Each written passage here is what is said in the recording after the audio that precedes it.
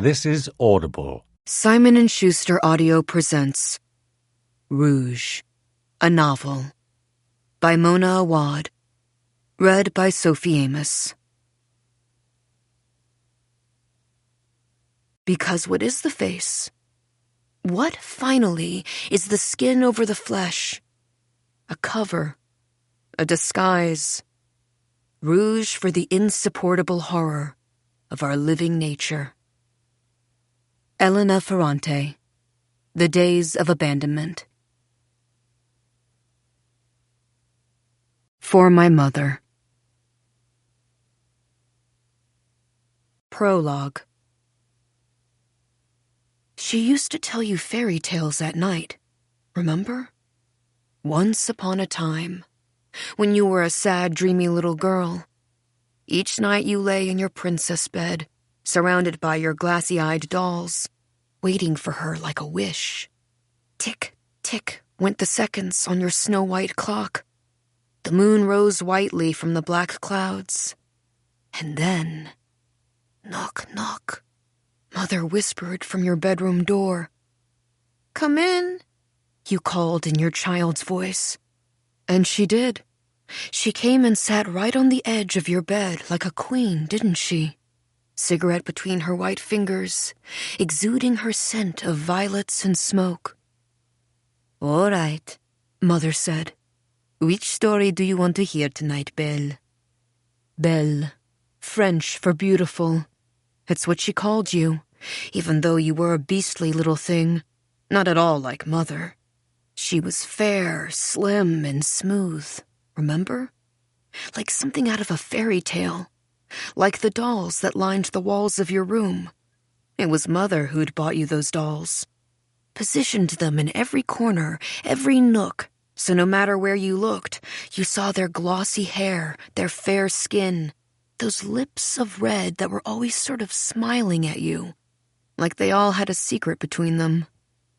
"Well, Belle?" And she smiled at you just like the dolls, remember? She was wearing the red silk robe, the one you loved best. Sometimes you tried it on when she wasn't home, breathing in her violets and smoke. She had a pair of red shoes that matched, satin, heeled, with puffs of red feathers on the toes. Your favorites. You tried those on too, but it never went well. 2 teetering steps and you were on the floor, weren't you? "Which story?" Mother prompted now, beginning to get impatient with you, your dreaminess, how you were staring at her like a little psychopath. "The one about the beautiful maiden," you said. "Again?" And she looked a little like she was sorry for you, like you were damned. Definitely. Because there were other stories, weren't there? There was the one about the rabbit and the turtle, for instance. There was the one about 3 pigs and a wolf. There was one about a girl who turned into a seal. That was a sweet one. But you didn't give a fuck about the other stories. You never did. You'd already chosen, hadn't you? You nodded. "The beautiful maiden," you said. "Again." And Mother sighed. Or did she smile? She didn't take the familiar book off the shelf with its very cracked spine. Didn't need to. Thanks to you, Mother knew this story by heart. "Once upon a time," she began, "in a land far away, there lived a beautiful maiden in a castle by the sea." That's how it always started. You sighed, too. A land far away, a beautiful maiden, a castle, the sea. You closed your eyes, the better to see it all shimmering in your mind. "How beautiful?" you asked Mother, your eyes shut tight. "So incredibly beautiful," Mother said, "that all admired her from near and far." She sounded bored. A familiar digression. You sought this embellishment every night, didn't you? "Yes," you nodded. "From near and far." Of course they would. "From near and far," Mother confirmed. "And many envied her, too," she added in a low voice. "The night it all began. Your once upon a time. Remember the wolf moon in the window? 2 gray-bodied spiders dangling from webs on the pink walls. A red-haired doll with a crack in her face staring at you from a satin pillow. Envied her? You repeated, opening your eyes. You saw Mother had moved away from your bed. She was now sitting at the little white vanity table she bought you last Christmas, the one with the 3-way mirror. She was so pleased to give you this gift that you acted pleased too. But you didn't like this mirror. It was enough to have to see yourself once, let alone 3 times, remember? It was enough to have to open your eyes and see yourself at all. But Mother loved this mirror. She was looking at her 3 selves right now, brushing her hair with your long-handled brush. The brush was painted gold to match the gold trim of the vanity. Another gift from Mother. The back was encrusted with bright-colored bits of plastic that you thought were precious stones. The bristles didn't work on your kind of hair, so thick and coarse. But it worked wonderfully on Mother's. Now you watched her brush her dark red hair with long, slow strokes. "What's envy, Mother?" you asked her. "Envy is when you hate someone because they have something you want," she said simply. You stared at her reflection in the 3-way glass. "Like being pretty," you said. "Exactly," she yawned, a glimpse of her red throat. "Like being pretty. Or young," she added, looking back at you in the glass, her glossy dark red hair tumbling over one white shoulder. Her red robe brought out the bright blue of her eyes. The robe was a gift from the faraway country where your father was born. He bought her one in nearly every color, each jewel bright and threaded with gold. You'd never met your father, but you'd seen pictures. He reminded you a little of the ogres in your fairy tale books, swarthy and stout, like you. You could see your eyes in his eyes, your skin in his skin. There was a time when you even feared you might be part ogre, remember? When you told Mother this once, she'd laughed hysterically.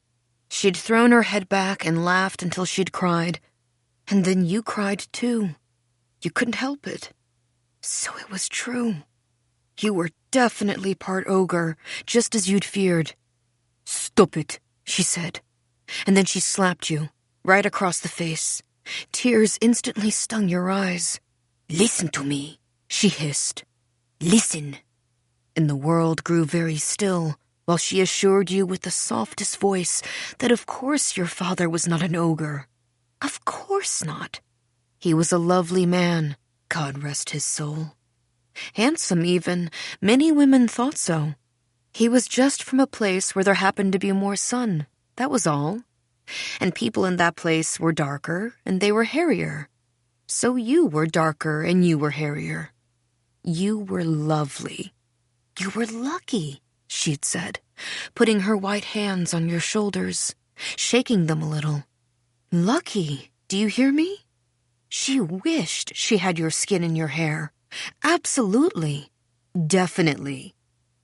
And then she petted you like a dog, smiled at you in the 3-way glass, and you knew then that she was lying.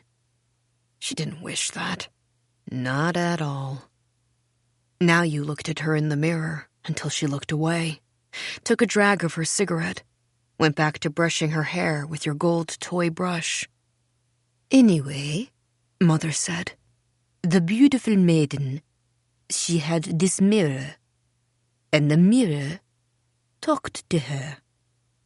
Yes, this was your favorite part of the story, that the maiden talked to a mirror, that she had a friend in the glass who told her things. You were such a lonely little girl, weren't you? Whispering to grass, befriending sticks, dreaming yourself into movies and books. Every screen, every page, like a door to another world, remember? "What did it tell her?" You asked like you didn't know.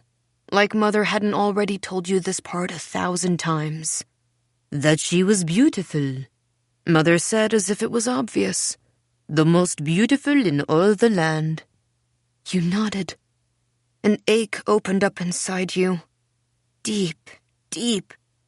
For what? Some other life? Some other self? Some other body? In a land far away. In a castle by the sea. But then one day, Mother said, and her tone shifted. One day, the mirror didn't say that. She was staring at her three selves in the glass when she said this. It didn't? No.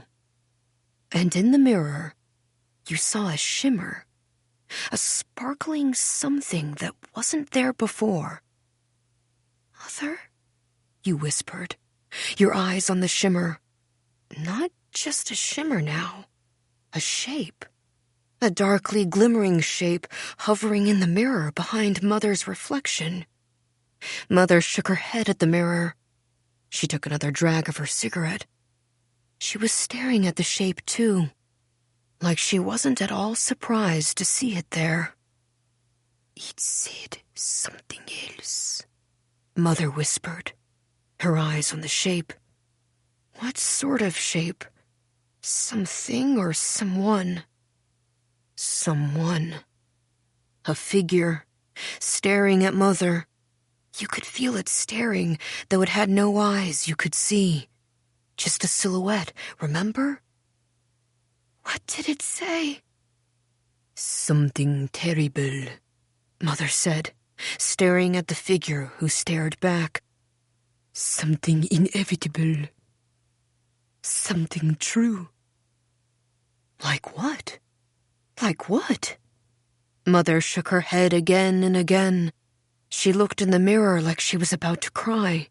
The figure was looking at Mother sorrowfully. Fake sorrowfully, you felt. You didn't know why. And that's when it looked up, lifted its eyes from Mother to you. Yes, it had eyes, though you couldn't see them. You could feel them on you. A coldness. It stared at you and smiled. You knew it was smiling, though it had no mouth you could see either. Just a man-shaped shadow. Just that shimmering silhouette. You should have been afraid. You really should have been. Definitely. But you weren't, were you? When you felt his eyes on you, all of you was suddenly lit up, like the glow-in-the-dark stars on your bedroom ceiling, like your grandmother's chandelier. You were smiling now. And then what happened, Mother? Your eyes were staring right into his eyes. You could sort of see them now. He had eyes that saw your soul. You knew this. It was a he. You knew that too, didn't you? Mother wasn't looking at the figure anymore. She was looking at you. Mother? You pressed, feeling the figure's eyes on you. What happened? But Mother just smiled darkly in the glass. And then all hell broke loose. Part 1. 1. 2016, La Jolla, California. After the funeral, I'm hiding in Mother's bathroom, watching a skincare video about necks. Cheap black dress that chafes, illicit cigarette. Sitting on the toilet amid her decorative baskets, her red jellyfish soaps, her black towel sets. Smoke comes tumbling out of my mouth in amorphous gray clouds. I blow it out the window where the palm trees still sway and the alien sun still shines, and the sky is a blue that hurts my eyes. There's a Kleenex box made entirely of jagged seashells at my back. Probably she never once filled it with Kleenex. There's her mirror over the sink, a crack running right down the middle of the glass.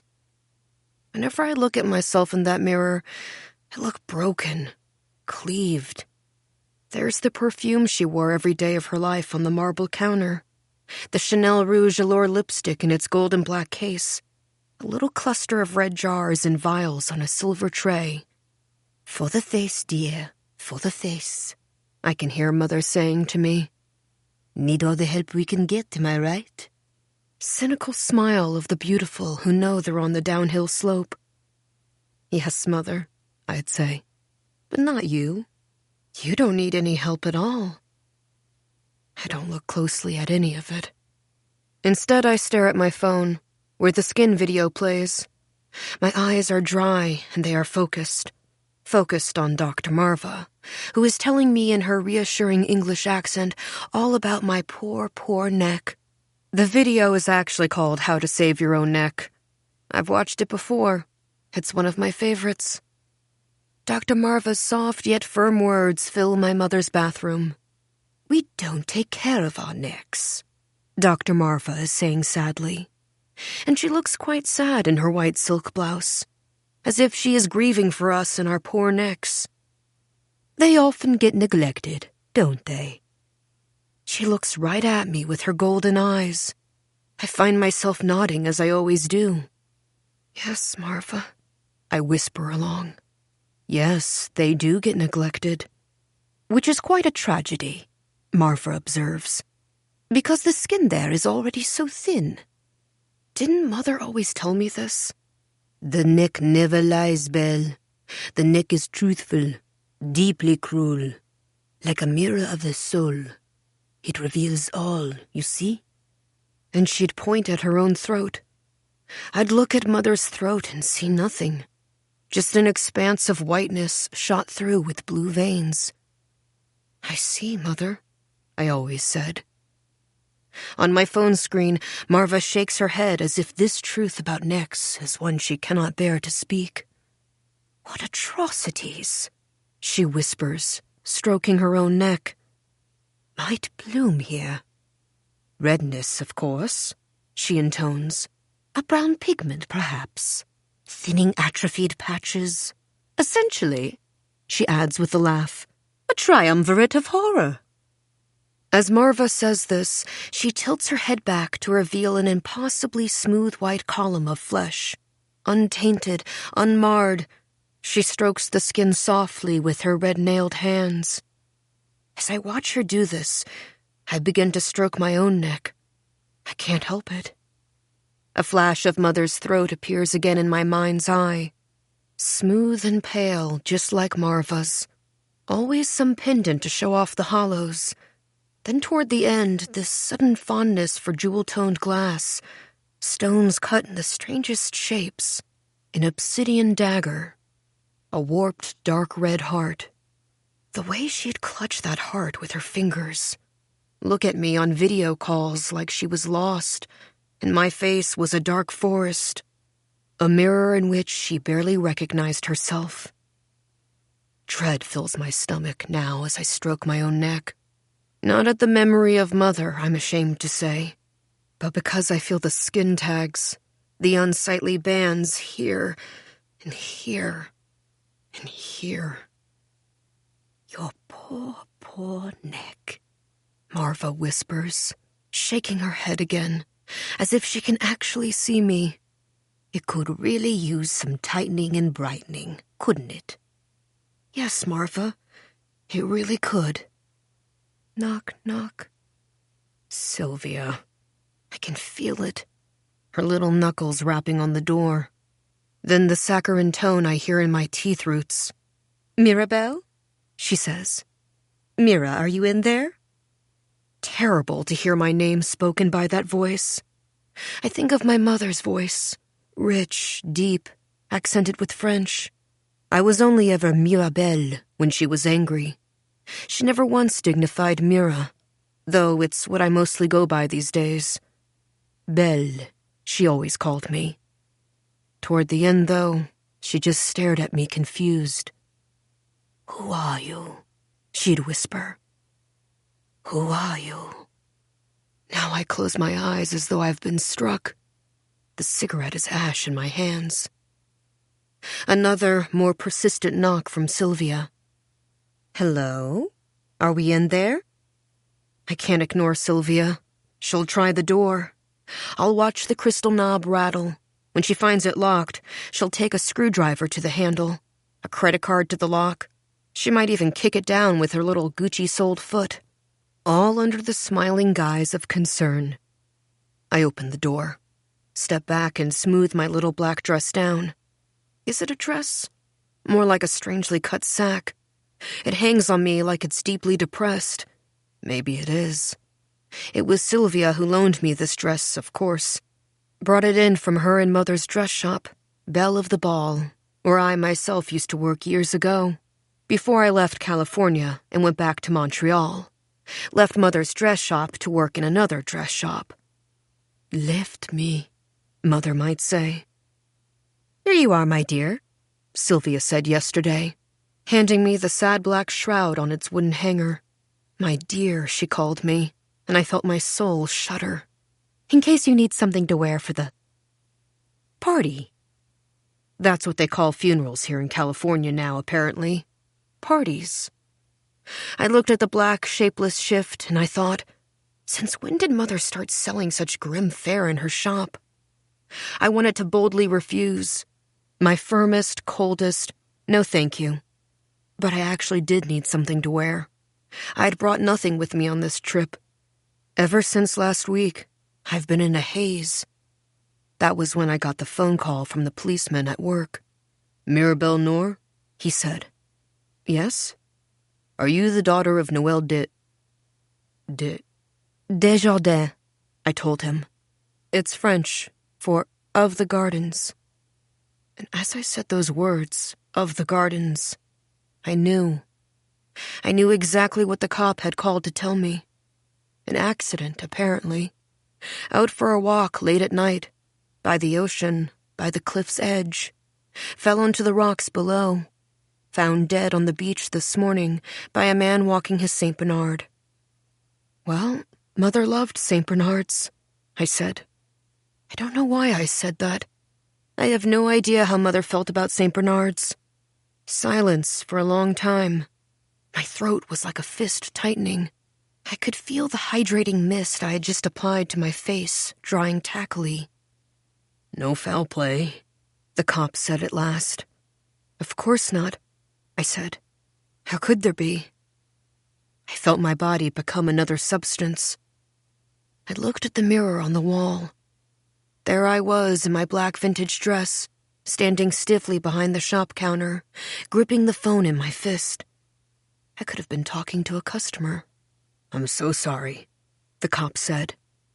I stared at my reflection, watched it mouth the words I must have also spoken. "Yes, me too. Thank you for telling me, officer. I appreciate you taking the time to call." He seemed hesitant to hang up. Maybe he was waiting for me to cry, but I didn't. I was at work, for one thing. My boss, Persephone, was right beside me for another.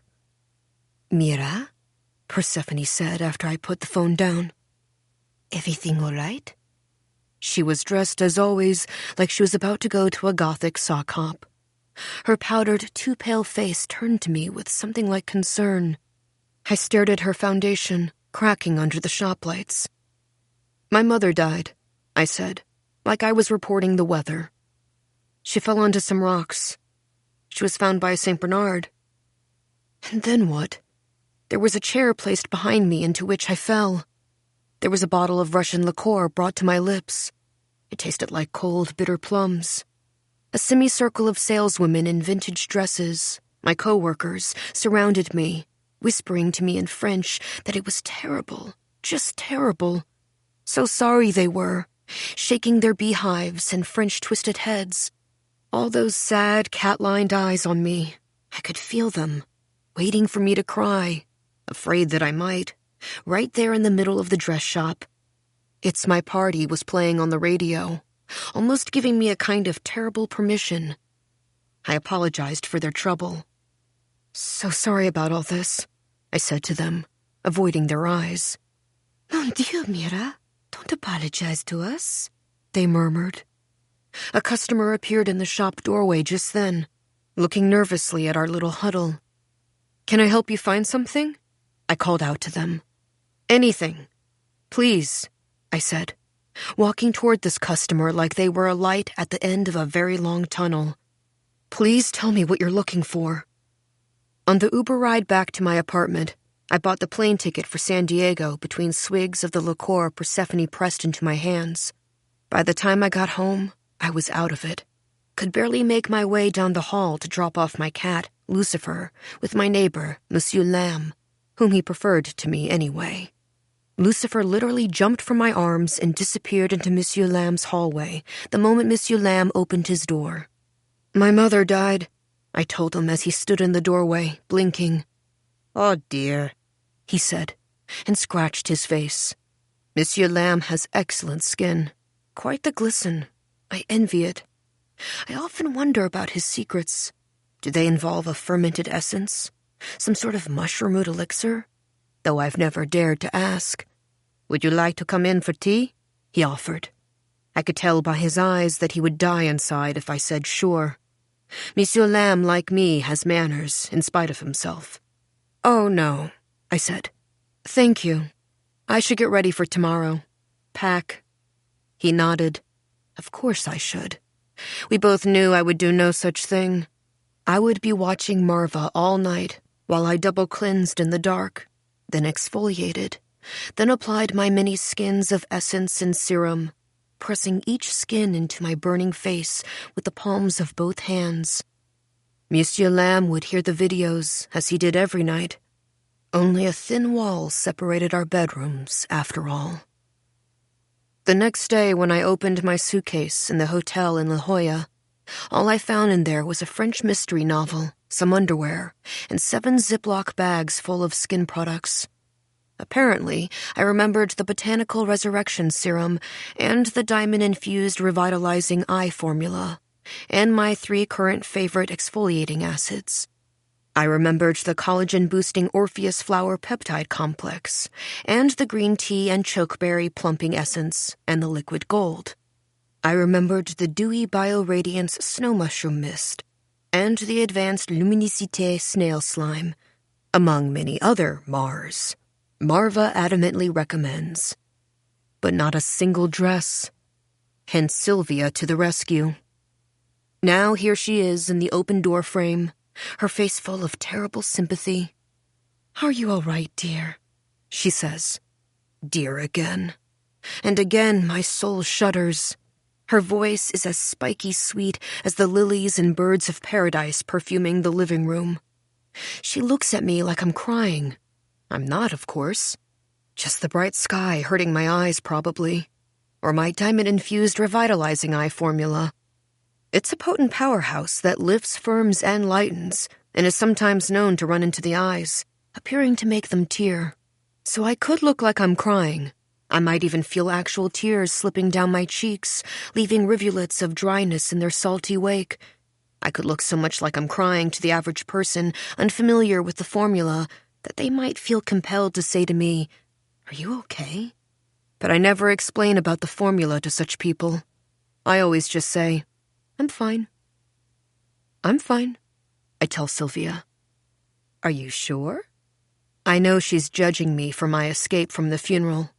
The dining room full of her prim flower arrangements and sandwich triangles, full of people I've never seen before who all claim to know Mother.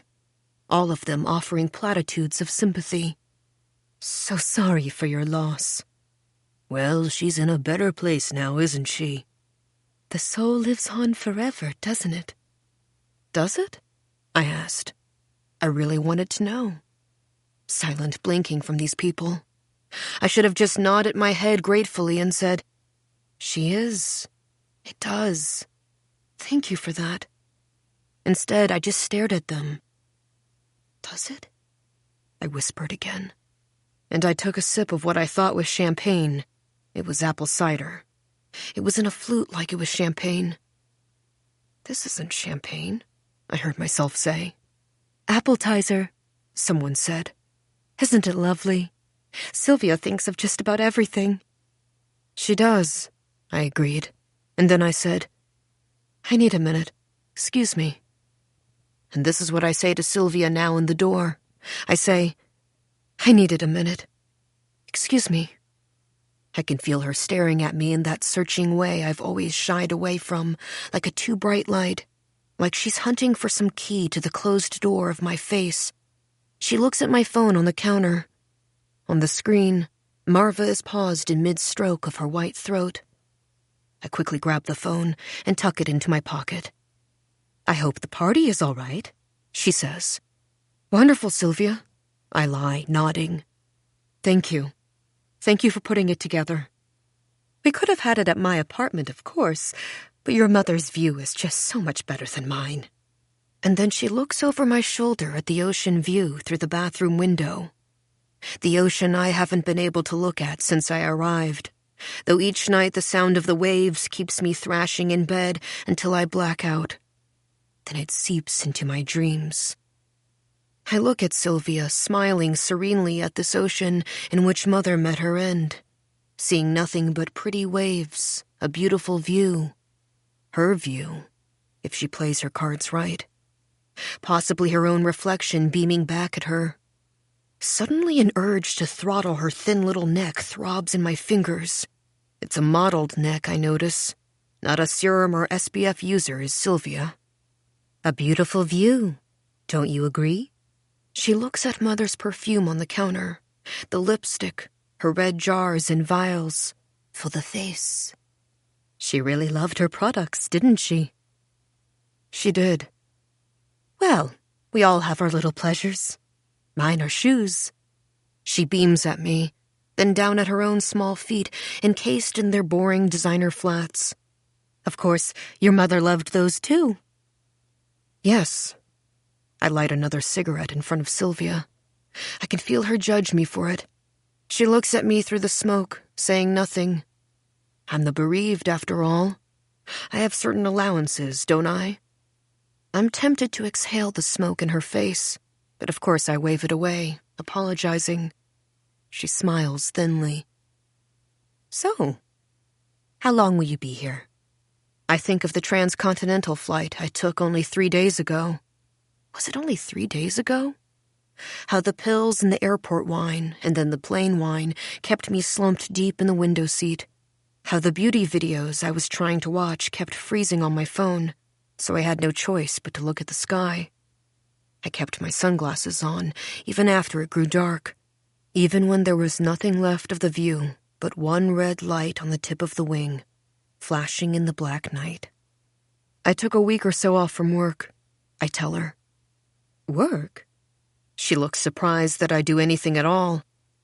After I left La Jolla, didn't I just sink into oblivion? Oh, that dress shop, right? What's it called? Damsels in something? Damsels in this dress. In distress. How fun! Like mother, like daughter. Smiling at the thought of her in Mother's shop. Our little shop, Sylvia likes to call it. She never calls it Belle of the Ball. Doesn't like the name's affiliation with me, or that it predates her. Sylvia took more of a role after I left, but she was insinuating herself long before. Her crisp white shirt and pearls forever in my periphery, unnecessarily straightening the side merchandise. So organized, Mother always said of Sylvia. The yin to my yang, so to speak. And Sylvia's smile would tighten. Sylvia, what would I do without you? Mother would ask. Perish, Sylvia said, and I knew she was only half serious. Montreal, Sylvia sighs now, attempting the French pronunciation. Massacring it, of course. She looks wistful for this place where she's never once been. So chic. Where Noelle got her style, no doubt. Your mother had such style. Little sweep of her gaze around the bathroom. You'll probably need help packing up, don't you think? I can manage, Sylvia. Really. I say this evenly, calmly, with infinite politesse. I'm happy to drop by, she insists. Just say the word. I'll be sure to. Thank you. In the meantime, I think I might go back to the hotel, get some rest. Didn't sleep well last night. Didn't sleep at all. Tossed and turned in the perfumed dark. One eye kept open, always. When I checked in, the man at the front desk had said he was giving me an ocean view, like it was a gift. The waves, he said, would put me right to sleep. They always do, he said, and smiled. Trust. They didn't. The crashing waves made a crashing sound, not lulling at all. And there was the image I couldn't unsee, even in the dark. Mother in her robe of red and white silk, falling into the black water, onto the sharp rocks. Of course, Sylvia says. You must be tired. Magnanimous smile. So very sad for me. Well, be sure to come by our little shop before you fly back home. Your mother left some things there. There are also some things you and I should discuss. When you're ready, of course. Things? Discuss? What things, Sylvia? There's an edge to my voice now. There's a time and place, my dear. Isn't there? She says it very carefully, almost reprimanding, as if I'm the one being hideously inappropriate. A time and place. Absolutely. Excuse me. I squeeze past Sylvia and duck out into the hallway. A mirror there, all along the length of the corridor. A crack in this one, too, just like in the bathroom.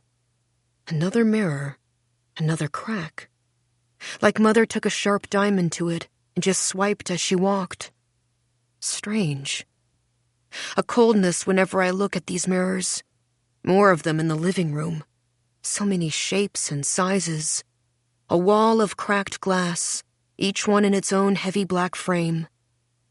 The living room is more crowded now, and the mirrors make it look like her mourners are infinite. Did she really know all these people? Most of them are strangers to me. They are saying, such a shame, such a shame. So young, fell into the water, jumped. So terrible. And then they turn to look at the ocean and shiver. Or they're talking about other things, upcoming vacations, traffic on the 805, what Trump said yesterday on Fox. He'll never get elected. If only we could keep Obama forever.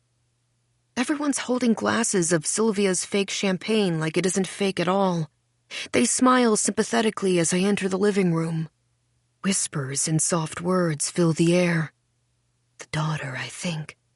It's hard, isn't it? Oh, life. A mystery. A mystery. Shaking their heads insufferably. I need to get away from all their piteous eyes and soft words that do nothing, mean nothing. I put on my sunglasses, keep my mouth a straight line, make a beeline through the living room, eyes fixed on the front door. I have a plan. I'll get in Mother's dark silver Jaguar, drive to the Pink Hotel, take the elevator to my room, bolt the door, get in the bed, and lie there. Hear the clock tick and the waves crash, and then the sun will sink eventually, mercifully, on this day. And night will come, won't it? That's a promise. Are you sure you won't stay? Their faces seem to say as they watch me escape. Going already? They look at the cigarette in my hand, the shades covering my eyes, as I push past, murmuring, So sorry, excuse me, in spite of myself. When I leave the apartment, something quiets. A roaring in my heart. The heaviness lifts a little and I can breathe. I stand there on the veranda and breathe. Palm trees. That bright blue sky stretching on endlessly. Not so alien anymore. But there are a few people outside too, I see, milling. Can't get away from them. All I want to do is get away from them. These people who don't know. Who never knew. Knew what? Says a voice inside me. And then I see there's someone else there too. Standing away from the small murmuring clusters. Staring out at the water. Staring out and smiling. Her hands gripping the rail of the veranda like she's on a cruise. A woman in a red dress. Red at a funeral? Am I seeing right? Yes. A dark red dress of flowing silk. Beautiful, I can't deny that. Mother would have approved. Something else about her sticks out, but what is it? Something about her face so sharply cut, her skin smooth as glass. Have I seen her somewhere before? She looks happy. So happy, I can almost hear the singing inside her. She has red hair, too, like Mother. Red hair, red dress, red lips. It makes her look like a fire right there on Mother's veranda. As I notice her, she turns to me and her face darkens, then brightens. I feel her look deep into the pit of me with her pale blue eyes. Inside me, something opens its jaws. She is staring at me so curiously, like I'm a ghost or a dream. She went the way of roses, this woman says to me, and smiles, like that's so lovely. When she says the word roses, I see a flash of red. It fills my vision briefly like a fog. Then it's gone. And there's the woman in red standing in front of me against the bright blue sky. The way of roses, I repeat. I'm entranced, even as I feel a coldness inside me spreading. What's the way of roses? She just smiles. What's the way of roses? I ask again. Who are you? But someone pulls me away. A sweaty man I don't recognize, his grim wife. They want to tell me all about how sorry they are for my loss. The man has his hand on my shoulder. It's a heavy hand, and it's squeezing my arm flesh. "We saw your mother in a play once," he's saying, "and we never forgot it. Did we?" He asks his wife, who says nothing. Well, he never forgot it anyway. The wife nods grimly. "She shone," this man says, his eyes all watery and red. So there is alcohol at this party somewhere, I think. "Like a star on the stage," the man insists. And she was so nice to them afterward. That's what he'll never forget. How nice Mother was. So gracious and humble. No airs, despite her great beauty, her great talent. So down to earth. I can imagine her feigning interest in their lives, sucking his admiration like marrow from the veal bones she used to enjoy with parsley and salt. I want to laugh in their faces. My mother, down to earth. And then I think of what's left of Mother, soon to be in the literal earth. Suddenly I can't breathe again. "Excuse me," I say, and push past them. But she's gone, the woman in red by the railing. Where that woman was standing is just empty space. I stare at the rose bushes planted along the other side of the railing. A red so bright, it hurts my eyes. Petals shivering in the blue breeze. Shining so vividly in the light. 2. At the Pink Hotel by the sea, there's a bar right on the water. Don't know why I came here. Can't afford this place, not at all. And if the lawyer's tone on the phone is anything to go by, that isn't going to change. "We'll talk tomorrow morning," Chaz said, when I asked him to tell me the worst of it. "Please, tell me," I said. "Tomorrow," he said. "I've been staying at the hotel ever since I landed. Of course I'm afraid of the bill. But I'm more afraid of being alone in Mother's apartment. Have to face it tomorrow, of course. Pack up the place. But not now. Not yet." "Table for one, please," I tell the waiter at the bar, because I may as well go down in style. You would have approved, wouldn't you, Mother? "Of course," the waiter says. He looks a little like Tom Cruise, which is funny. Funny, too, how I suddenly feel a little dizzy looking into his face. Maybe it's just how intensely he's smiling at me. He brings me to a table with an ocean view, but looks puzzled when I sit with my back to the water. I just smile. "Glass of champagne, please." He stares at me. Still that smile, that puzzled look. What, I want to say. He looks up at my forehead. Is he noticing that faint scar there? Shaped like a warped star. Faded now, but never gone. despite my regimen of acids and lightning agents. "Barely there, really," Mother always assured me. "No one can see it but you." But this man sees it. Does he see it? Very rude to stare, I want to tell him.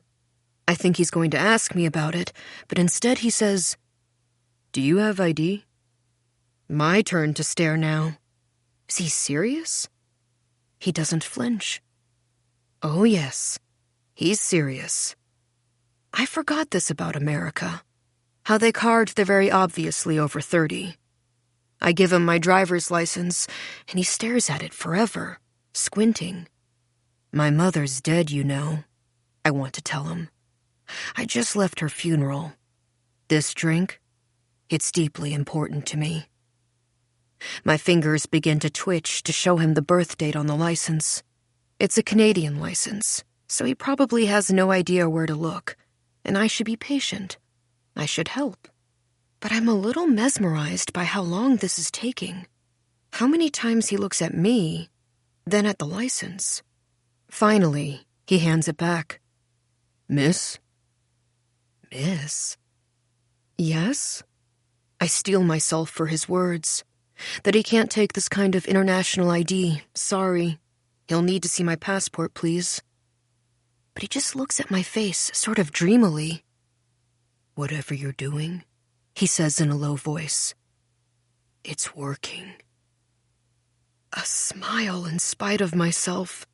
A vile flush of shallow happiness. "It is?" "Definitely," he says. "Definitely." Shouldn't matter at all what this stranger makes of my skin. But there's my hand on my cheek. There's me looking up at his well-meaning expression. "Thank you," I whisper, thinking of my bathroom counter cluttered with Marva-recommended jars and bottles and vials, my purse full of sunscreens and rejuvenating mists. I have a whole thing that I do, I tell him, surprising myself. I never speak of what I do, with anyone. "Because it's for you, isn't it?" Marva says. "A secret between you and the mirror." He smiles. "Let me get you that champagne." It comes in a chilled glass, bubbling like a cauldron. "Like drinking stars, Belle," Mother would have said.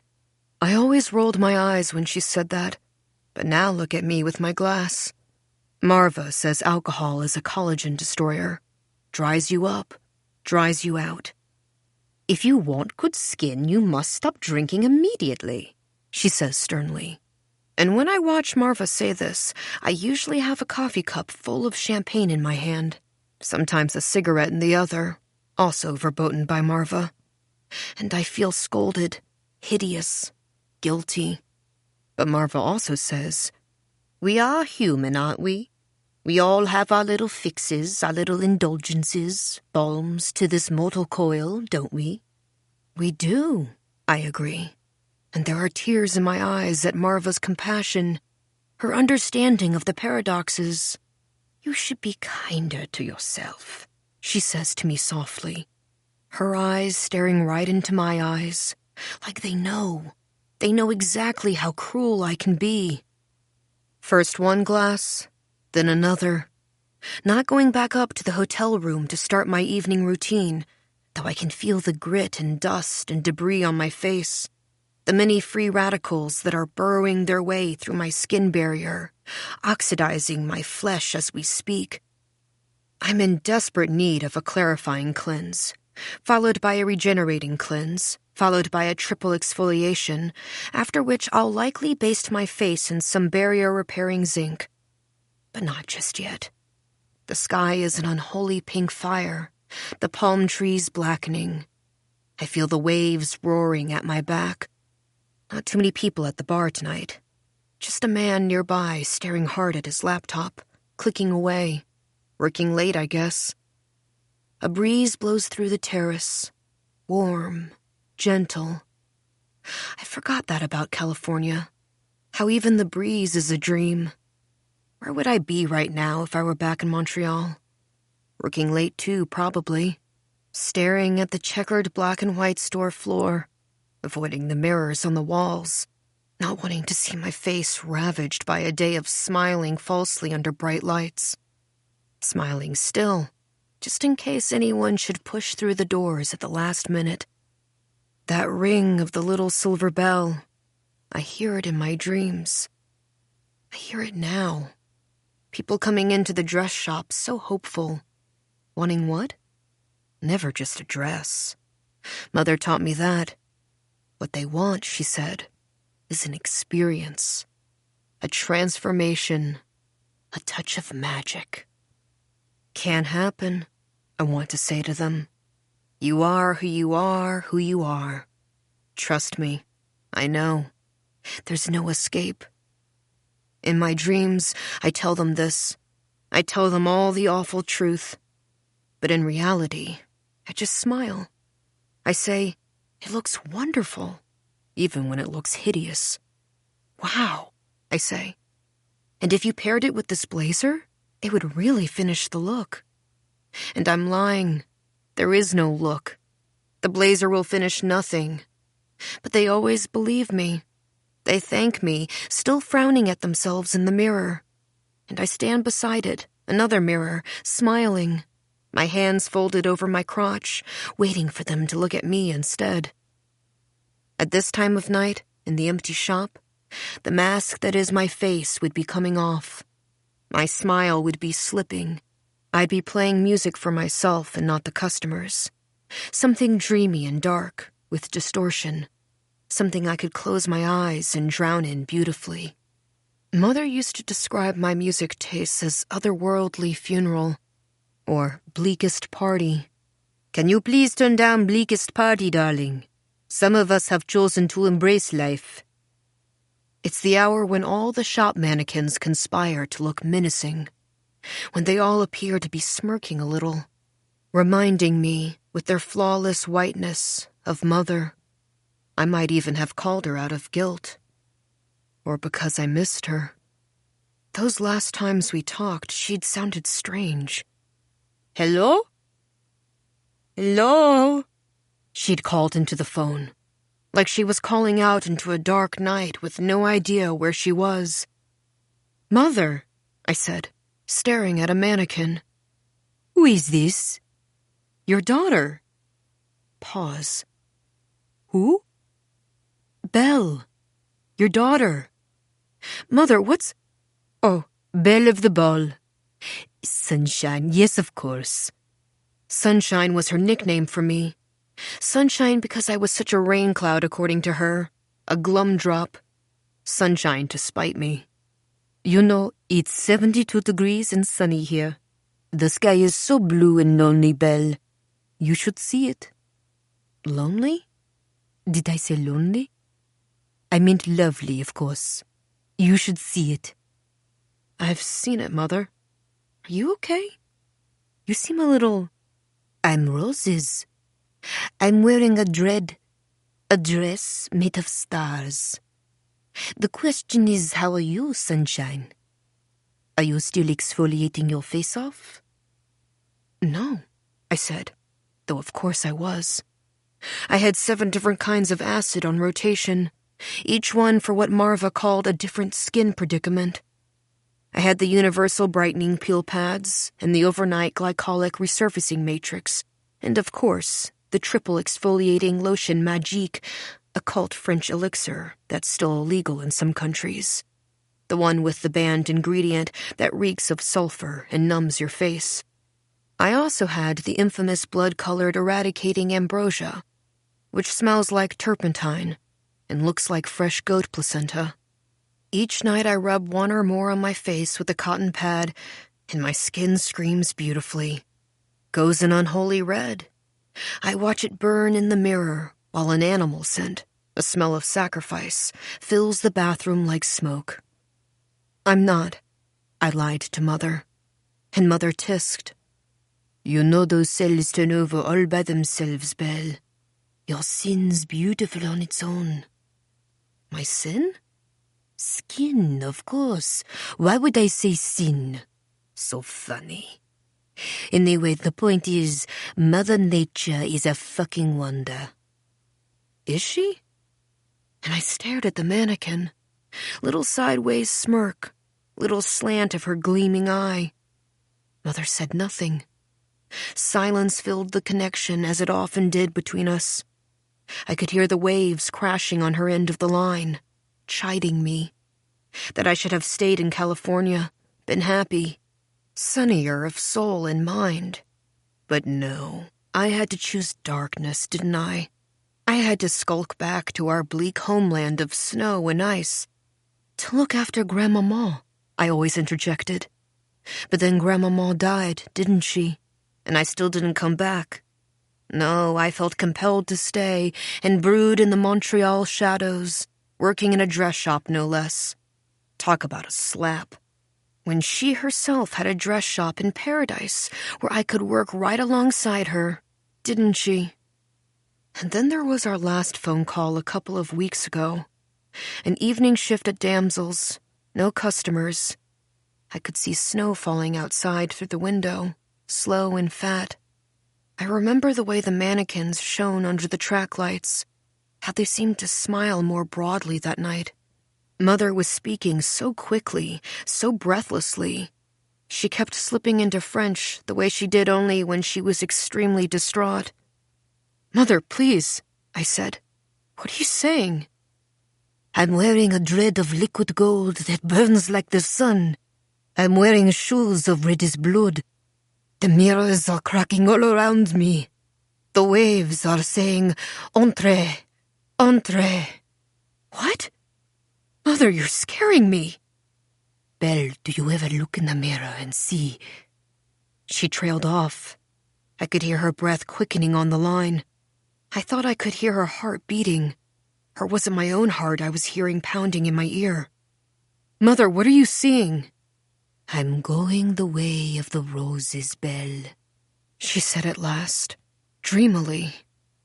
"Remember the roses? Tu souviens-tu?" And my vision filled briefly with a red fog. "Mother, you hate roses." And click went the phone on her end of the line. I sat there on my cashier stool with the phone in my hand, wondering, what the fuck? How she had answered the phone like a torrent. How like a torrent she was gone. And I was left. Left even though I was thousands of miles away, in another country. I could feel the slam of her door in my face, the wind blowing my hair back, the cloud of violets and smoke she'd trail in her wake. What the hell was she on, anyway? Drugs? Not drugs, surely, I told myself, trudging home through the snowy dark. Not Mother. Just her usual romanticism and joie de vivre gone awry, that was all.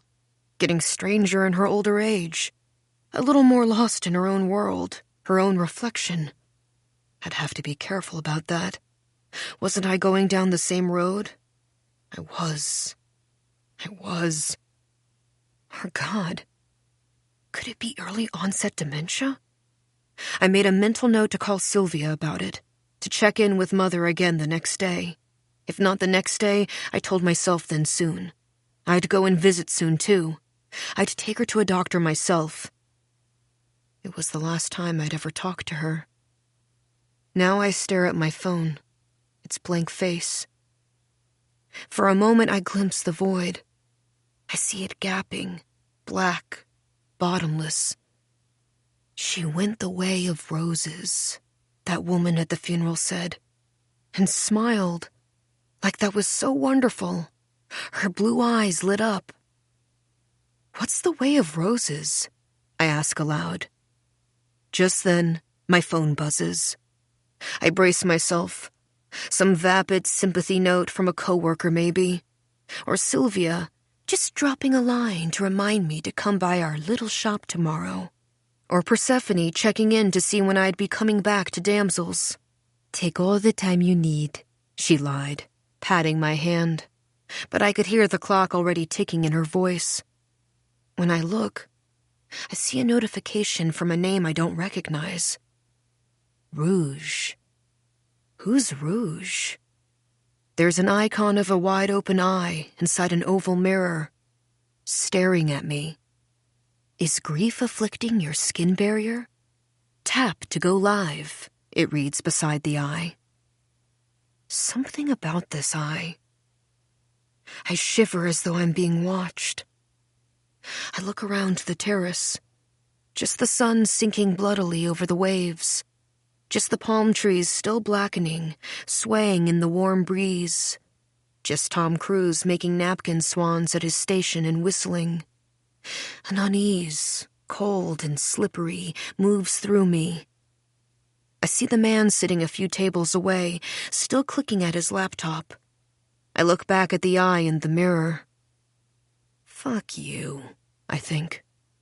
Fuck you, and fuck the eavesdropping algorithms of the internet. Can they hear even our thoughts now? I'm about to turn off my phone when I catch a glimpse of my own face reflected in the tabletop glass. What I see makes me colder still. Wretched. I look wretched. Is grief afflicting your skin barrier? Yes, says a voice. My voice. I click on the link. On my screen is a smiling woman in red. The woman in red from the funeral. She's standing on a stage, flanked by red curtains. What is she doing on a stage? What is she doing in my phone? She's staring right at the camera, right at me the way Marva does. She actually looks a little like Marva. Same bright eyes, same knowing look. Like she can see me sitting here on the terrace, my ravaged face and emptied champagne glass in hand. She's looking at me sympathetically. Bonsoir, she says. Are you at this very moment in the grips of grief? She shakes her head like she knows. Lacrimosa from Mozart's Requiem plays softly in the background. I hear the applause of an invisible audience. The word live is flashing in the corner of my screen in red. Of course you are. We all are, aren't we? And it shows up, doesn't it? Even when we don't want it to. It shows up in the mirror. Now the camera switches to another woman. This one in a bleak-looking bathroom. This woman looks ravaged, sick, around my age. She's also staring directly into the camera, at me, like I'm a mirror reflecting back her misery, frowning at herself, shaking her head slowly in time with the Mozart swells, as if she can't believe her own face. I hear the woman in red in voiceover. Here at Rouge, we believe the secret goes far beyond exfoliation. The true secret? That lies somewhere else. Here at Rouge? The true secret? What is this, a fucking ad? Turn it off, I tell myself. But I'm still staring at my screen. The scene has shifted. Now there's a red jellyfish undulating in a pool of dark water. I watch it pulse redly in a sea of black. My heart quickens. What the fuck? And then it's gone. There's the woman in the bathroom again, except now the room is bright white, and she herself is glowing. Bouquets of red roses bloom beautifully on either side of her in tall black vases. She's still staring at me like I'm a mirror, her reflection, but now she's smiling at what she sees. Her skin is like glass, shining with a light all its own. Jesus Christ, I whisper, and her lips curl up on one side, like she heard me. She holds up a red jar of cream, right beside her glowing face, like it's an apple. Didn't I see jars just like that in Mother's bathroom this afternoon? Where does the secret lie? It's the woman in red talking again. A voiceover that sounds not like it's coming from my phone's speaker, but whispering right in my ear. Do you want to know? Yes. The inside, whispers the voice. The red jellyfish in black water fills my screen again. And then, like a flash, it's gone. The glowing woman in the video smiles wide. She brings the red jar closer to her lips, like she's about to take a bite.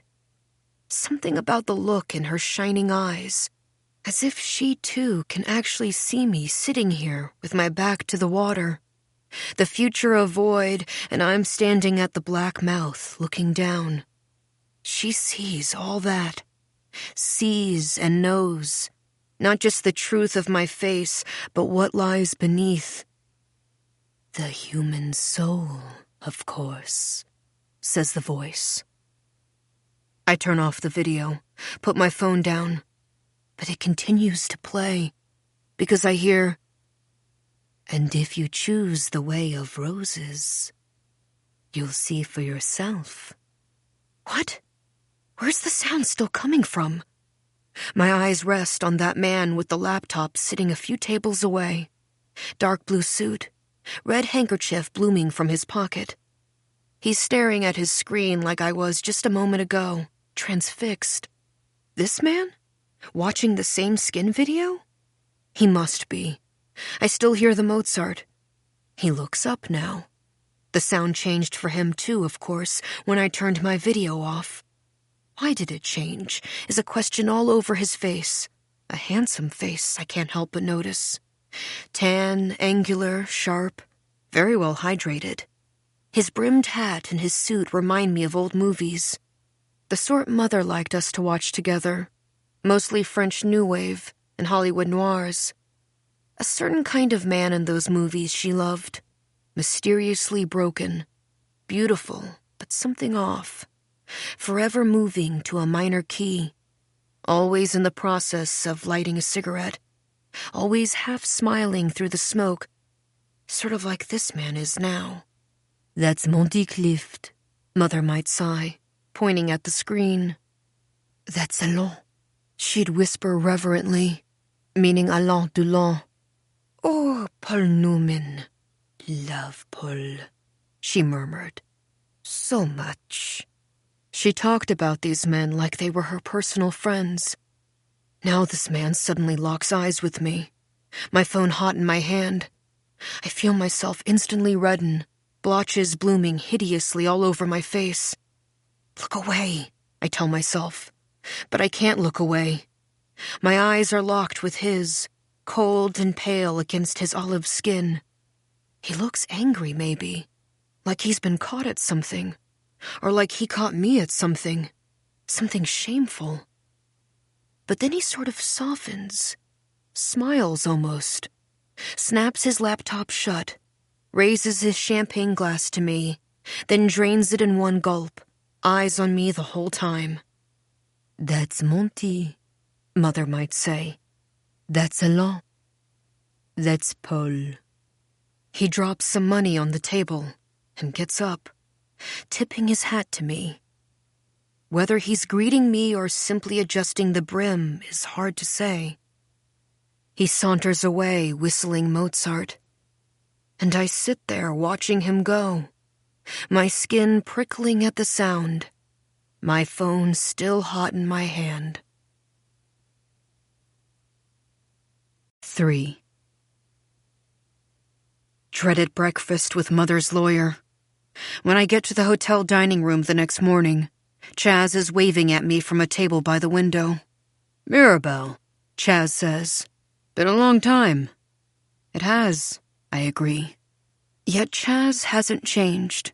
Pale violet suit of wrinkled linen, tanned and emanating a musky cologne.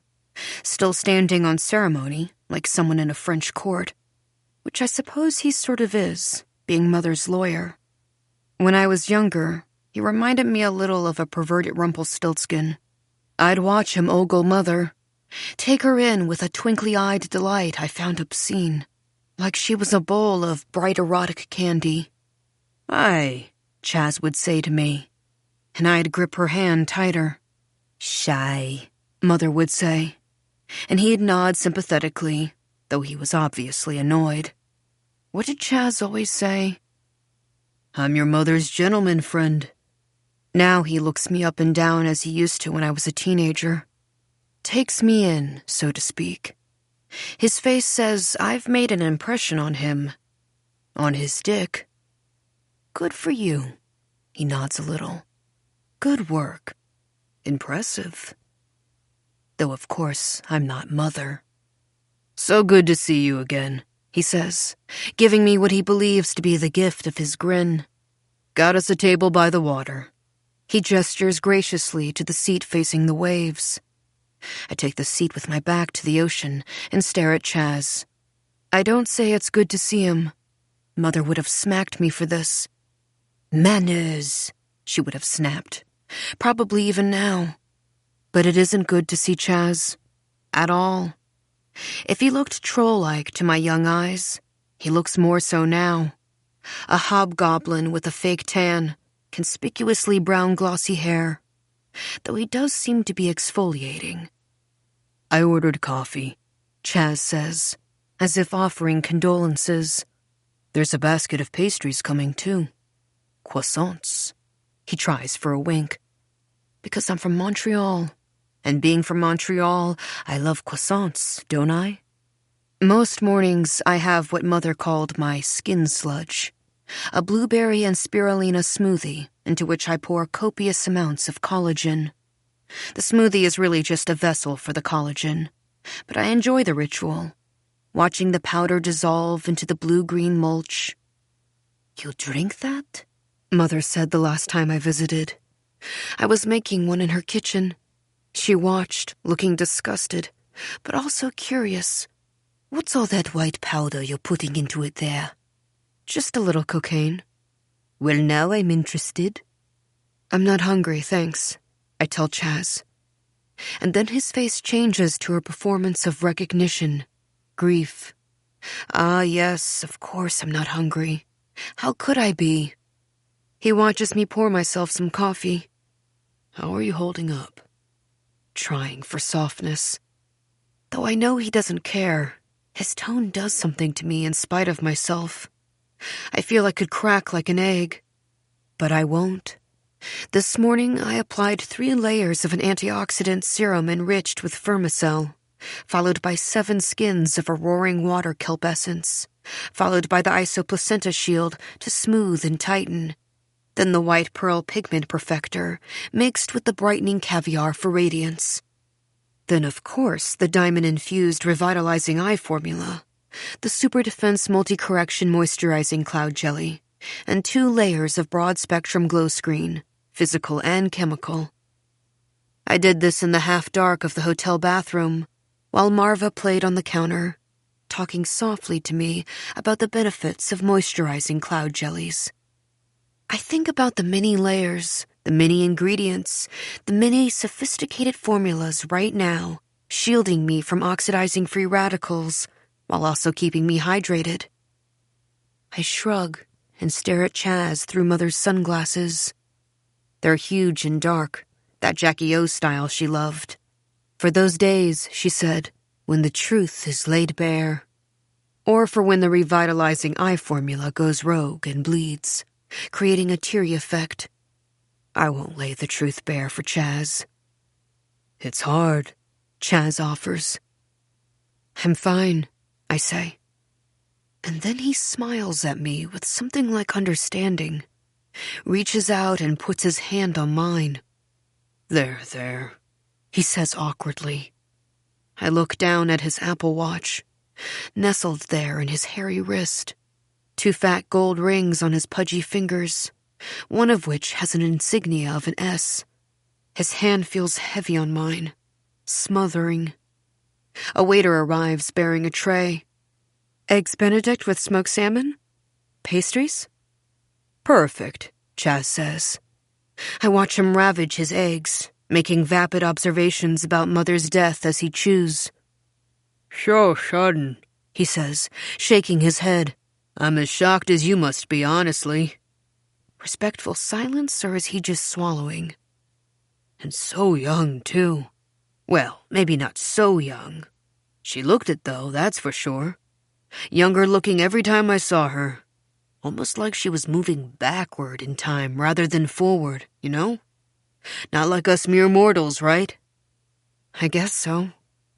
You're a fucking freak of nature, I told her once. And Mother just looked at me, touched. I watched Chaz take a knife to the wobbly egg. "So, you're back in Montreal now, huh?" he asks. Because we have to make a little conversation before he gives me the terrible news, right? Makes it more human. "I'm human," says his face. "Yes. No more playing Mulan for you," he smiles.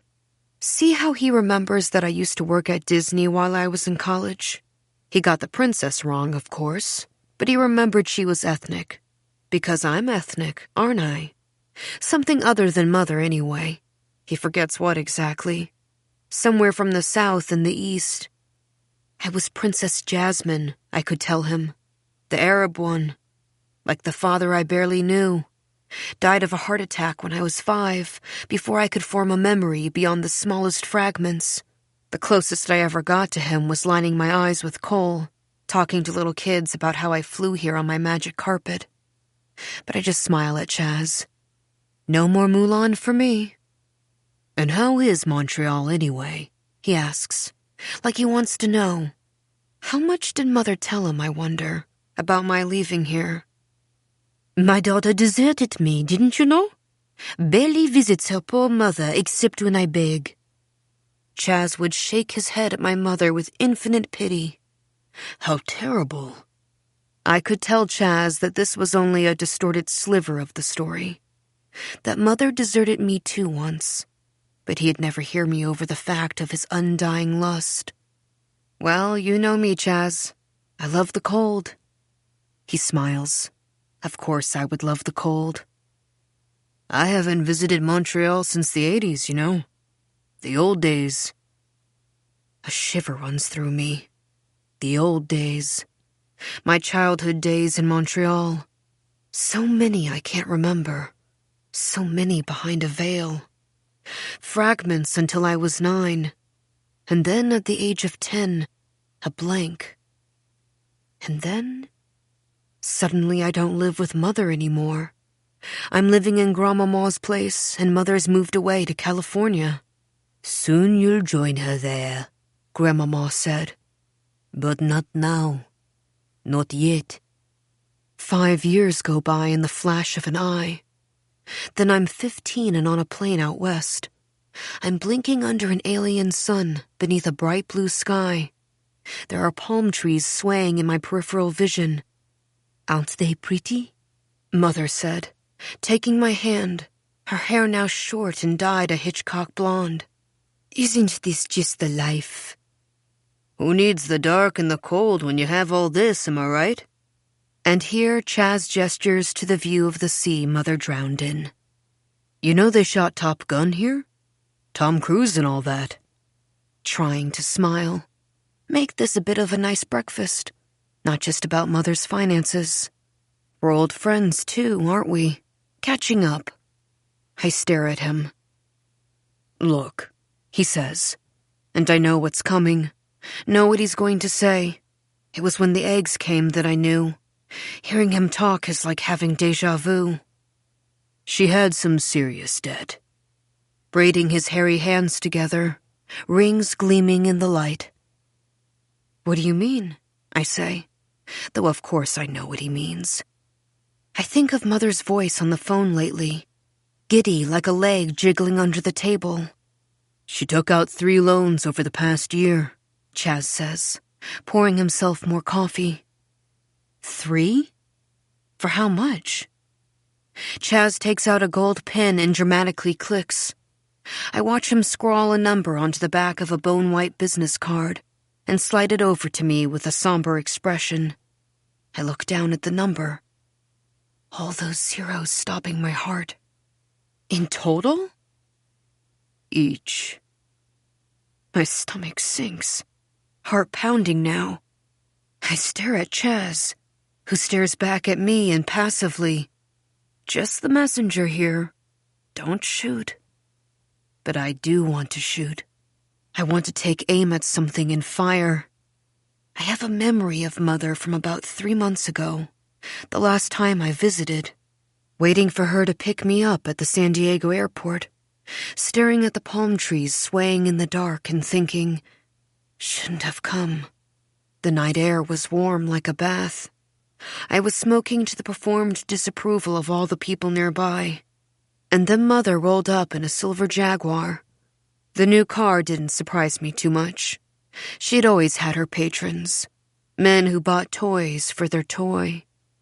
It was her face that struck me, unsmiling, so pale it seemed to glow like another moon in the dark. As I approached the car, I noticed her skin was eerily smooth.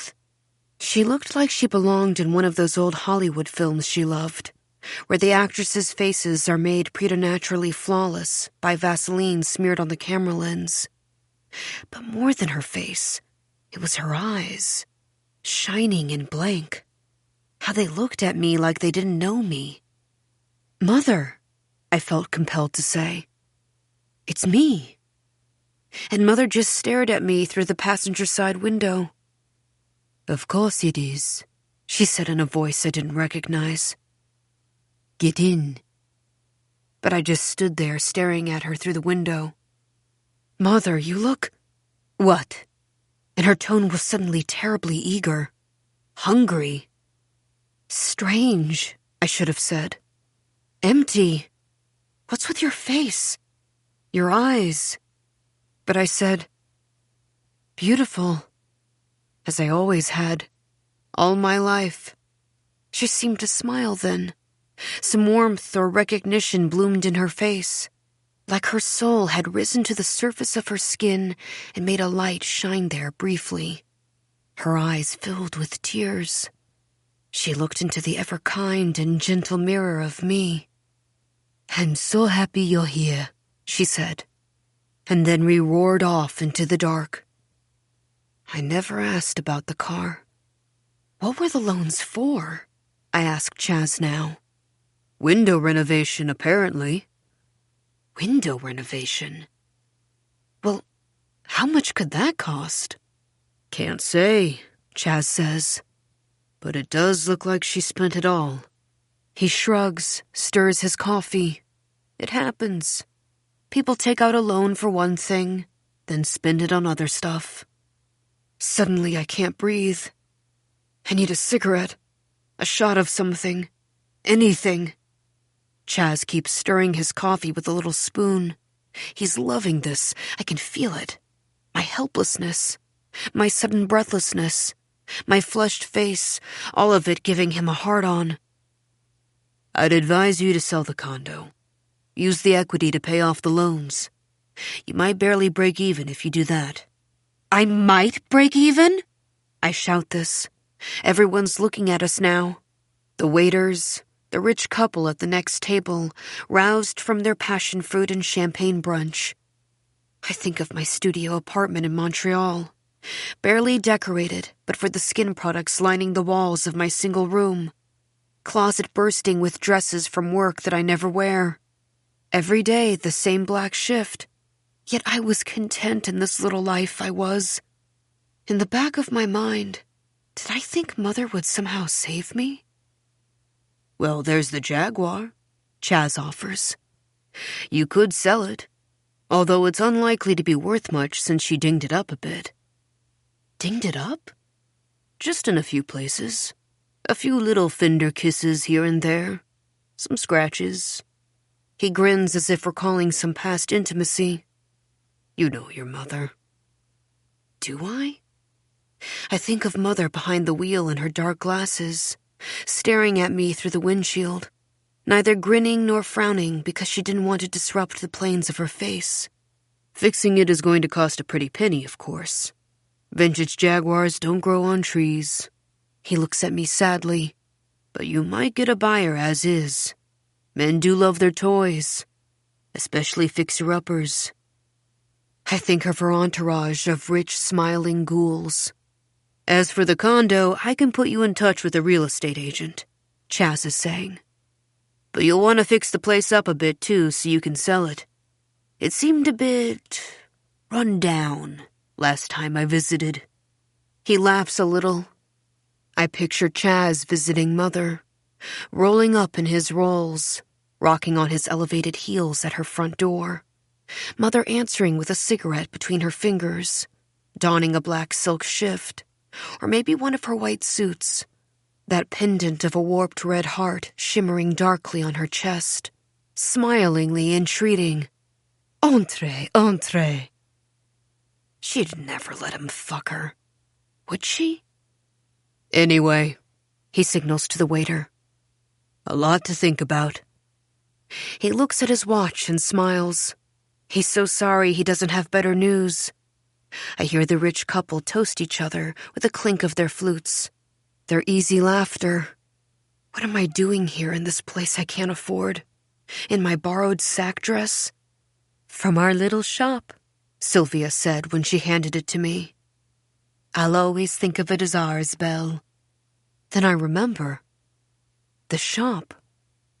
Wait, what about her dress shop, Belle of the Ball? "Named after my daughter," Mother would say, gripping the back of my neck. That shop was her consolation prize after her acting career failed spectacularly. Got one of her many gentleman friends to foot the bill. "I'll consider it an investment," I imagine he said, winking. Probably dead now. I could sell her share of the dress shop, right? Chaz looks at me. "She already sold it, Belle." Inside me, something shatters like glass. Sold it? A couple of months ago. To her partner. Sylvia Holmes? I drop my coffee cup. It makes a crashing sound like the world ending. We watch the spilled coffee gush to the ends of the table and drip, drip to the floor. "You know the name, of course," Chaz says quietly. I know the name. Another respectful silence. Or maybe he just doesn't know what else to say. Doesn't want to call attention to how little I know about Mother's life. Maybe out of sensitivity, or maybe because he doesn't want another scene. The check comes. "All on me," he says magnanimously, though all I had was the coffee. And then I remember that Mother owes him money, too. "Your mother," he says wistfully. I watch the rings gleam on his hairy fingers as he signs the bill. Bit of a mystery, wasn't she? 4. Belle of the Ball is in the heart of the village. Mother made sure you couldn't miss it. How it gleams. We've covered some enriching content so far. Let the music carry you away for a while, and we'll pick up the pace again shortly. Thank you so much for being here and watching this video. I love this feeling. I can't help but stay. Love this feeling. I'll just stay. Fingers tracing, lead the way. Love this feeling. I'll just stay. Fingers tracing, lead the way.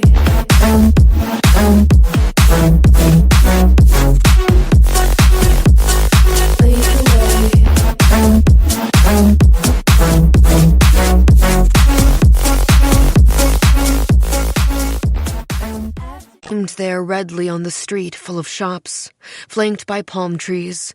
Display window full of diabolically beautiful women. The sign featured a girl in a ball gown reclined in the crescent of a silver moon, swinging from an iron hook over the door. The shops nearby couldn't really hold a candle to it. You'd walk right past their windows full of Turkish rugs and Jehuli glass, ignoring the salesmen lurking in the doorways. "Hello," they'd whisper, grinning desperately in the shadows. "Welcome," said the bolder ones, bowing their heads. Mother never did that. She never lurked in her own doorway, grinning. The mannequins in the window did all the luring for her. The way they'd stare at you, through you, from behind the glass. Pointy white faces, red lips curved in slight smiles. That strange color of eye, topaz, that glittered. All of them had Mother's dark red hair. She'd put them in whimsical, sometimes sinister configurations. To catch the eye. Have a little fun. One day they might be waltzing.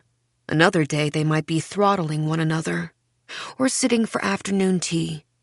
They wore fanciful dresses, vintage-looking and shimmery as dreams. They oozed a formidable glamour. You'd become afraid looking at the mannequins in their finery, even as desire filled you like darkness. Bitches, you'd think. Yet you'd want to buy whatever they were wearing. You'd go in and hand Mother all your money, the little shop bell jangling softly when you finally figured out the scissor-shaped door handle and pushed open the door. She had that handle installed just to make it that much harder for people to come in. But inside, inside, the air would be bright and sweet with her violets and smoke. Music played too, something French or classical usually, beautiful but intimidating. You'd be intimidated. You'd wonder if you'd made a mistake coming through the scissor door. But you'd gather yourself. Remember the dress you saw, the dream of yourself it gave you. I want that, you'd say, pointing at the mannequin's swan-like back, clad in whatever dress. And Mother would size you up with her shopwoman's eyes. She was like a living mannequin behind the counter, oozing her own glamour, looking so bored by you. Everything from her half-buttoned silk shirt to her loose curls to her lips red like a perfect stain said, I only give the very slightest of fucks. And maybe she'd oblige you. Or maybe she wouldn't. Sorry, she might say, though she never once looked sorry. Last one, even if it wasn't. Even if there were a row of these very dresses hanging right behind her. Shrug of her silk shoulders. Can't be helped. A question of destiny. I used to feel so much envy for the window mannequins. I'd imagined that they were Mother's true children, that they tortured me like Cinderella's evil sisters. Their whiteness glowed beneath the moon of my dreams. In these dreams, Mother also loved them more. After I check out of the hotel, I drive over to the shop, bracing myself, a little afraid to see it again. But when I pull up, there are no sinister sisters in the window, no scissor door handle anymore, no girl in a crescent moon above the door either. The storefront is all chrome and glass. Behind the window, there's a row of gray torsos under track lighting. Drab dresses hang from their headless bodies like sacks. Dark gray columns of fabric that show no shape at all. There are the odd embellishments at the collar and cuffs, some absurd rhinestone swirls. Are they meant to be galaxies? Eye-catching, I can picture Sylvia thinking. Eclectic. I see my own face reflected back in the window between the torsos. My own face looming over my black sack, looking punched. There's a furrow in my brow. The scar on my forehead's throbbing darkly. The one I've been trying to lighten and brighten, exfoliate away. The one I barely noticed when I used to live here. Back now with a vengeance. Tisque belle, Mother would say, patting my shoulder. Don't frown or your face will freeze that way. You'll thank me later. When? And Mother smiled. When your soul starts showing, of course. Sooner than you think. I remember she looked excited by this. The sun goes behind a cloud, and I see Sylvia through the glass, standing behind the counter. Mother's counter. Once artfully arranged with scarves and brooches and a few choice perfumes, filled now with what appears to be shitty costume jewelry. Sylvia's talking to a customer. The customer's back is to me, but I know the type. I can see her face in my mind's eye, hear her awful voice in my head. Sylvia's palms are pressed into the counter, so at ease in her terrain. Ingratiating smile. I feel my furrow deepen, my scar darken, my heart beating more quickly now. When I burst through the shop door, ready to scream, ready to shout, Sylvia just looks at me out of the corner of her eye, smiles with one side of her face, a saleswoman trick. I see you. I'm with someone. I'll be with you in just a bit. Then she goes back to talking with the customer. Oh, yes. Absolutely. And with a blazer, you'll be all set. I stand there, feeling like a ghoul, waiting for her to finish. Michael Bublé playing softly, hideously. Gone is the scent of Mother's perfume from the air. The customer turns around to look at me. A woman in capris and 9 West flats, coral lip gloss, chunky jewelry, smiling tersely. She would never have come in here if Mother were behind the counter. Driven away by the pointy-faced mannequins, Mother's beauty, the sex and death scent of the room atomizer. Bonjour, Mother would have said, smiling coldly. And what brings you here today? Meaning well, possibly, but she still would have scared the living shit out of this sort of woman. Sylvia isn't like that. Hers is the wily face of the sycophant, greasily beaming, doesn't mind being walked all over. Walk over me, her face says. I love it. I was going to go to J. Crew, this woman is telling her, telling us both. But then I thought I'd come here instead. And then she looks around with a proprietary smile, so pleased with herself for shopping local. Well, we're so very glad you dropped in, Sylvia smiles, folding up the woman's purchase, some sort of brown sack dress, wrapping it in tissue paper like it's worth something, winking at me. See? Customer service. Something your mother didn't understand. Please come and see us again sometime, she urges the woman. She slips the turd-colored dress into a plain brown bag. Mother used to use glossy red paper bags, I remember. Belle of the ball embossed on them in loopy gold. Some gold stars swirling around the words. Belle, like my daughter, she might explain. Her hand on my neck, softly throttling me. I could feel her red nails sinking into my nape flesh as she beamed at me. And the customer would smile. How sweet, they'd think. What a beautiful example of mother-daughter love. Now, Mirabelle, Sylvia says softly, what can I do for you? I look around the place, at the headless torsos in their sacks, the swell of soft hits like an oral lobotomy.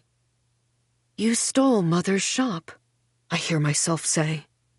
My voice is calm, flat, polite, though I'm trembling. Did I really just come out and say it like that? Sylvia looks at me, horrified. Excuse me? The customer who bought the turd dress turns around on her way out, looks at us. Oh, now this is interesting. Some drama. Sylvia turns pink. Something like anger flashes in her dark eyes. I didn't steal anything, Mira. Now it's Mira. She sold it to me. That's impossible. If she had sold it, she would have told me. I know she would have. I can hear the crack in my voice. The formula stings my eyes. I'm thankful for Mother's dark glasses, but Sylvia sees through them. That searching gaze of hers. Esther? She says softly to a joyless-looking clerk hovering nearby. The clerk, Esther, is clutching a few hangers heavy with sack dresses to her chest like a shield. She observes my grief wordlessly through thick glasses with whimsical red frames. The glasses are attached to a red chain around her neck. Mind the register for a minute, will you? Sylvia says to her. Esther just blinks. Sylvia leads me to the back room. Come along with me, dear. More shitty, shapeless dresses back here hanging in sad rows. A few of Mother's old mannequins are in here, too. The white red-lipped ones from my nightmares. One is standing up. 2 are lying down. The standing one beams at me with her golden eyes. She's naked. A purse hangs absurdly from her shoulder, shaped like a glittery black swan. A bit of fun, Mother would have said of the purse. A reminder to fuck function. Embrace form. I can't tell you how sorry I am, Mira, Sylvia begins. I really thought you knew. I thought surely she would have told you. How's the shop, Mother? The shop? What are you talking about? Belle of the Ball. Your shop. All right. The shop. Fine.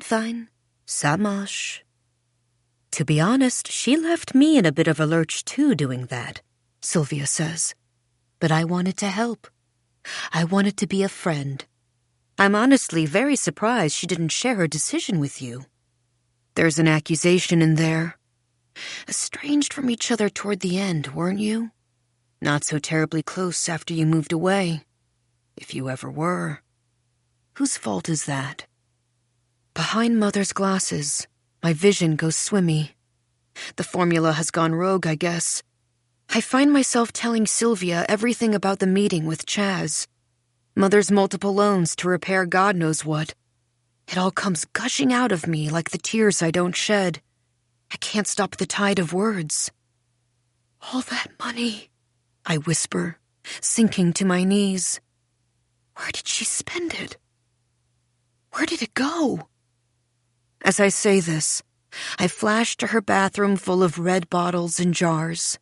Mother's unlined face behind the wheel of her Jaguar, expressionless. Pale, empty eyes fixed on the windshield. Well, your mother never really thought too much about things like money. She crouches down beside me, pats my back. Was she in her right mind? Right mind? Sylvia looks confused. What do you mean? Was she going crazy? Crazy? No. No, not crazy. Eclectic, maybe. And of course... What? Well, you know your mother. She never had much of a filter. Embarrassed laughter. Not with me. Certainly not with customers. You know, she was French, she adds, lowering her voice. What does that mean? Just that maybe she was getting a little more French in her old age is all. More French? Sylvia shakes her head. Look, Mirabelle, I really wouldn't worry yourself about this now. We all get more eclectic in our old age, don't we? Although 61's not so old. She wasn't even a senior citizen yet, right? Too young to get a discounted bus pass. Not that your mother would ever ride a bus. I stare at the naked mannequin, shorn of all but her little swan handbag. Her topaz eyes staring at me sadly. Why did you move the mannequins back here? No one liked these but your mother. And you know, she says, lowering her voice again, I never found them to be very inclusive. She looks at me meaningfully. Surely this word inclusive will get me on her side. I stare at her. So pale, she insists. And those red lips, those weird eyes. She looks up at the mannequin and makes a face. They always creeped me out, to be honest. I don't know where the hell she found them. Anyway, you really mustn't work yourself up like this, my dear. You're already dealing with so much. I look at her pleading face, so very dehydrated, in desperate need of glycerin. Same age as Mother, but you'd never know. Sylvia looks her age. Older, maybe, from a life in the California sun. No sunscreen regimen. Probably sees it as vanity. I could send her some Marva videos. She might benefit from a replenishing miracle seed essence, or a regenerating human stem cell serum. Marva tells us self-care is telling yourself you matter every morning in the mirror. You should talk to it. Become friends with what you see there. And when she says this, I feel my neck skin prickle. Nervous suddenly to look in the glass. Whom will I see there? Can I really befriend them? You'll sell the condo, Sylvia is urging. The car too, I'm sure. Surely someone will want to buy the place. Such a beautiful property. And with that view. I see the mouth of her soul water a little. But the debt, I whisper. What am I going to do? We'll sort it all out, she whispers back. You'll see, she says, squeezing my hand. Someone will come and snatch that place right up. Save you from all this. It's too perfect. Just like your mother. Which reminds me, she says, she left some things here. What things? A few boxes in the basement. She sort of treated this place as her own personal storage, even after she left. I never said anything, of course. You know your mother. Why do people keep saying that to me? I don't know, I want to tell them. Even as a voice inside me hisses, you do. I'll just go down and grab them and meet you out front, okay? Esther, can you grab the dolly? Oh, good, you've got it. I turn, and there's Esther standing behind me, staring blankly. She's gripping a dolly with both hands. How long was she standing there? She wheels the dolly around my kneeling body and follows Sylvia through a door I always thought was locked. The mother said led to nothing but boilers. You don't want to go down there, she'd said. Trust me. I look back up at the mannequin, smiling at me mysteriously, cruel sister. Why didn't she tell me about the basement? I whisper. Excuse me? A woman standing in the doorway, holding one of the sack dresses limply in her arms. Sorry, I was just looking for someone to help me, but there's no one out front. They're in the basement, I tell her. Oh. She stares at me kneeling on the floor before the mannequin like I'm praying. Well, if now's not a good time. No, it's fine. I can help you. You wanted to try on that dress, right? She looks at me hesitantly, even a little afraid. Yes. The dressing rooms are just out and to the left. I can take you. Her face brightens. Oh, that would be lovely, thank you. No problem, I say, smiling a little as I stand up, wipe the shop floor dust off my knees. This way, follow me. Behind me, I can feel the mannequin gazing coyly at me, like Mother used to whenever I handled a customer for her. My best saleswoman, she always said, making up for her coldness, the good cop to her bad. Any particular occasion? I find myself asking, slipping into the mode, like I'm interested. It's a throwaway question. I can intuit the needs of the customer with one look in their stranger's eyes. Guess the event, the existential crisis behind the potential purchase. The woman smiles. She enjoys this question of an occasion, though there is none. Oh, just this and that. Of course, I say. I picture what this and that might look like for this woman. A 3-hour Prosecco lunch on a patio with her fellow blondes. Long drunken nights on rooftop terraces overlooking a roaring ocean they ignore. Lots of loud talk about personal journeys. When we get to the dressing rooms, she asks me would I mind terribly waiting here. She'd love to get my take. Of course I mind. Now that I'm back in the shop, I want to get the hell out of here. But I just smile at her placidly. Not at all. And I stand outside the door with my smile still on my face. I stare at the dress forms in their sacks, watch a few women paw through the racks. Still the swell of soft hits all around. I bought this place for both of us, you know. Besides, what else are you going to do, Belle? A French literature degree is all well and good, but come on. And you can't be Princess Jasmine forever. I mean, can you? You tell me. Well, the woman says, emerging at last from the changing room door. What do you think? It's hideous. A taupe halter neck dress that bells out straight from the clavicle in a strange asymmetrical triangle. It hangs on her like a poorly pitched tent. The taupe washes her out. Tell me, she says, a little pleading. But she doesn't want me to tell her. Not truly. I can tell by the twitch in her lip, the hopeful shine in her eyes. She's brimming with it, a longing for delusion. She's not looking at the giant gilt-trimmed mirror Mother nailed to the wall, though it's right beside her. She's looking at me, an entity capable of reflecting back exactly what she desires to see. Like how Mother used to look at me instead of a mirror sometimes, slavering for just the right adjective. "Well, Belle, what do we think?" "It's a little too, I don't know. Look at me, isn't it?" the woman says, and then laughs, embarrassed. I smile. Is that such a bad thing? What do you think? Honestly? Honestly. I can feel her holding her breath. For a moment, I savor the power, the true words right on my tongue. Unflattering. Unfortunate. I could speak them and crush her. I think it's wonderful. Really? Sophisticated, I offer. Avant-garde, even, I add, over-enunciating the French. Avant-garde, she repeats dreamily. Another language. She likes that. You really think so? Never hide your light, I tell her.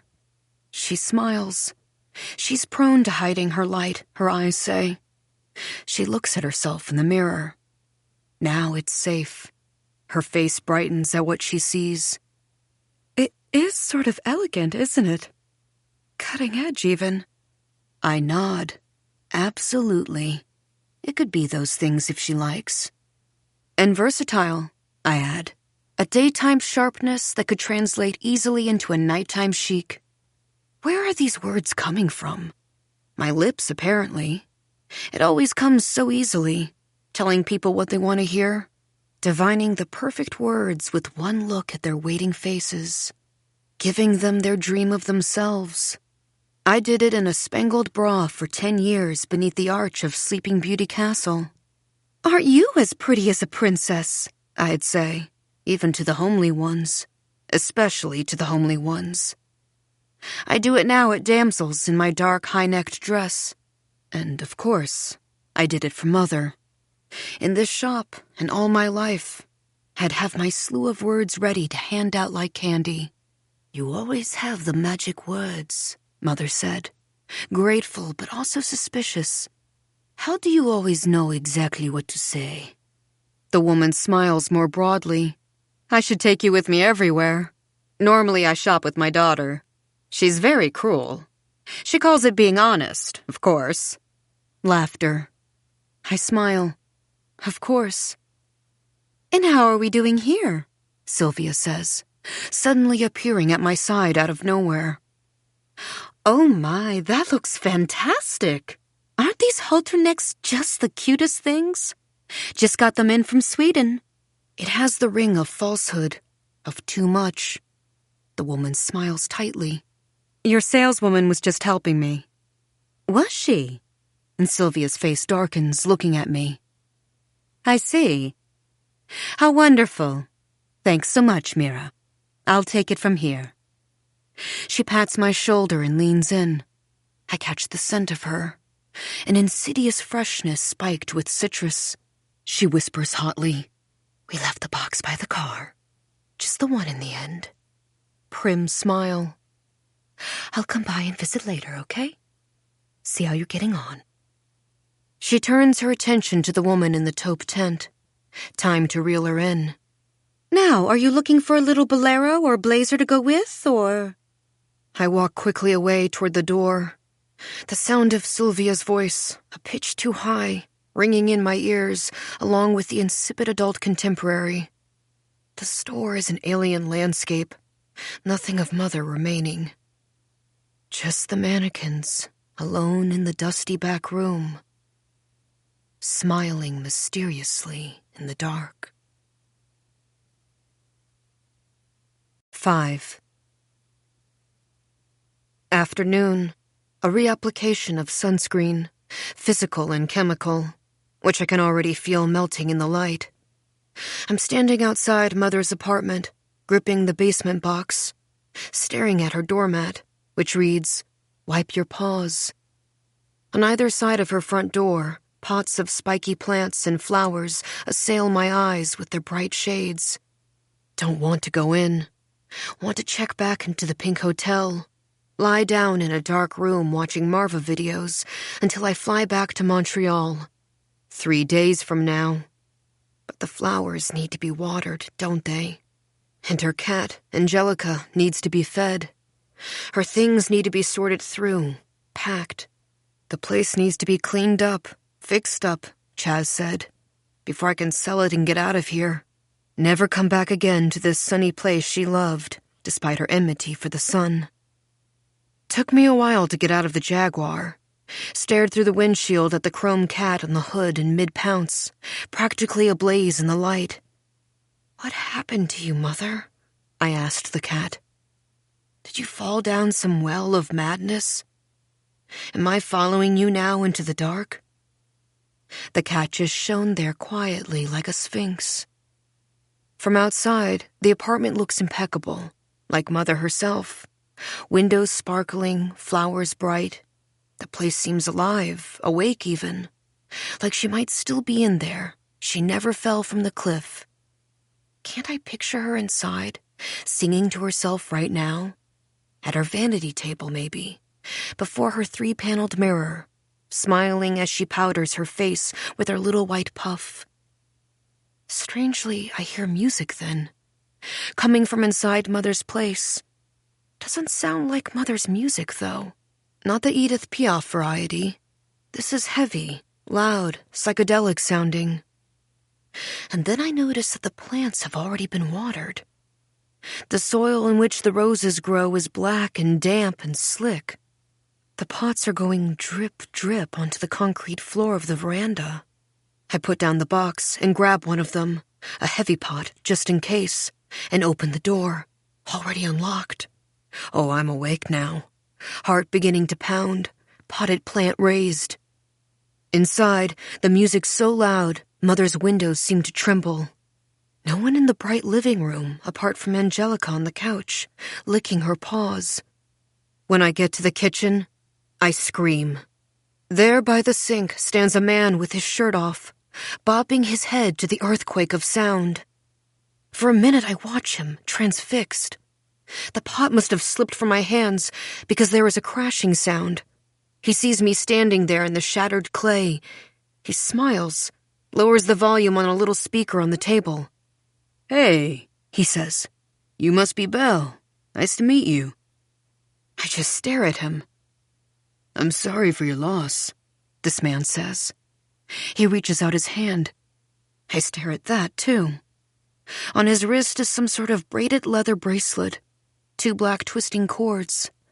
A feeling in my body, coursing through it. Not the first time I've encountered a half-naked man in Mother's kitchen. Not the first time they've known my name, said it's nice to meet me while I just stood there like a psychopath. I almost expect Mother to come sauntering in now in one of her silk robes, glowing from sex and reeking of smoky violets. "Oh, good. Looks like you two have met." The man reaches forward and hugs me. Suddenly I'm enveloped in hard beach-scented flesh. I can feel him patting my back with a large friendly hand. There. He really wants me to feel this. But I'm rigid in his embrace. "I'm sorry," I say. "Who are you?" He pulls back, still gripping my shoulders with his very warm hands. "I'm Tad," this man says softly. Tad, I think. Of course he is. Did Mother ever mention a Tad? "I'll clean your mother's windows," Tad says. "I water the plants and things too. Do a bit of landscaping." He waves a hand vaguely at the rose bushes outside. I stare at tall, broad, shirtless Tad. Leonine hair, tanned torso, impossible biceps covered in oceanic tattoos. Apart from the tattoos, all of Mother's favorite man traits. "My mother's dead," I say, a little shocked at myself. But Tad just nods somberly. "I know," he says. "I'm so sorry." He's got a beer in his hand now. "How are you holding up?" "Fine, thank you," I nod. but there's a crack in my voice. My lip twitches. I look away. Cool, Tad says. I lost my father a while ago, and that really knocked me out. He shakes his head. Dirty blonde hair. Sandy, really. So I get it. You can just tell me to fuck off if you want to. He pauses here. I should say, of course not. Thank you, though. Sorry about your father. Don't fuck off, I say. Honestly, Tad says, I just came over today because I didn't know what else to do with myself, you know? On the table, I notice 2 roses floating in a martini glass filled with water. Tad must have done this, clipped the flowers and set them afloat in the glass. There's a bowl full of floating roses on the coffee table, too. Also Tad's handiwork. Mother hated roses, I could tell him. For as long as I can remember, she even used to be allergic. I'm still allergic to cheap apologies, easy bribes, she always said. But shouldn't Tad know that? I try to imagine him clipping the roses, whispering to them perhaps, cupping them in his hands like baby birds, setting them afloat in a bowl to die. I'm going the way of roses, Belle. And I didn't know if anyone else was going to water the plants in the bushes, Tad is saying. And I didn't want them to, you know. He lets the word die hang in the air, unspoken. I appreciate it, thank you. I was actually coming by to start packing up. You're cue to leave, Tad. But Tad just looks at me. He puts a hand on my shoulder again, squeezes meaningfully without breaking eye contact. That fucking sucks, he says. He walks over to Mother's fridge and opens it, reaches down to the bottom shelf where there are a row of beer bottles gleaming. When did Mother start drinking beer?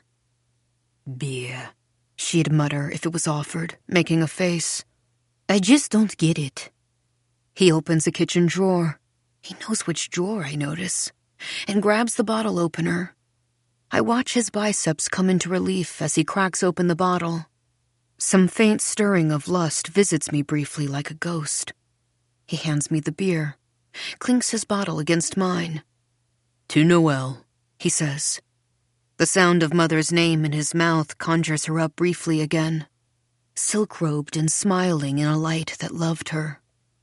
I watch him take a long sip. I take one too. It's surprisingly refreshing, crisp. I gasp in spite of myself. I didn't come to the party, Tad says. No disrespect to your mom or anything. What party, I think. Then realize he must mean the funeral. I'm just not really a death person, you know? Right. Also, I don't really dig her crowd. He frowns as if recalling something deeply unpleasant. I think of Mother's crowd, mostly wolfish gentlemen of a certain age and their wives. Sylvia, of course. That strange woman in red outside. But I paid my respects in my way, Tad says. I want you to know that. Thank you, I say. I wonder what this looks like. Tad paying his respects. Tad on his knees in a room decorated with conch shells, maybe a framed poster of white stones on tiled sand, lighting some sort of scented candle. Tad at an outdoor tiki bar, raising a beer to the bloody sunset, taking a somber sip. It tastes bittersweet. Did a one-man paddle out just yesterday, Tad tells me. Really? A surfer, of course. It was amazing. I could feel her energy out there, you know? All around, big time. There was a seagull flying around and around over my head. He raises his index finger, making it spin. A dolphin even came up out of the waves and sort of smiled.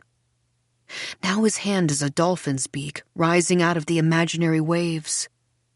And the waves were just perfect. He drops his hand and sips his beer. Pretty sure that was all your mom saying, hey. You think so? Oh yeah, I could feel it. Right here. He bumps a fist gently against his left pec, and I immediately drop my eyes to the shattered pot at my feet. That's nice, I murmur. When I look back up, I see he's now seated on my mother's red velvet sofa, reclined, at ease, his feet on the glass table, one foot jittering like it's on speed. "Sorry, do you mind?" he says. "I'm just a bit wiped out from all the landscaping." He pats his taut, bare stomach. Angelica, Mother's very white cat, immediately leaps into his lap and settles herself on his crotch. "It was a hot one today. I'll finish this and be on my way, okay?" "Okay," I say. I'm just standing there staring at him, at Angelica purring on his crotch. She looks fiercely content, her blue eyes just like Mother's, half closing with ecstasy. "I'll just roll this here and smoke it outside." I watch him pull a tin of tobacco from his pocket, careful not to disturb Angelica. Clearly, they've done this dance before. "So, what's your plan anyway?" he asks me. My plan? I watch his tongue lick the white rolling paper, so tenderly. "For the place. Are you selling? Are you staying, you think? Going back to Canada?" "Canada," I correct. He smiles. He knows it's Canada. He just made a little joke, see? Lightened the mood a bit. How old is Tad, I wonder? He looks a little younger than me, but definitely in his 30s, too. Very Jesus-y. "I'm selling," I tell Tad. "Why sell? If it were mine, I'd hang on to it." He grins at me. "Because my mother spent all her money on bullshit," I say. I look right at Tad when I say this. I have to sell the place if I want to crawl out of the black hole she dug for herself. Tad looks unfazed. He nods philosophically. "You could also Airbnb it. That's what a lot of people in Eden are doing these days." "Eden?" "That's the name of this complex. You didn't know? I guess your mom bought it after you left." "Yeah, Eden. Not a lot of people live here anymore. They rent out their places. It's an old building, you know, run down. Shitty pipes and appliances and fixtures. Things not really working the way they used to. But," he gives me another sly grin, "the view's spectacular. That's the thing." Then he looks out the windows, freshly wiped down by him, by Tad. He's inviting me with his glance to look at his handiwork. "Window renovation," I remember Chaz said. I don't look out the window. I just keep staring at him man-spreading on Mother's couch, her cat rubbing whorishly against his crotch. He's slung an arm around the cushion like he's holding her ghost. "If you fixed it up a bit," he says, "you could really cash in. You have to fix it up anyway, right? To sell it, I mean." "Yeah." "Pretty big job to fix it up. You have any help? I'd be happy to."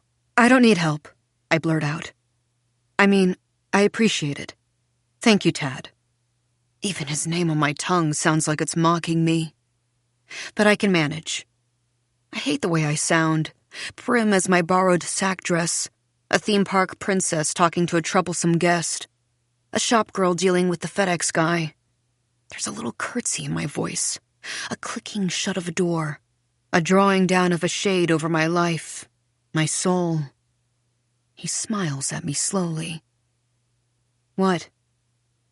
"Nothing. Just that you look like her. In some ways. In a lot of ways, actually. I didn't really see it at first." I can picture Mother smiling at this. "She's more exotic looking, of course. That dark hair, that golden skin, so jealous. But we have the same bones, don't we, Belle?" And she'd pat my shoulder, squeeze my chin between her fingers, and whoever we were with, usually a man, would be forced to agree. "The same bones. Oh yes, I see it." Tad sees it. He's grinning widely. What does he see exactly? "We're very different," I say to Tad. His placid gaze offers no response. He finishes the rest of his beer, sets it on the table. "Well, I'll leave you to it." He rises from the couch to the great consternation of Angelica, who jumps away from his lap with a screech. "If you change your mind about needing help," he pulls a card from his pocket and hands it to me. "Tad Olson, Landscaper, window washer, general handyman. In the corner of the card, there's a little illustration of a smiling merman.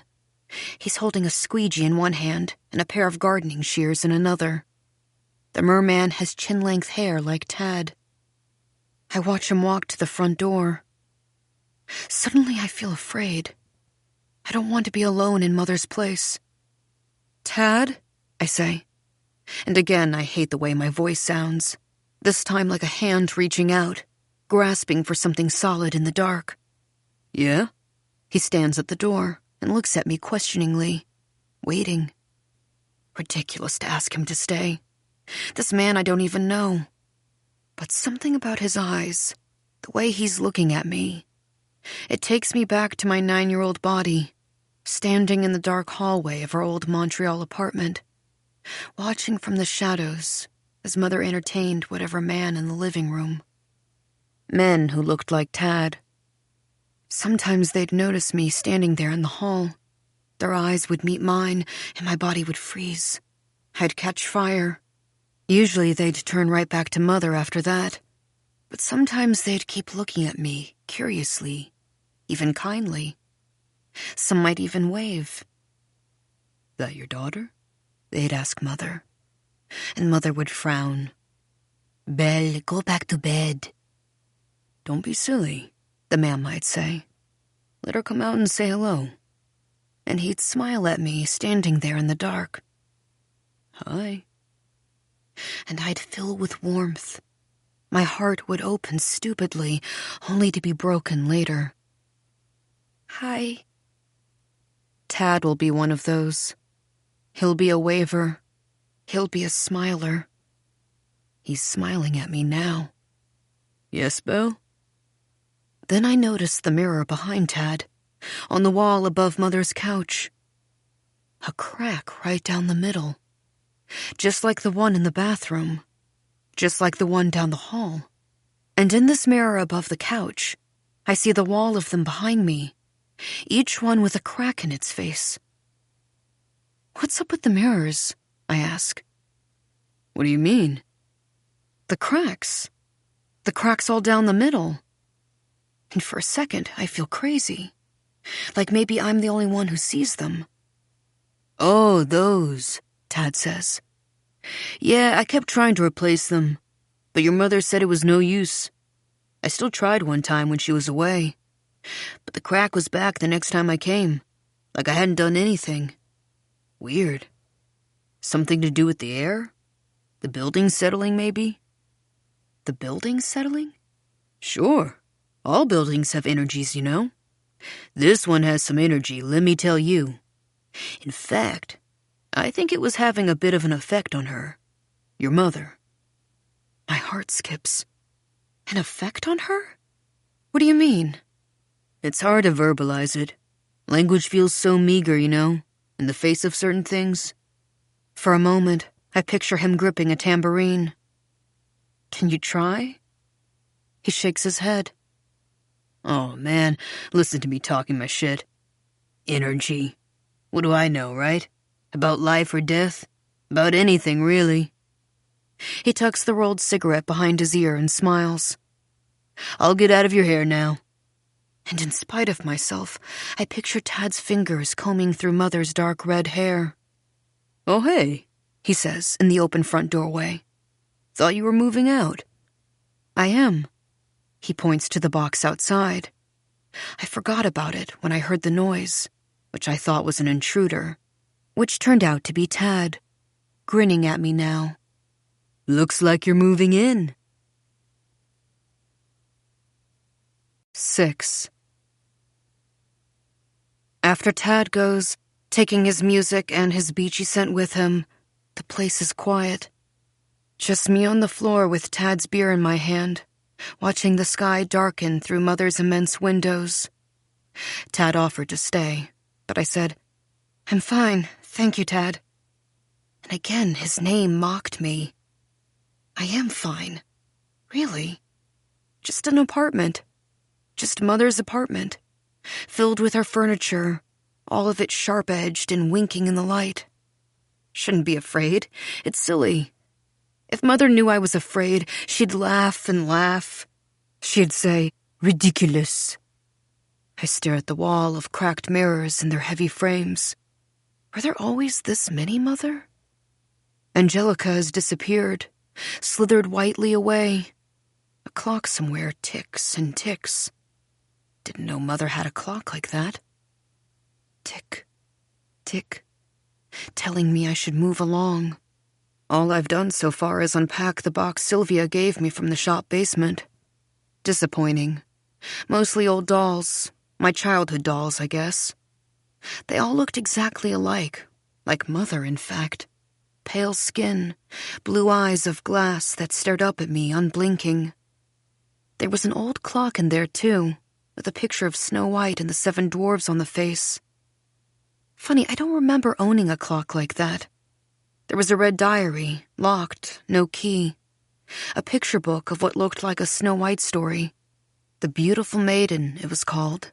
Very worn, spine cracked. I must have loved that story once.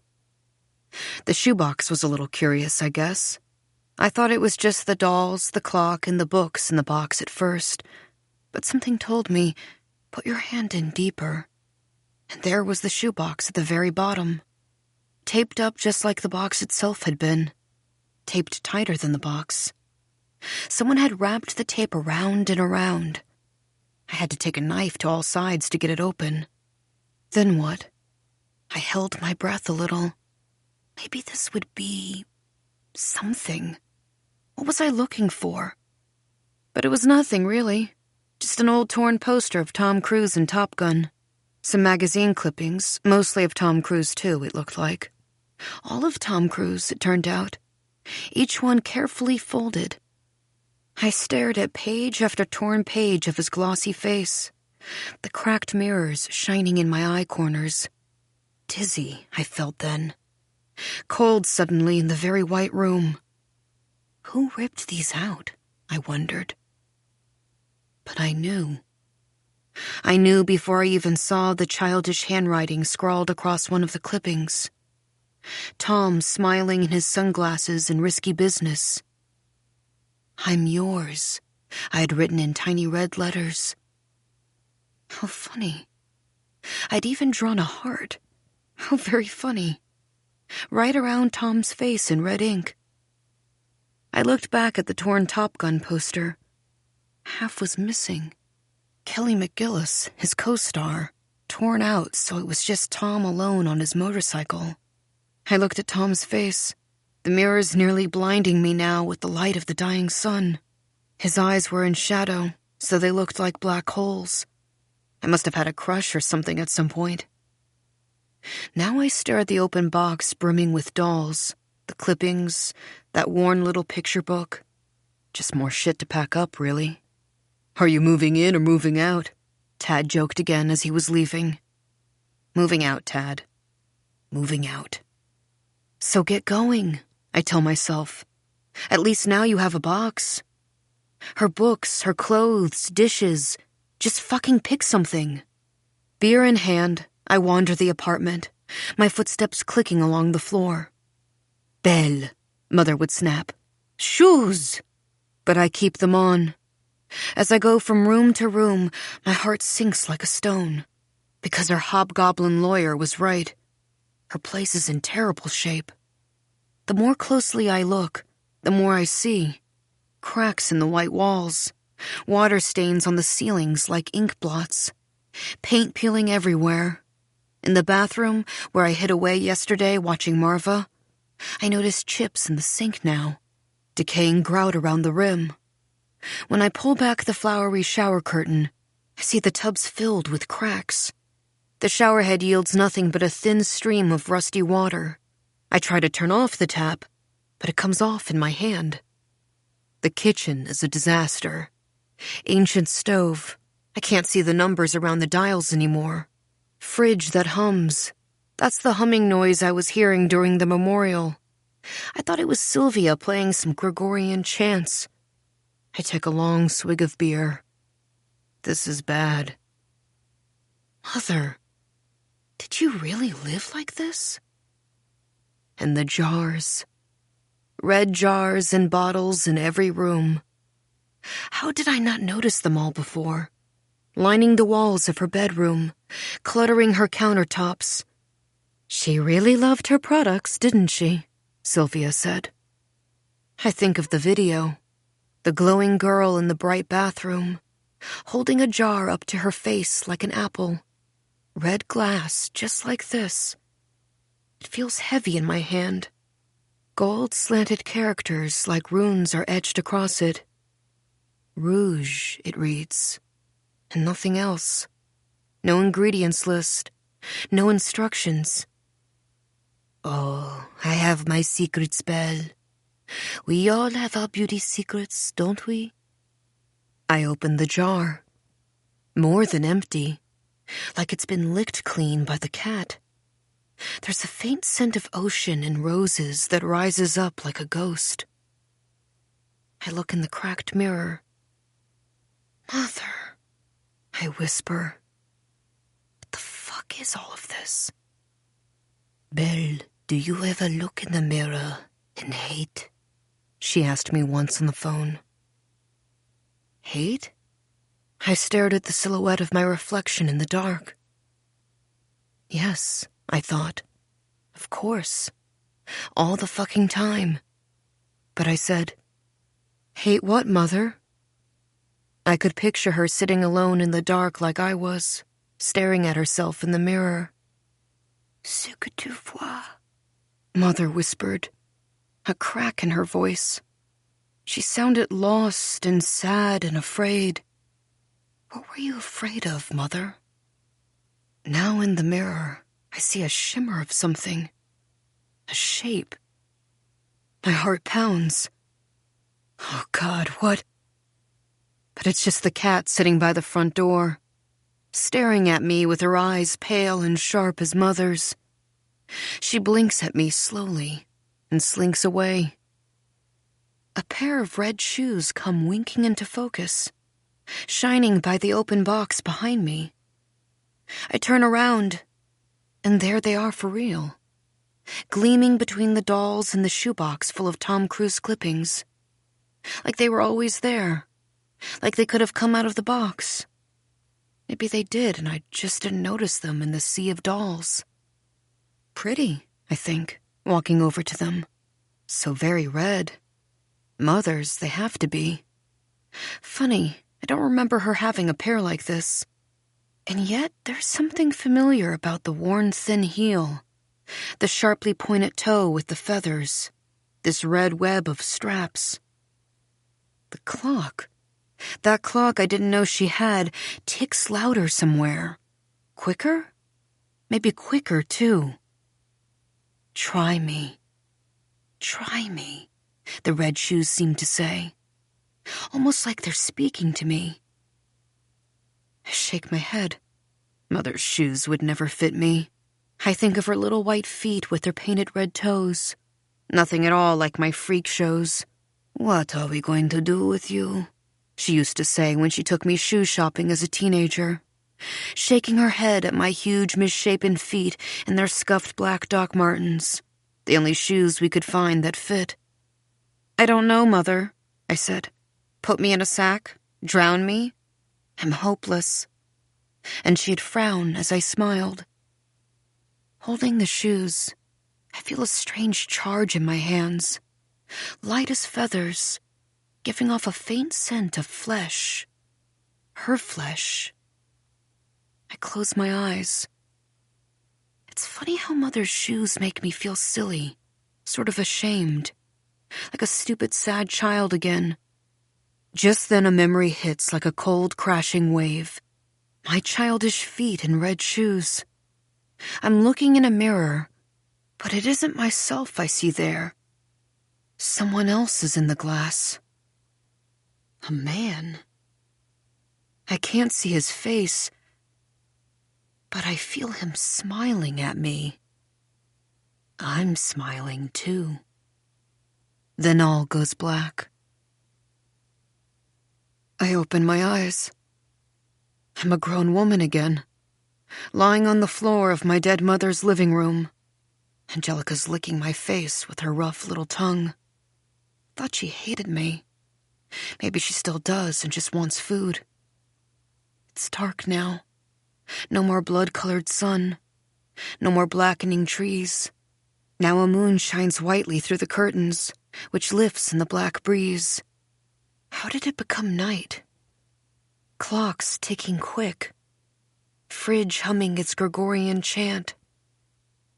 I'm wearing one of Mother's dresses, I see.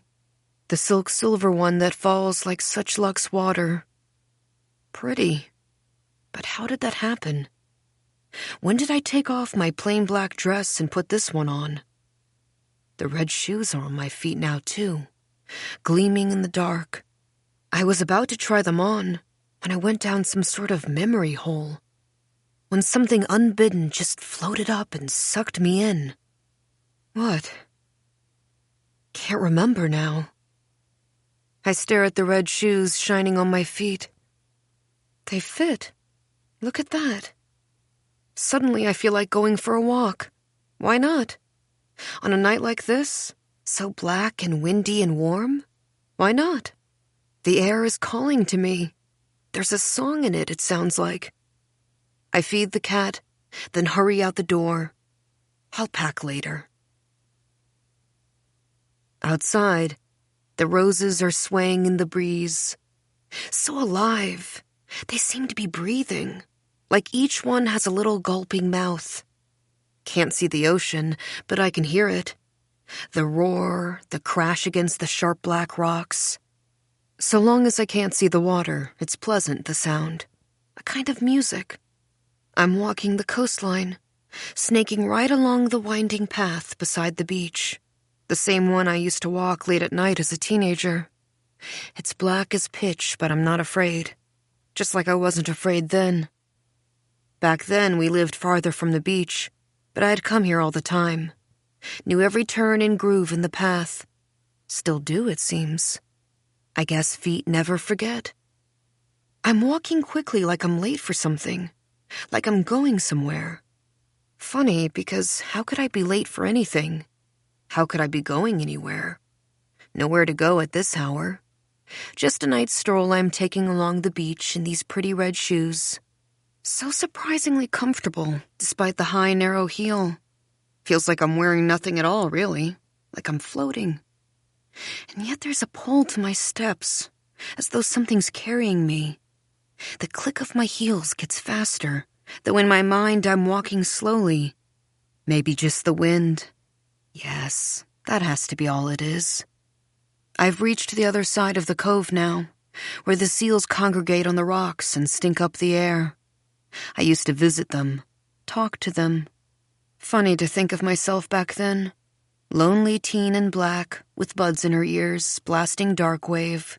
Sunglasses forever over my eyes, even at night, just like Corey Hart. Speaking to seals only, whispering the secrets of my heart to them, like they actually heard me. Wearing dresses that hurt Mother's eyes. They were so black and mournful. "Are you in mourning?"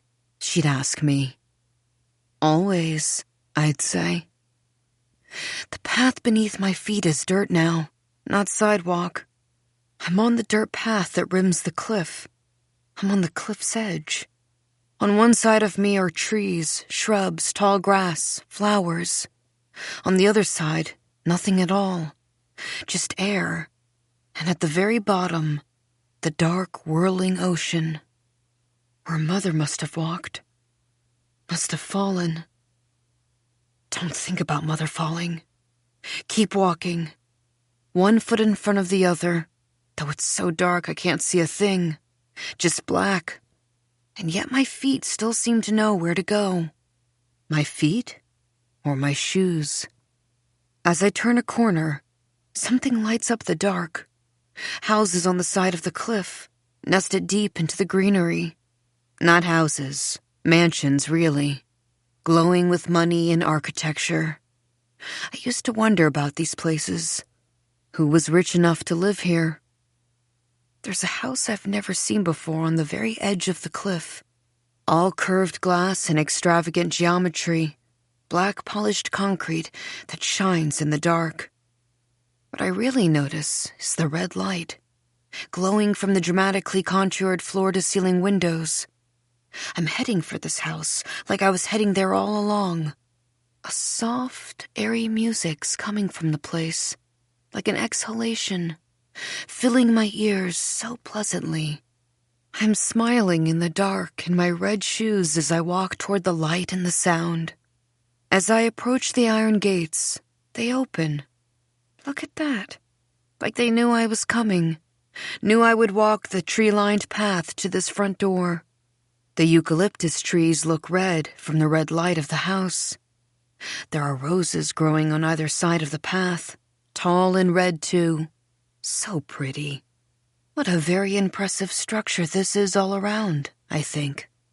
Which is a strange thought. Why am I walking toward this opulent monstrosity gleaming redly in the dark with such a smile? But even as I wonder, I walk on.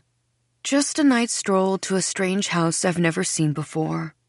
Just walking right up to its sleek front doors of obsidian glass. La Maison des Méduses, it says on a small black plaque beside the doors, in red looping letters. Méduses. Huh.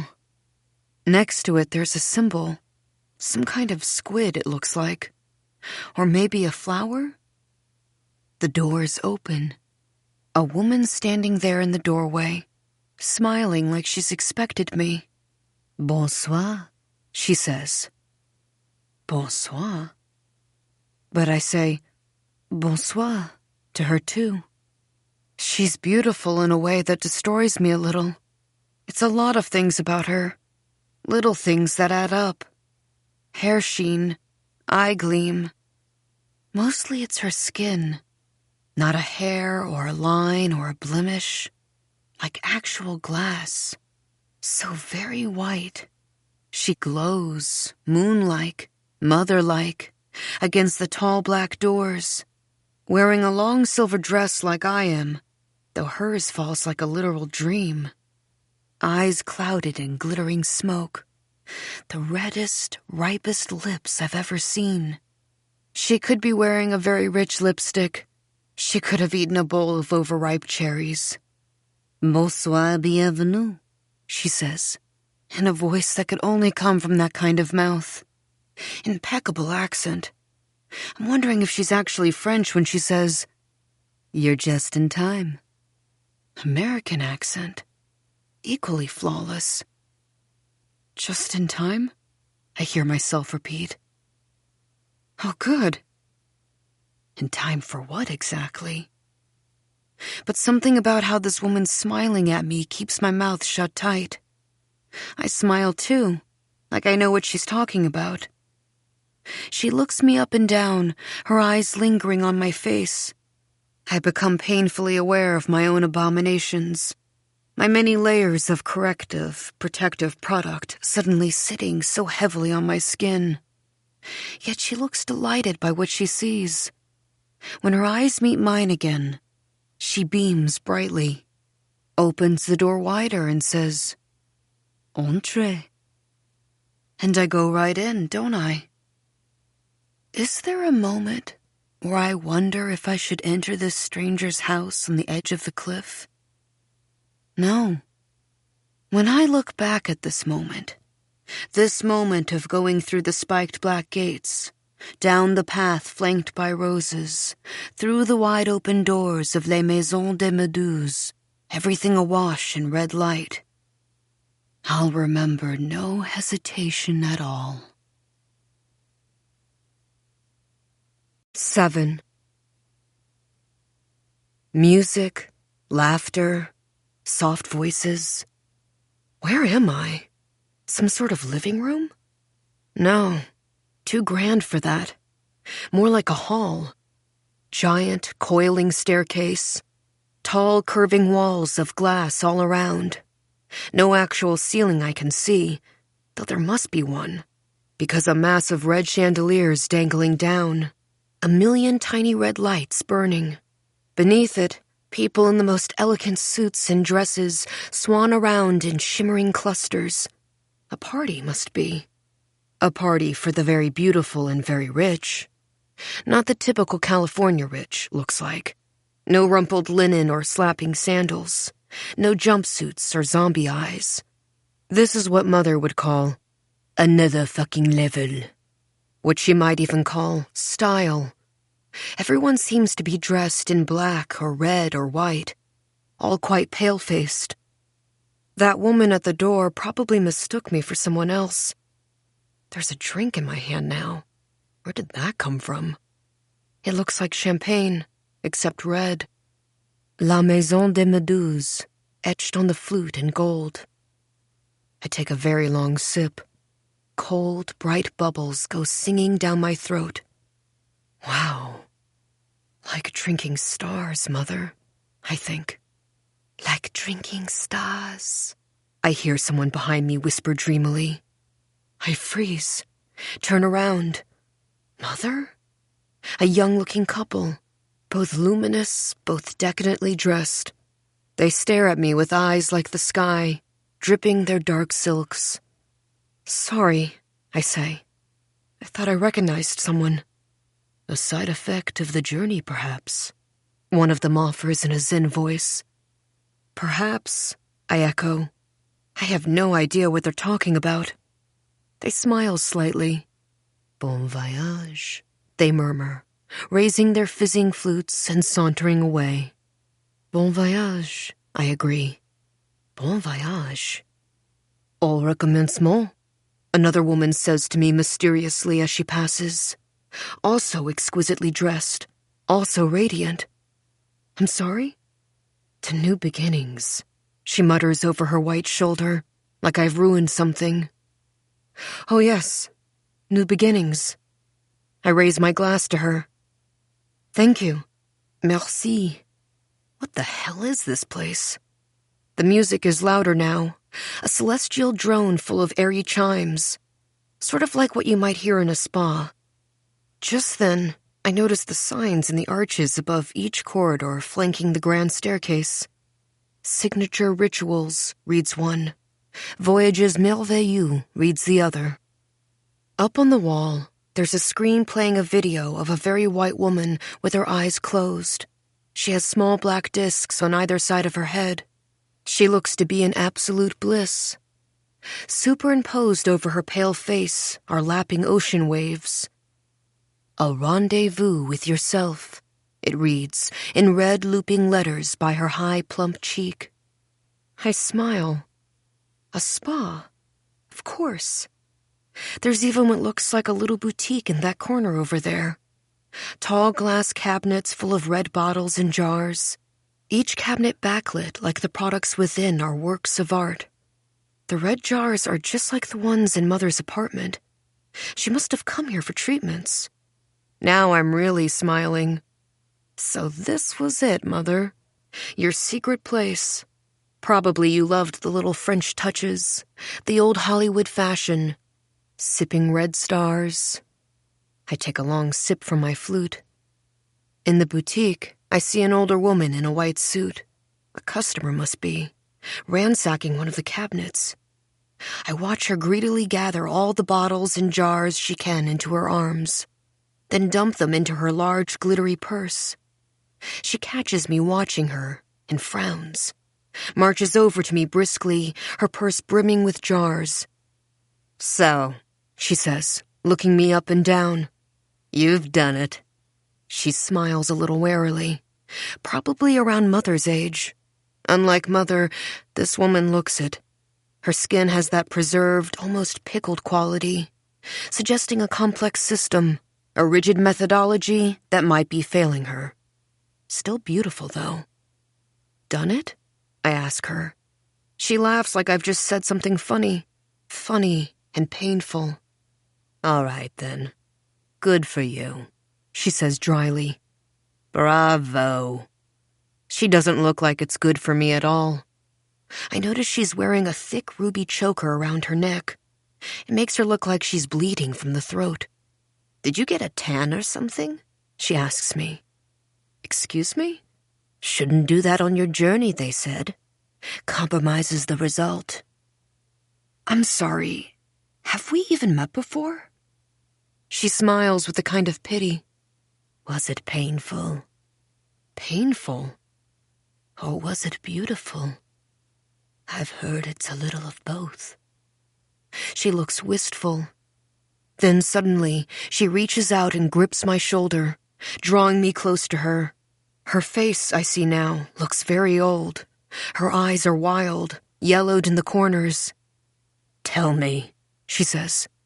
I'm sorry, I really don't understand what you're... You've found the place, someone shouts from above. I turn and look up. The woman in red. From the funeral. From the video. Standing over us on the first landing of the staircase, smiling down at me like we're old friends. She's flanked by 2 people dressed in black. She waves at me to join them on the landing. I look back at the woman in the white suit who's bleeding rubies from the throat. She's gone pale, looks even older than she did a minute ago. I envy, she hisses at me in a low voice, then disappears from my side into the shimmering crowd. I envy? Envy whom? Surely not. Join us, sings the woman in red from above, waving her hand and smiling. I take a step forward and trip spectacularly, fall right on the red carpeted stair. My God. I get back up, apologizing, flustered. I try to climb the stairs once more, but it's the funniest thing. I fall again. You know when you're in a dream and you're trying to run and suddenly you can't run right, or you can only run slowly? When what was solid ground suddenly feels like sucking mud beneath your feet?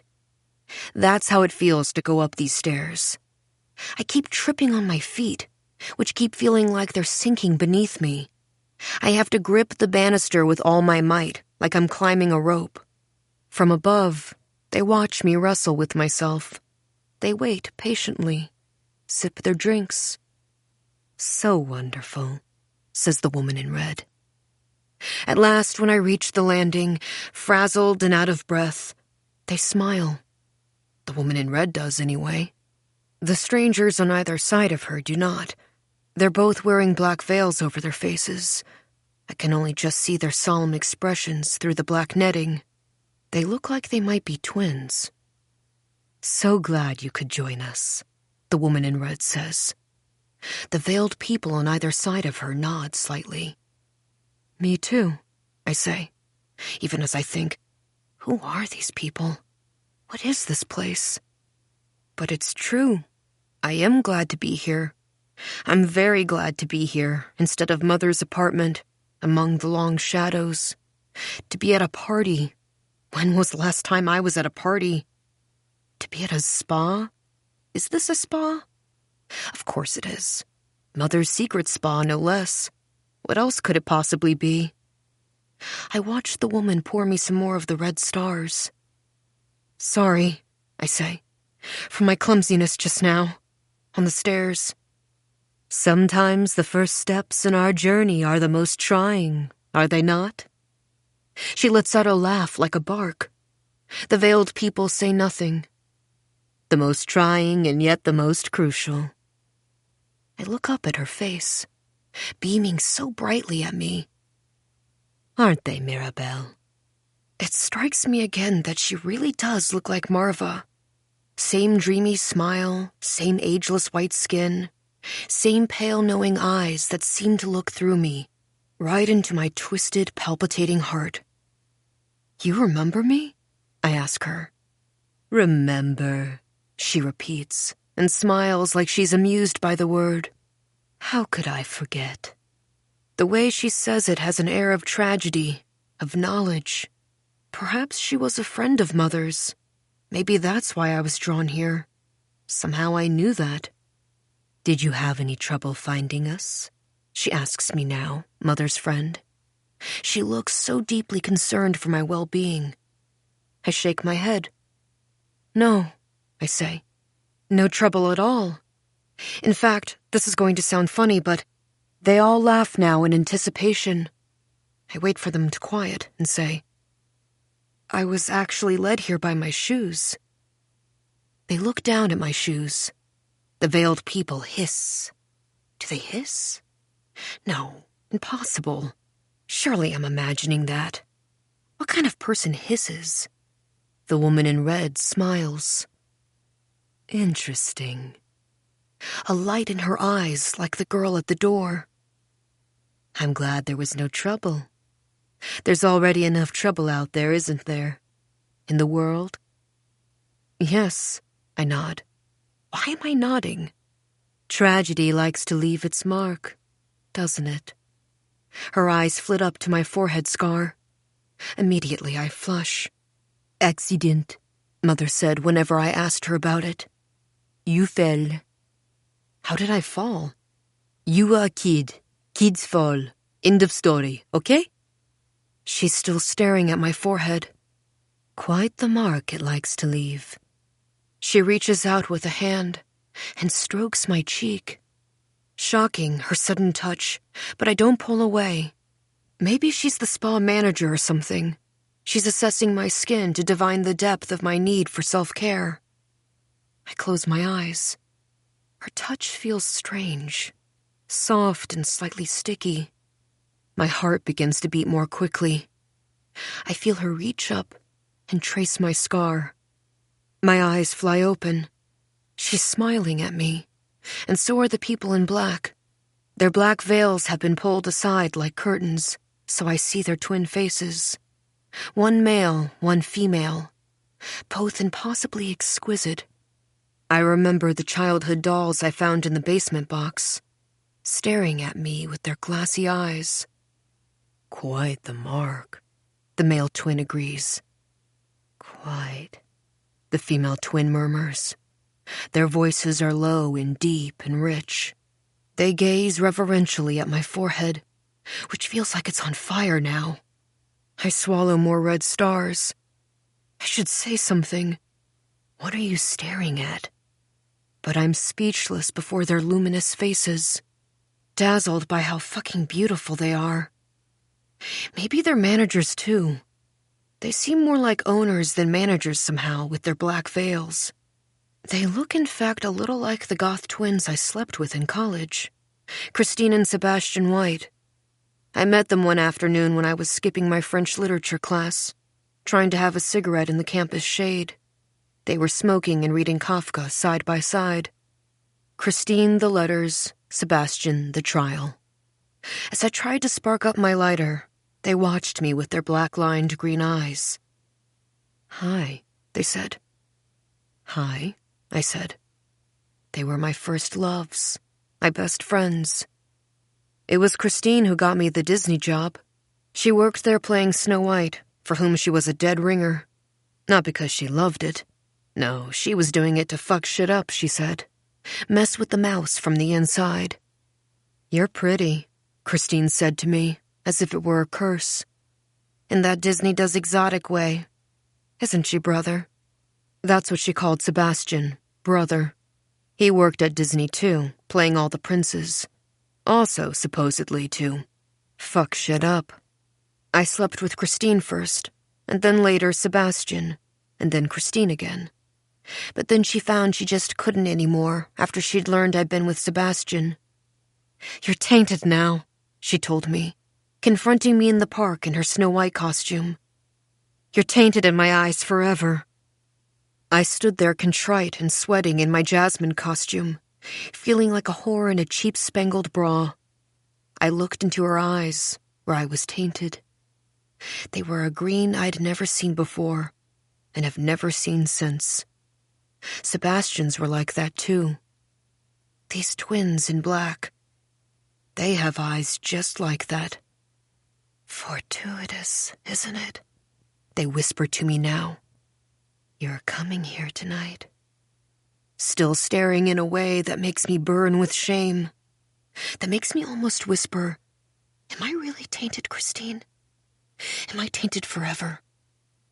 Definitely, the woman in red smiles. After all, self-care is really our only escape from the abyss, is it not? I know your mother would agree. You really knew my mother? Oh, intimately, she says. Very intimately. The twins smile now, too. Did they know her?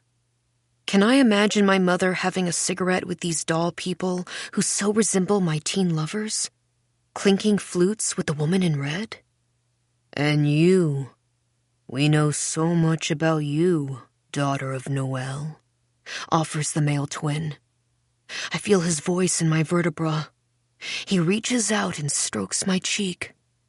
So much, echoes the female twin, reaching out to stroke my other cheek. I stare at the woman in red, while these two gloved hands caress either side of my face. Cold silk against my burning skin. Inside me, a black box, locked tight, rattles. She told you about me? I whisper. They look at each other. You could say that, couldn't you? The female twin asks the male. Oh, you absolutely could, he smiles.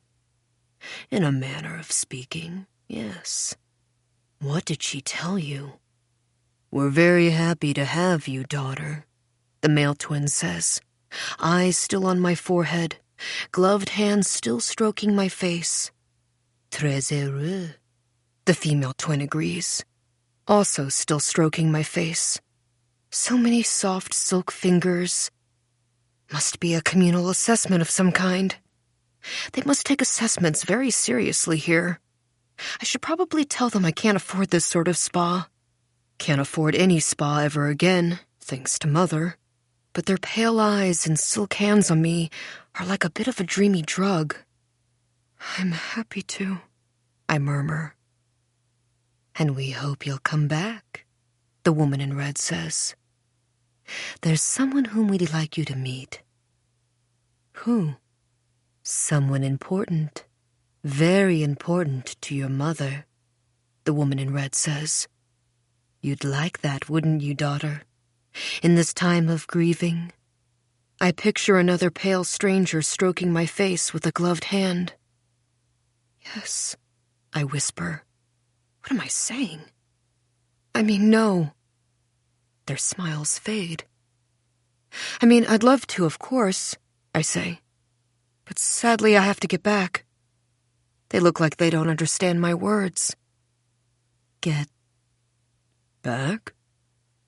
I actually live in Canada, Montreal. I'm really just here for the next few days, to settle her affairs. Then I fly home. Home. When I say it, it feels like such an empty word. What does it signify? A one-room apartment, the walls lined with bottles and jars. A narrow bed where I lie each night curled around my laptop like it's a fire, like it could actually warm me, watching Marva's face talk to me about my own face until my eyes close.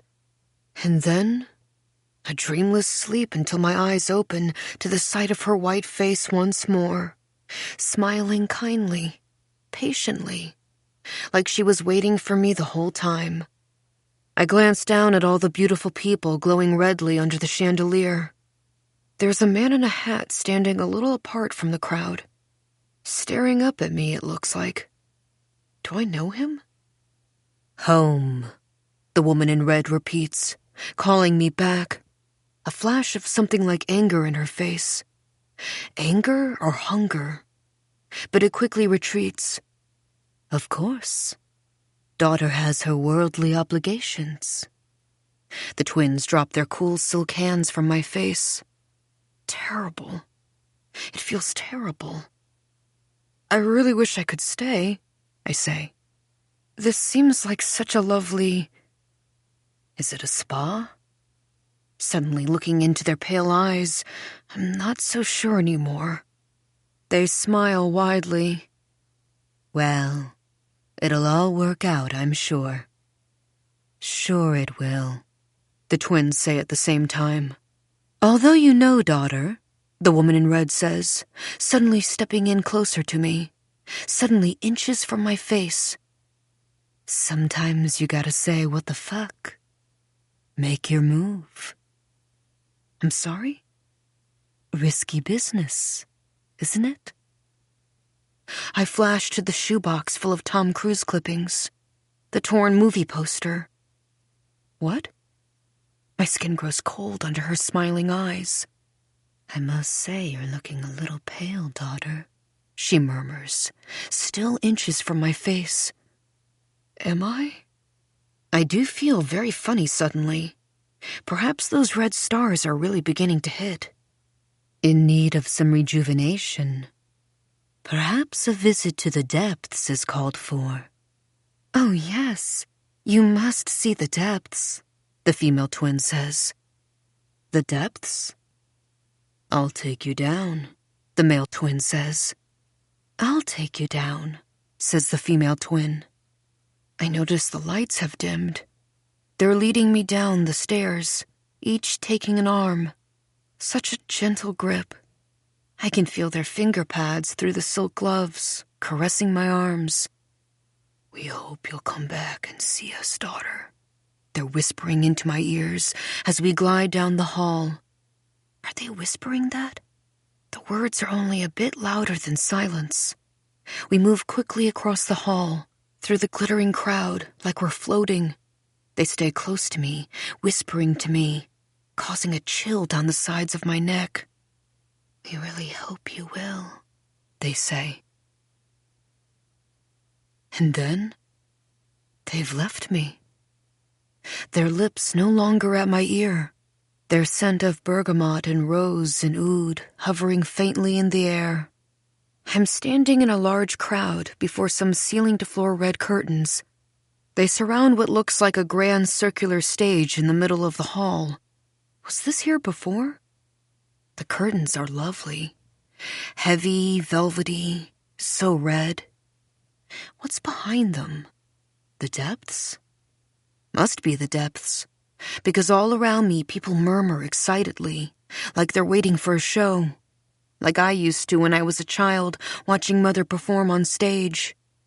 Little independent theaters, experimental plays, Mother bowing before a small audience of mostly men, all of them clapping fiercely when she came out from behind the curtain, as though their hands might break. To my child's ear, it sounded like a roar. It would ring in my ears hours later in my bedroom full of spiders. But I clapped too in the audience, surrounded by those violently applauding men. I clapped slowly, quietly, my little rebellion. Mother didn't see me, though. She could see only the light on her own face. She could hear only the roaring approval of the dark.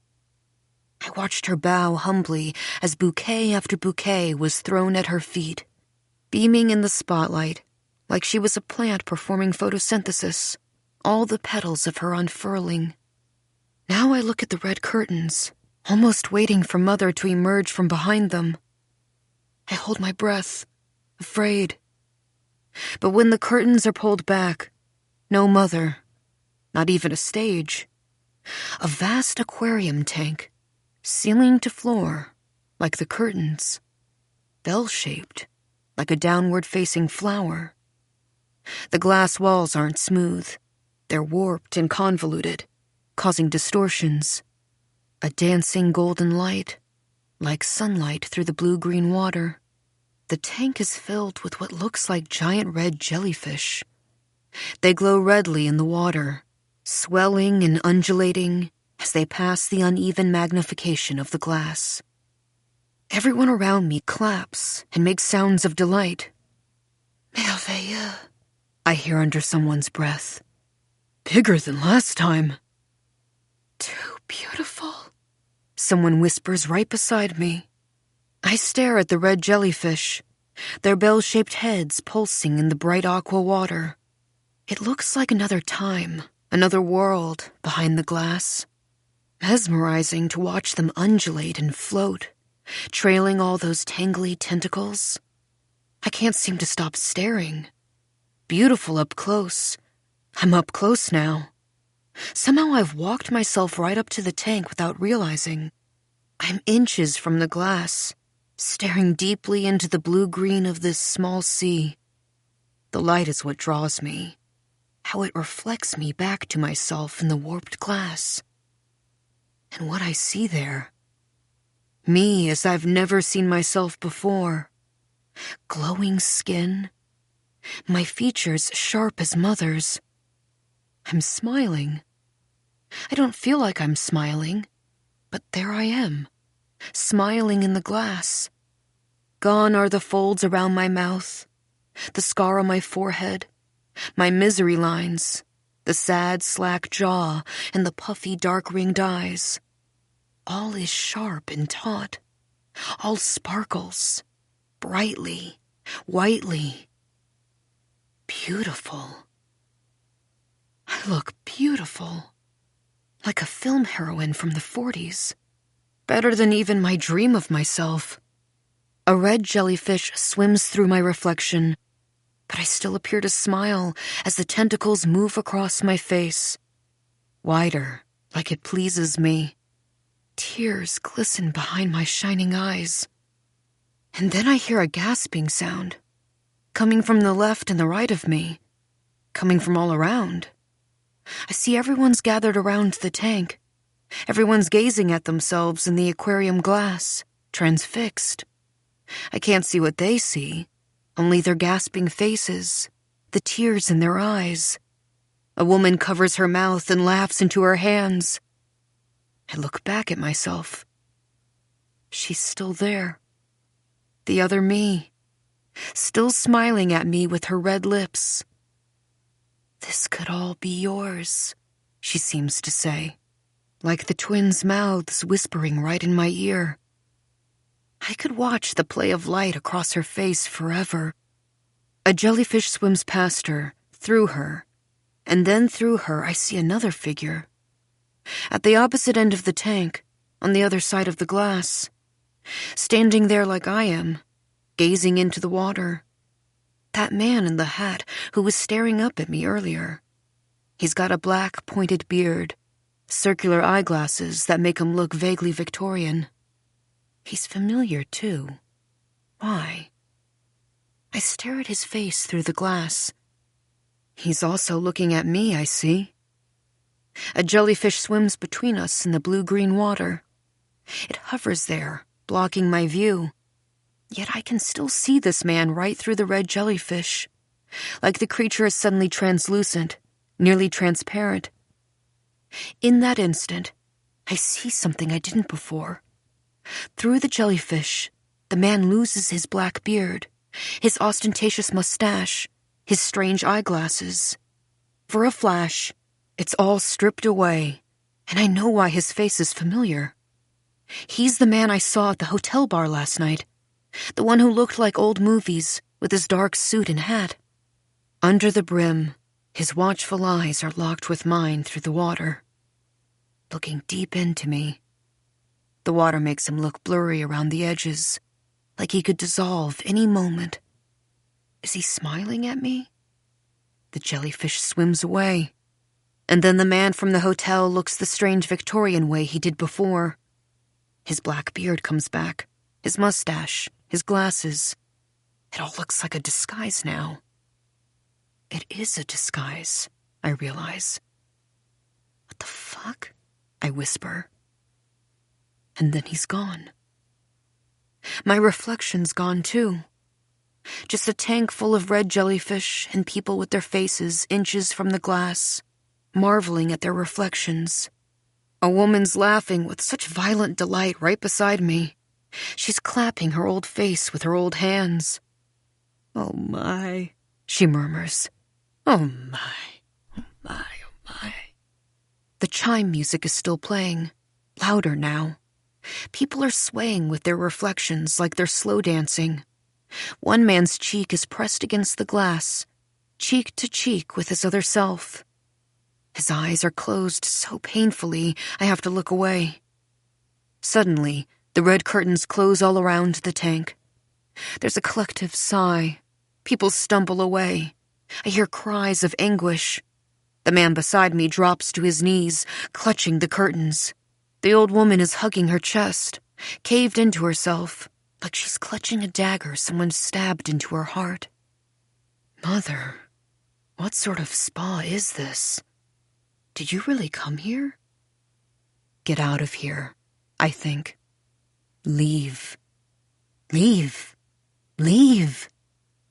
But where? And how? No exits that I can see.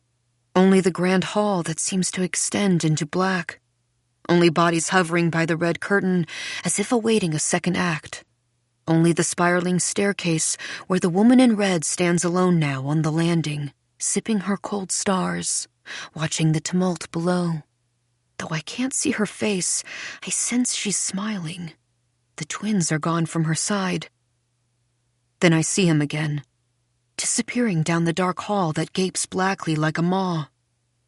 I follow him, or I realize I'm following him. My shoes lead me down the hall, in spite of myself. I'm walking right behind him, my footsteps trailing his. He looks over his shoulder and, seeing me behind him, frowns, quickens his steps. And though I'm angry about this, though I think, fine, fuck you, I quicken my steps too.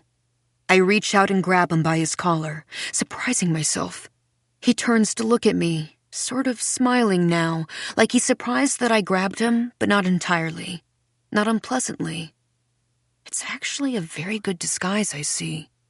Much better than it seemed through the jellyfish. "Can I help you?" he says in a low voice. Rough, deep, almost like it's wearing a disguise too. I don't know. I realize it's true. I have no idea what I want from this man. I just thought I recognized you. From last night. You were... He puts a finger to his lips, as if to say shh, glances both ways down the dark hall. Then he smiles, looks at me through his spectacles. Spectacles I suspect he doesn't need. Eyes a slate gray that reminds me of river water. "Not here," he says quietly. "Not now." I'm sorry? He leans forward, puts his hands on my shoulders. As he leans in, I smell forest botanicals. Something bittersweet, like green tea. His skin's very smooth, what I can see that's not covered in fake facial hair. Could the green tea scent be from a hydrating essence? "Abianto, as they say," he whispers, as if people might be listening. "For now, just walk away." Walk away? "Don't follow me." I wasn't, I whisper back. He lets go of me and straightens his suit jacket. Looks all around as though there are eyes in the walls. Then he smiles at me with one side of his mouth, a full mouth and that fake black beard. "Of course you weren't," he says. He turns away and starts walking farther down the hall. Don't follow him, I tell myself as I watch him walk away. But I'm following him again. My shoes moving more quickly as he moves more quickly. What the fuck am I doing? I think. My feet literally racing down the dark hall that seems to go on forever, lit now and then with a candle on a sconce. He speeds up and I speed up until we're both walking nearly side by side. He reaches out and grips my arm. What the fuck? But there's still a smile in his voice. His grip is so different from the male twins. Not silky and cool, it's warm and bold, unmistakably of this world. "Didn't I just say don't follow me?" "I'm not," I lie. "I'm just going the same way. This is where I'm heading to." "Is that so?" I nod. "And where are you heading exactly?" "Home," I say. The word rips in my throat. Rips like a torn page. It's nothing. I know it's nothing when I say it.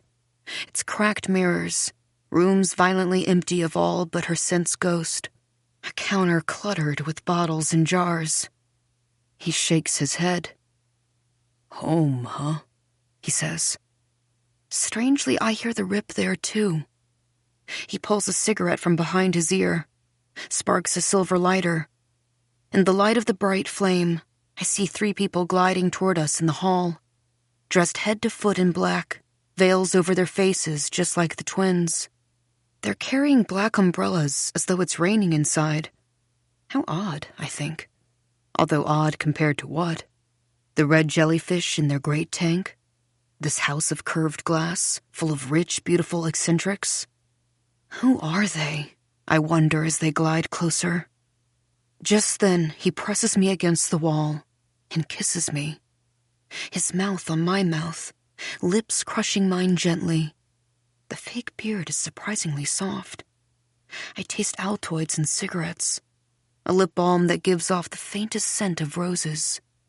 His scent, his mouth, his grip, it's all a shock to my body, which has been holding itself tight in a way, now opening, melting under this stranger's kiss. How long since I've kissed anyone? Months. The last time was a woman in a bird mask. Halloween party at Damsel's. A friend of a coworker. Lonely. We both were. Outside the shop, my back against a wall of bricks. Clear, cold night. A Montreal quarter moon like a scimitar above us. "Come home with me," she whispered into my neck. "Home," I repeated. But I knew I couldn't go back with her. It would have been like fucking my own loneliness. Also, it was resurfacing night. The night I apply my Radiance Rescue Exfoliating Dutopia and follow it up with my new face. Then, after administering various brightening, tightening, and refining serums, I slug my face with Vaseline and sleep on my back, emanating a vague scent of sulfur. But of course I couldn't explain all this, so I just said, "I'm sorry, I have to go." He pulls away suddenly. The black-clad figures have floated past us down the hall. He watches them go, then looks back at me and grins. His beard is slightly askew now. In his gray eyes, I see the St. Lawrence River rushing darkly beneath the bridges of my city. "Home," he repeats dreamily, tracing my cheek with his incredibly soft hands. "You're going the wrong way." When he walks away this time, I don't follow. I just stand there, panting from the kiss, watching him disappear down the dark hall. Part 2. 8. Light from a bright sun, burning my closed eyes. I open them, see myself in the ceiling mirror. I'm lying in a bed the color of blood. There's a squeaking sound somewhere. Squeak, squeak. What the hell is that? Where am I? I look around. Blood-colored curtains, black vanity with a 3-paneled mirror. I'm in a vast 4-poster bed that sags dangerously in the middle. The red silk sheets bearing the ghost of violets and smoke, a scent of flesh and sweat, achingly familiar. And then I remember. Mother's bedroom. Must have slept here. Must have found my way home somehow. How did I leave that house? How did I even leave that hall? Didn't it seem to be stretching infinitely into darkness? And yet I'm back here, smelling ocean and roses, the stink of the seals on the cove, still wearing the silk silver dress, the train now covered in dirt and ripped at the hem. The red shoes are still shining on my feet. I kick them off. Who were those people last night? Those strange people. Proprietors? Who claimed to know Mother? To know me too, didn't they say so? "We hope you'll come back, daughter." And then the man in the fake black beard. His kiss in the dark hall. And those red jellyfish. The squeaking sound feels closer. Why am I hearing this sound? And then I realize it's coming from inside, not outside. In the house. Oh God. Mother's ghost. Here? Now? In the middle of the day? Impossible. Get yourself together. There's her red silk robe hanging on the back of the bedroom door. Get up and put it on. That's it. A little lightheaded, a little shaky, that's all. That champagne, I remember. Those red bubbles I sipped and sipped. Cold, bittersweet, bright as forgetting. That's all I wanted was to forget. Squeaking getting louder. Does a ghost squeak? Of course not. I'm being silly. Only a living intruder. They know Mother's dead, and now they're breaking in. I make my way into the hall, looking for a weapon, any weapon at all. In the bathroom, a curling iron. Not much, but it's something to grip. Get a grip. Living room just like I left it. Couch, table. Roses floating in a bowl full of water and black slick stones. Roses seem redder. How is that possible? "Hey there," says a voice. I scream. And there he is, standing by the windows. Long blonde hair, shirtless as yesterday. More shirtless somehow. Tad, the merman handyman, squeegee in his fist, the wet sponge dripping onto Mother's floor. Her cat, Angelica, slithering around his golden ankles, licking the drops at his feet like a whore. "Belle," Tad says. "Good morning." "Whoa, wait." He looks at his watch. "Afternoon now." He grins, looks down at the red robe that I'm pulling tighter around my body. Does he recognize it? The curling iron clutched in my fist. "Uh-oh," he says. "I scared you again." Did I scare you again? No. The curling iron slips from my fingers, clattering at my feet. Angelica runs away, shrieking. I mean, yes, Tad. You did scare me a little. A lot.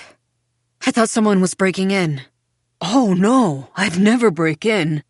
No. I have a key, see? He points to it, one of several attached to his tool belt. I look at my mother's key, just hanging there on his hook. I see. I try to smile. I just didn't expect to see you again. So soon.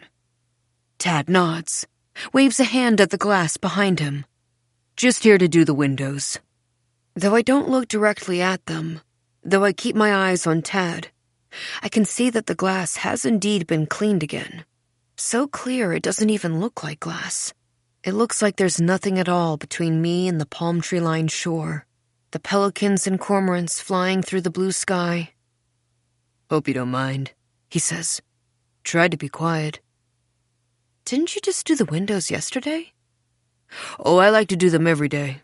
Your mother liked it that way, too. Why? Because they get dirty, Belle. All that spray? It may look far away, but it finds its way here. Trust me. I look at Tad, his beautiful face so earnest, so shadowless. He reminds me of a golden retriever. I picture my mother patting his golden head, Tad barking happily.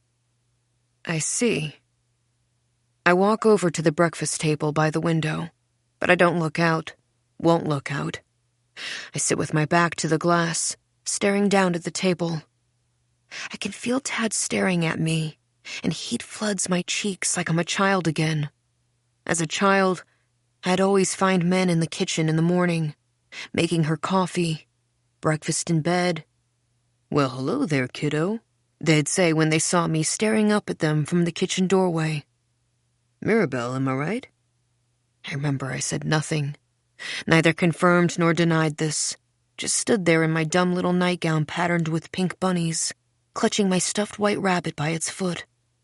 Sometimes the men were wearing just boxers, which embarrassed me. All that visible, sculpted flesh.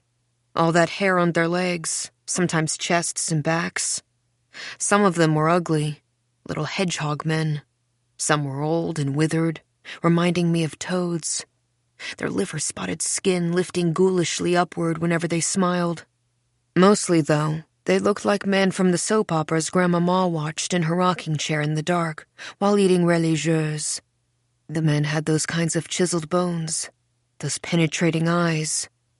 I would watch the soaps on Grandmama's beige bed, lying on my back and hanging off the bed's edge, looking at the television screen upside down, my head filling with blood.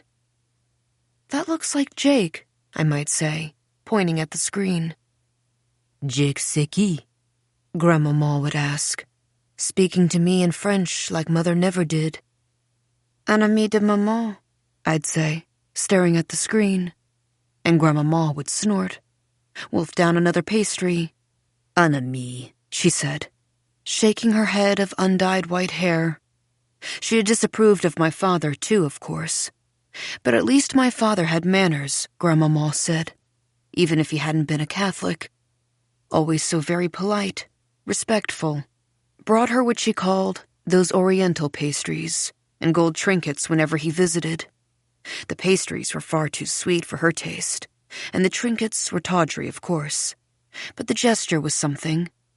Whenever Grandmama talked about my father, I'd have a dim flash of a tall, dark man with an afro standing in front of her doorway, sweating and smiling and bowing his head, a hairy hand engulfing mine, the cave of it hot and dry. How our skins, side by side, look like different gradients on a single scale. His fingers ringed with the same gold that encircled my wrist in a slim chain. A soft male voice speaking a broken, heavily accented French to an unsmiling woman dressed head to toe in crackling black lace. No, Grandmama always conceded. My father, God rest his soul, was nothing like Mother's gentleman friends. Sometimes the men I met in Mother's kitchen were fully dressed in suits or polo shirts and jeans, wearing whatever they'd worn the night before when they knocked on our front door. One morning, I found one of them wearing her red silk robe as he made her espresso. The robe I'm wearing now, in fact. "My father bought her that!" I screamed at him from the doorway of the kitchen. "You can't wear that!" And I burst into tears. "What's going on here?" Mother said, coming into the kitchen, clip-clopping into my nightmare like she was walking on air, looking lazy and oblivious. So beautiful, she hurt my eyes. Everything seemed like it belonged to her. The morning light, the blue sky. "Everything okay, sunshine? Why the long face?" "Oh, we're fine," the man said, winking at me like we were in on something together. "We were just getting acquainted. Weren't we, my dear?" And he smiled at me like he hated me. I didn't know what to do. I nodded yes, though I hated him, whoever he was. I was rewarded with a flash of his white teeth, and Mother smiled like how lovely it had all worked itself out in her favor. "Oh, good. Chin up then, sunshine," patting my cheek. "No more long face. What do we always say?" And she did an impression of me, folded her arms tightly in front of her chest, stuck out her lower lip in a pout. "My face will freeze that way," I said. "That's right," she'd sing, lighting a cigarette and winking at the man. I remember I hated her too, in that moment. I recall the hate coursing through my little body. And then, black after that. I've reached the edge of this memory. Can't go any further into its dark wood. "How about some coffee?" Tad says softly now. Though I don't nod, Tad pours some from a French press. Tears threaten to fill my eyes as I sip. At what? The kindness of Tad? The richness of the coffee? The absurdity of being a grown woman tended to by my mother's lover? Or perhaps just the remnants of the revitalizing eye formula that can cause watering long after applied, and no matter how carefully applied. It happens, Marva says, even with the most sophisticated formulas. It is their nature to run. I watch Tad pad into the kitchen and start to make what I presume is breakfast. "You really don't—" "Happy to," Tad says. "You're exhausted, I'm sure, after a long night of packing." I look at the opened basement box from the shop sitting in the middle of the living room, which is as far as I got yesterday, before I put on those red shoes. Now Angelica is sitting on top of the mound of dolls, yawning. "And you've got another big day today, I'm sure. Need your protein." I watch his back for a while, stupefied. He pulls a frying pan from the cupboard, spatula from a drawer, eggs, berries, and greens from the fridge. He tips the fruits and greens into Mother's Vitamix like he's done it 1,000 times before. It roars to life with the push of a button. "You really know your way around," I say to his back over the roar. He goes still. Then he turns and grins. "Yep, He shouts at me. Winks. I drink the coffee. It's in a bowl that says Café au lait on it in 500 different fonts. I remember Mother's look of hurt the last time I visited, when I refused the café au lait she'd made for me in this very bowl. Since when did you switch to black coffee? Since now, I said, and she gaped at me like I'd slapped her. I don't understand why you're freaking out, I said. It's just coffee. I looked at her over the untouched bowl. She had given it a mountain of foam, shaved chocolate curls into it, just like I had loved as a teenager. Just tell me it isn't some skin thing, she muttered at last, clearing the bowl away. It's not, I lied. Never mind, she said, holding a hand up. What else should I expect, right? Now Tad sets a plate proudly before me. 2 sunny side-up eggs that regard me like eyes. A vegan bacon strip for a mouth. Strawberry nose. Beside it, a smoothie so blue-green it looks radioactive. That's the spirulina and blueberries, Tad says. It's the exact smoothie I made for myself when I was here. The one Mother mocked and called my skin sludge. Where did you learn to make this? I say, pointing to the smoothie. Oh, your mother taught me a while ago. This was her favorite. Her favorite? She had it every morning when she remembered, with 2 scoops of this stuff, too. And he holds out the blue tub of collagen powder that I left here, that she wrinkled her nose at. You're drinking bone gelatin now? What's wrong? Tad asks me. Nothing, I murmur at the eggs. He pats me on the back gently like he's my father. This shirtless man who is at least 5 years younger than I am. I stare at the eggy eyes, the leering bacon mouth. One of the yolks is oozing now like it's weeping. Tad, what would you say my mother's mental state was? That's a good question, Tad says. He thinks for a while, scratches his neck. Overall, I'd say it was great. Great? Really? Sure. I mean, she was really upbeat. Sunny side up, he says, looking at my weeping eggs. Always. Upbeat? Oh, yeah. She loved looking out of windows. She loved looking at flowers. He grins and stares out of the windows. Sometimes she'd look out over there. I watch him point happily through the glass at a row of carefully clipped shrubs outside. And sometimes she'd look that way, he says, pointing straight ahead at a row of palm trees near the shore. Sometimes, he looks at me in wonderment. A pelican would fly by, or a dolphin would jump up from the water, leap right out of the waves. She loved that. He smiles at me. So much. Really? Sure. He moves in closer to me. But do you know what I think she loved most? I look at Tad in his cut-off jeans. He's wearing a necklace made of seashells. There's a tattoo of a grinning dolphin leaping from green waves on his upper arm. The green waves are the exact same color of the waves outside, and the exact same shade as Tad's eyes. What? That she never knew what she might see.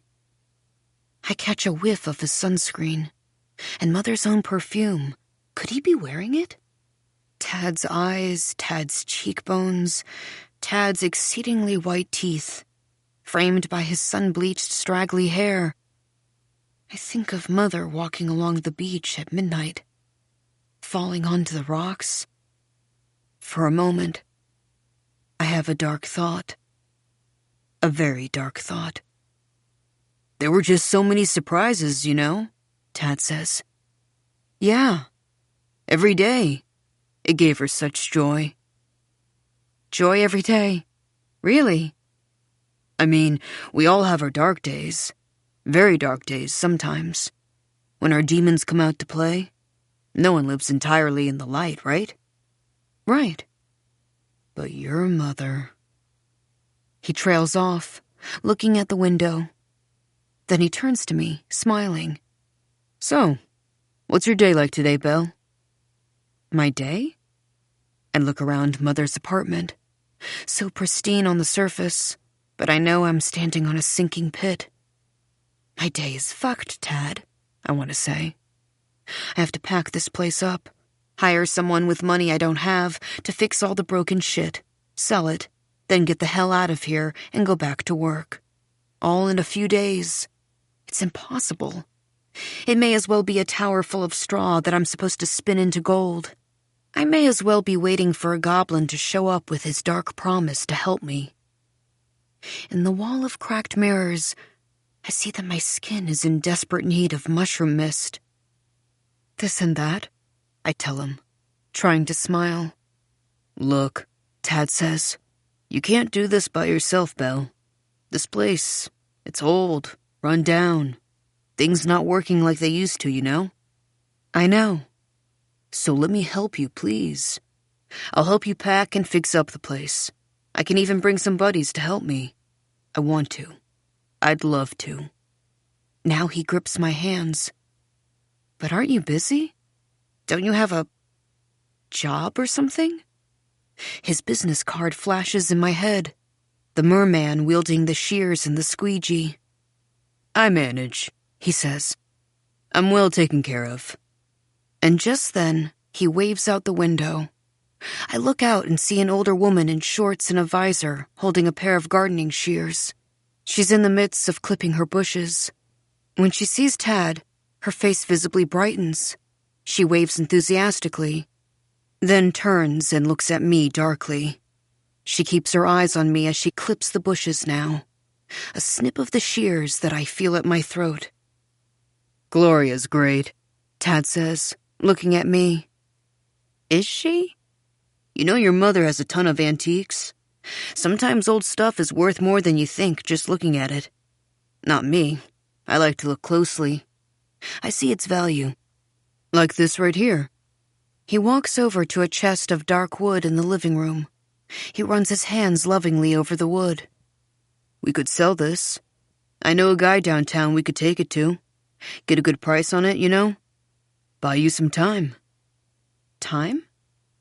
To fix the place up. Sell it for what it's worth, Belle. Do it right. He puts his hands on my shoulders. That warm, large grip. His beachy, benevolent eyes imploring me. A knock at the door. Sylvia, wearing dark glasses, peering into the windows and waving at me. Tad sees her, and for the first time he frowns. His hands drop quickly from my shoulders. Mirabelle, Sylvia says, coming in. She takes one look at me in my red robe, at Tad in his cut-off shorts, and visibly bristles. Oh, she knows him. All too well. But she doesn't share Gloria's or Mother's enthusiasm. I was just checking in. She tries to be sunny, pleasant, but her judgment is all over her face. Like mother, like daughter. Just packing up, I say. I see. She glares at Tad, who mumbles that he'll get started on the bedroom. But that isn't enough for Sylvia. Why don't we go outside, she entreats, and sit in the sun? I'm reminded that my face is bereft of mist. Bereft, too, of the moisturizing cloud jelly that seals in the mist. Not to mention the glow screen, physical and chemical, that shields it from all. Do you mind if we stay in here? I say, not quite ready to face the world yet. She frowns at the hall down which Tad disappeared. Of course, dear. Only if you're absolutely sure you don't need some air. I'm good. Coffee? She looks at the French press as though it were something obscene, shakes her head of crisp little blonde spikes. Let's just sit, she whispers. She walks over to the red couch, perches lightly on the very edge of it, her manicured hands folded in her little lap, thin lips pressed together in a smile, drawn-in eyebrows furrowed. She's attempting sympathy, I think. Mirabelle, she says softly, staring at the bowl of roses when she speaks. I've been giving it some thought. Yes? Your situation. This whole terrible thing. Your mother dying the way she did, leaving you with this mess, this debt. Everything you told me yesterday when you came into our little shop. Just devastated. Yesterday. It seems like a year ago. I picture myself on my knees in the stockroom before the old mannequins. I haven't been able to stop thinking about it. And I've decided I want to help you. You do? She sighs.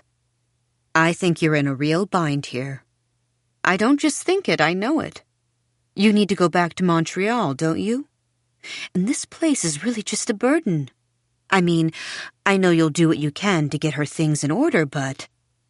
She looks at the basement box sitting open in the middle of the floor. Angelica the cat slinks by, batting around one of the red jars. It's a big job. Bottom line, I think you need help. Sylvia turns to look at me meaningfully. How about I take it off your hands? Off my hands? The apartment. You'd be selling it to a friend. You could come back and visit whenever you like. I'll help you pack and sort through everything this week. I could get some girls from the shop to help. Between us, we'll get it done lickety-split. And you can go home when you planned. In, what was it again? 2 days? Did I tell her my flight plans? Go back to work. Go back to your life. Begin to put all of this... She shakes her head at the roses. Horribleness, she spits. And then her lip jerks to one side. I stare at her. Such horribleness, she insists, tears filling her eyes. Put it behind you. Put it behind me. Isn't that what Mother used to always say to me about the past? That's very generous of you, Sylvia. She smiles greasily through her tears. Yes, it is. Well, she wipes her eyes. You know your mother and I were friends, of course. I think of visits with Mother over the last years. Always awkward whenever it was just the two of us. Always the radio way up in the car, even if it was a song she hated. Always a movie on full volume in the house. Always a restaurant where she knew a waiter and could banter with them instead of me. Usually she'd recruit Sylvia to join us for at least one lunch or early dinner. Mother would silently sip champagne from under the vast brim of a black hat that shadowed her pale face.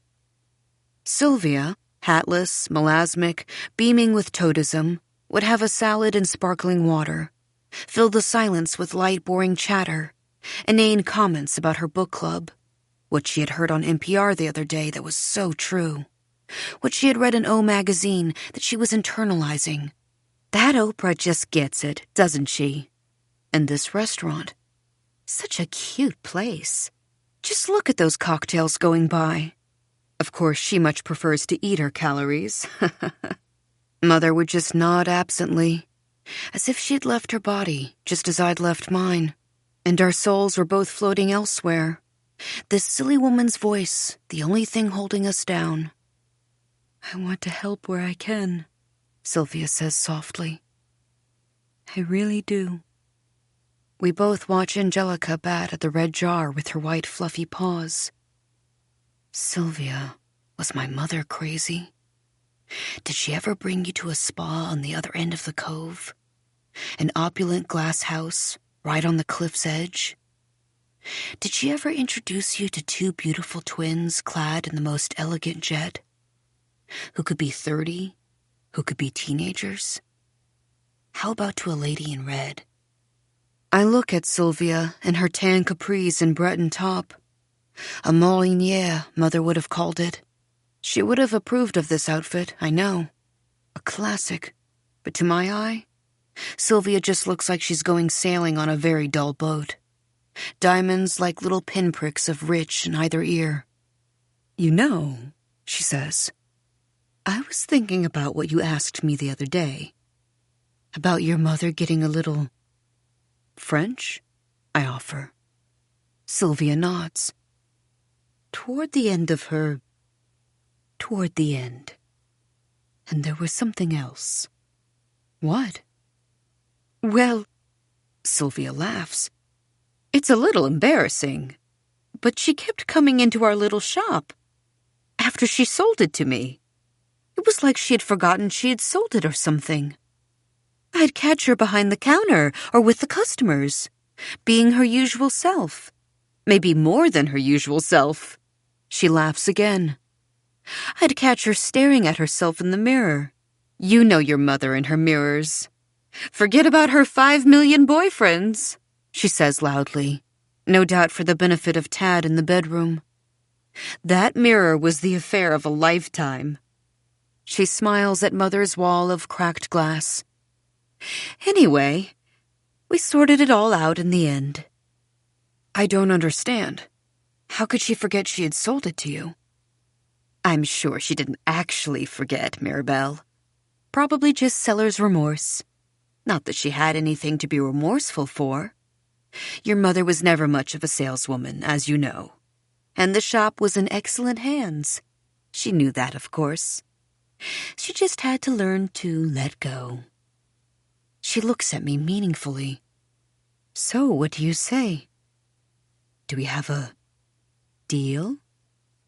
When she says this, she glances over at Mother's windows. I keep calling them windows, but they aren't really. They're a wall. A ceiling-to-floor wall of glass wrapping around the living room and the dining room and the kitchen. I see a hunger in her eyes at the sight of all that ocean, which I know she can't see from her own apartment facing the street. I hear the scraping sound of some kind of tool in the bedroom. Tad, most likely. I look at the red shoes gleaming by the front door. Didn't I kick them off in the bedroom? I don't know, Sylvia. What? I'll need to think about it. Well, forgive me for saying this, but you don't have much time, do you? The red shoes wink at me by the door. You're right, I say.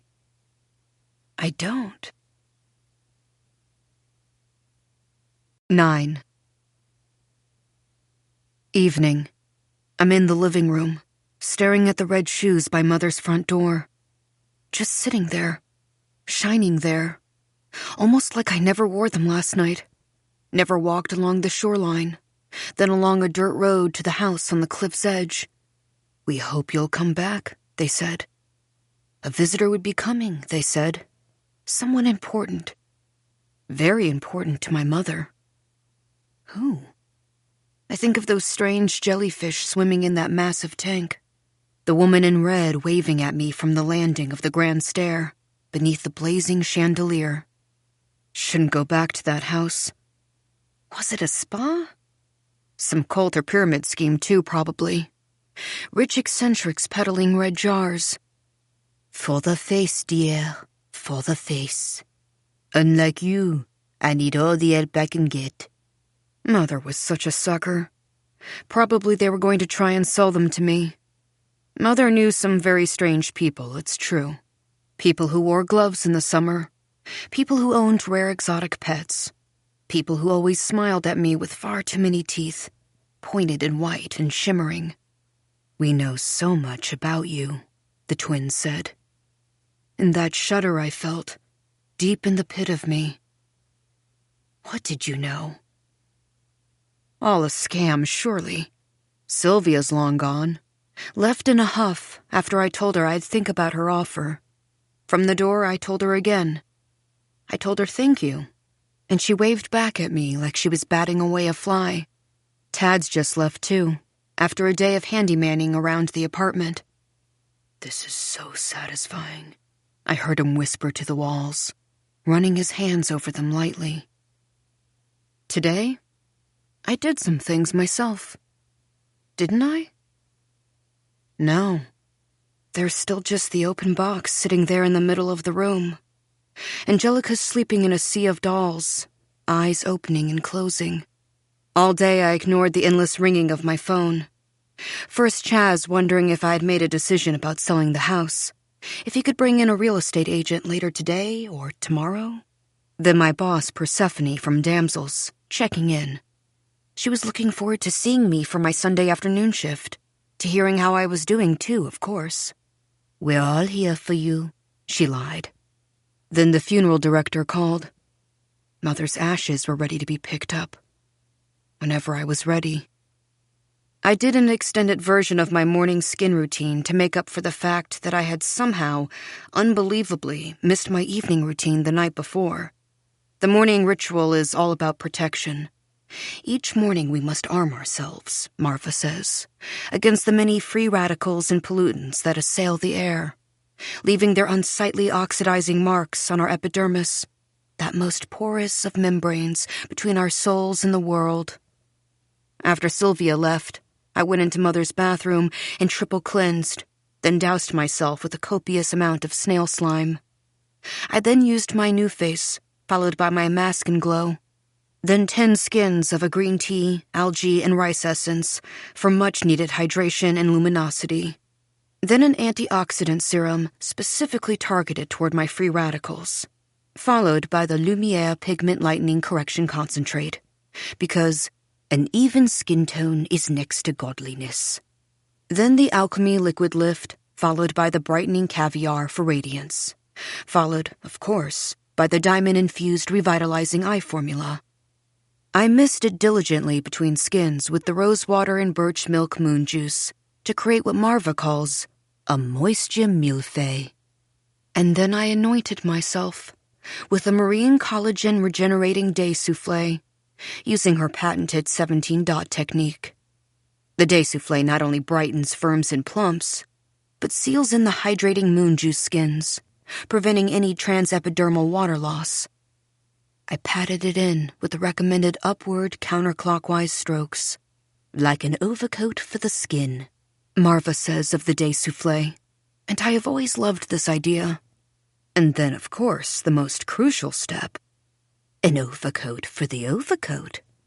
Glow screen, physical and chemical. I applied both in Mother's unlit bathroom, staring at the dark outline of my reflection, repeating the 17-dot technique, which works so well for the day souffle. "Why don't you turn on the fucking light at least?" Mother might have said if she'd caught me. "So you can see what you're doing to yourself?" I'd turned to find her standing there in the doorway, morning cigarette in hand, flawless face watching me as if to say, "This is my daughter? This is mine?" "I can see fine, Mother," I'd say. And Mother would look at the jar clutched tightly in my hand. "I'm not so sure about that." She'd walk up to me then, place her hands on either side of my overcoated face, drenched and sticky with skins. Her cigarette smoke coiled around both of our heads like a gray fog. "You know you don't need any of this shit. You do know that, right? I've told you." Her voice was soft and hard at the same time, like it was gently shaking me. It made a dark shame unfurl. Anger rose like a wave. Were we not, after all, surrounded by our own sea of skin products? Her many jars and vials? Was she not the pot calling the kettle black? But I just stared past her at my own reflection. "You've told me." She was leaving the bathroom when I called out, "What about you, Mother?" "Me?" she said, like the word was a dark joke. "I'm another story." Later, I'd find a jar of the day souffle on her bathroom counter, of course. By the time I finished my morning routine, it was early evening. I sat on Mother's red couch and watched Marva until my eyes watered. Her Come to Bed With Me series, where she sits in a silk teddy talking about skincare ingredients like lovers. I watched Acids Part 1 and then Acids Part 2.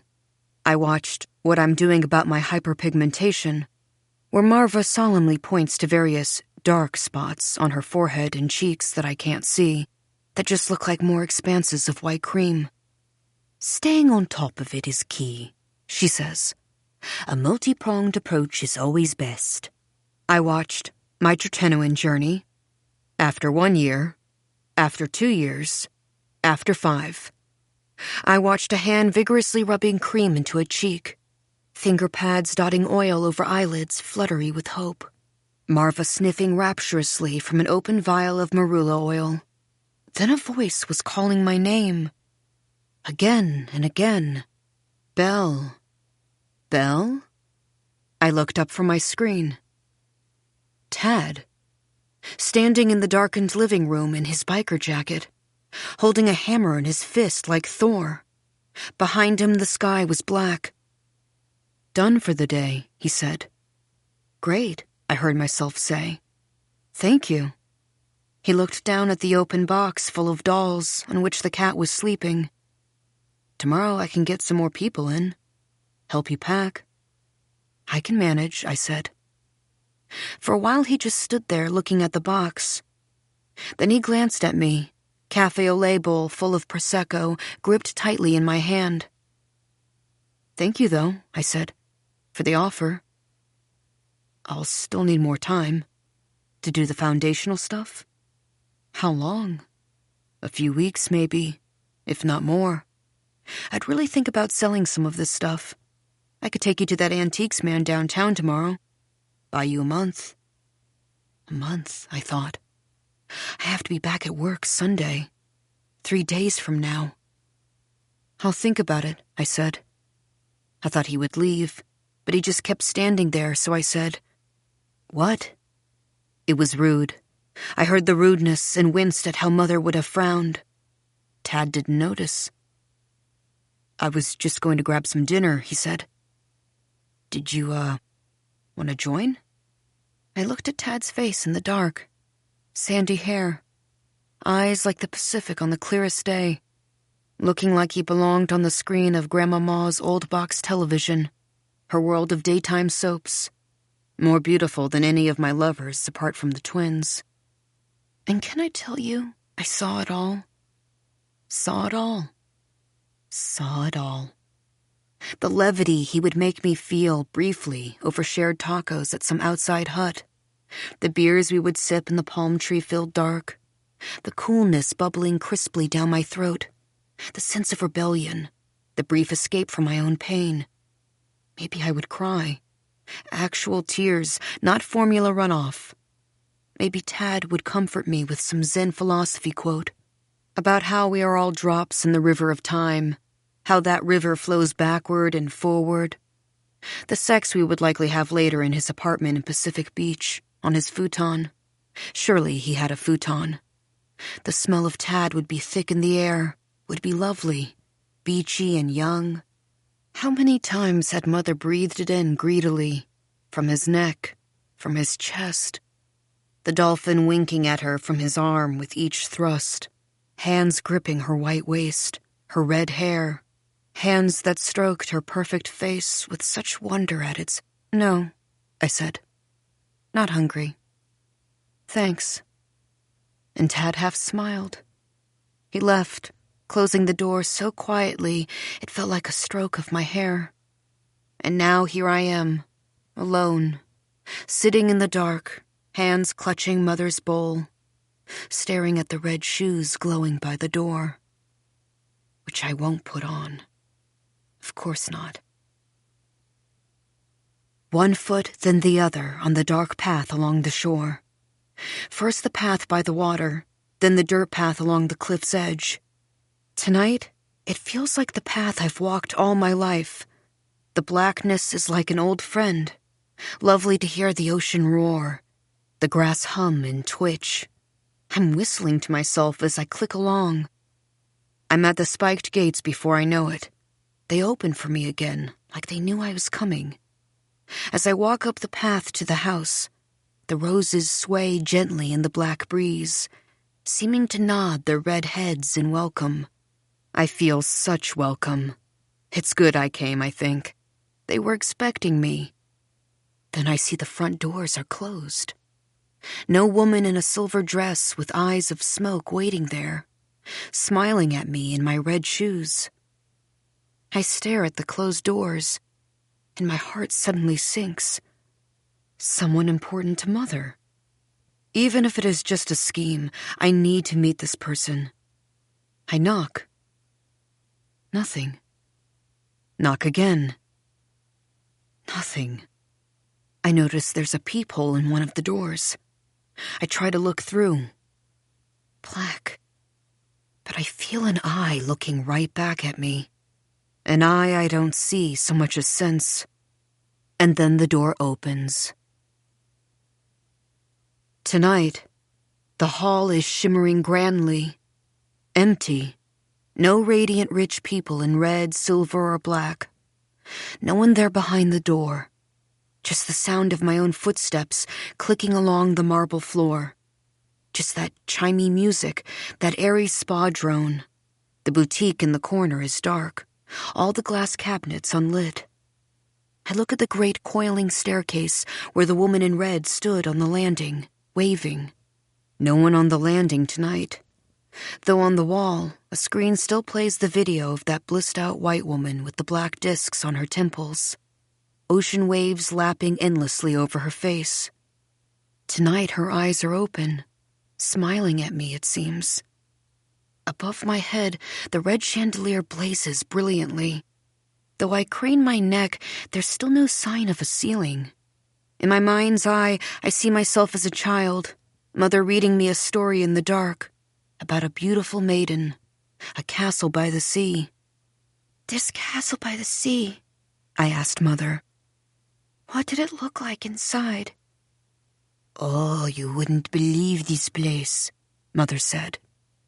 "Great halls like labyrinths.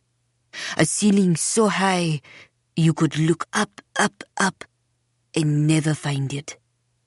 Only the chandelier blazing down. The grandest chandelier you ever saw, dripping with honest-to-God crystals."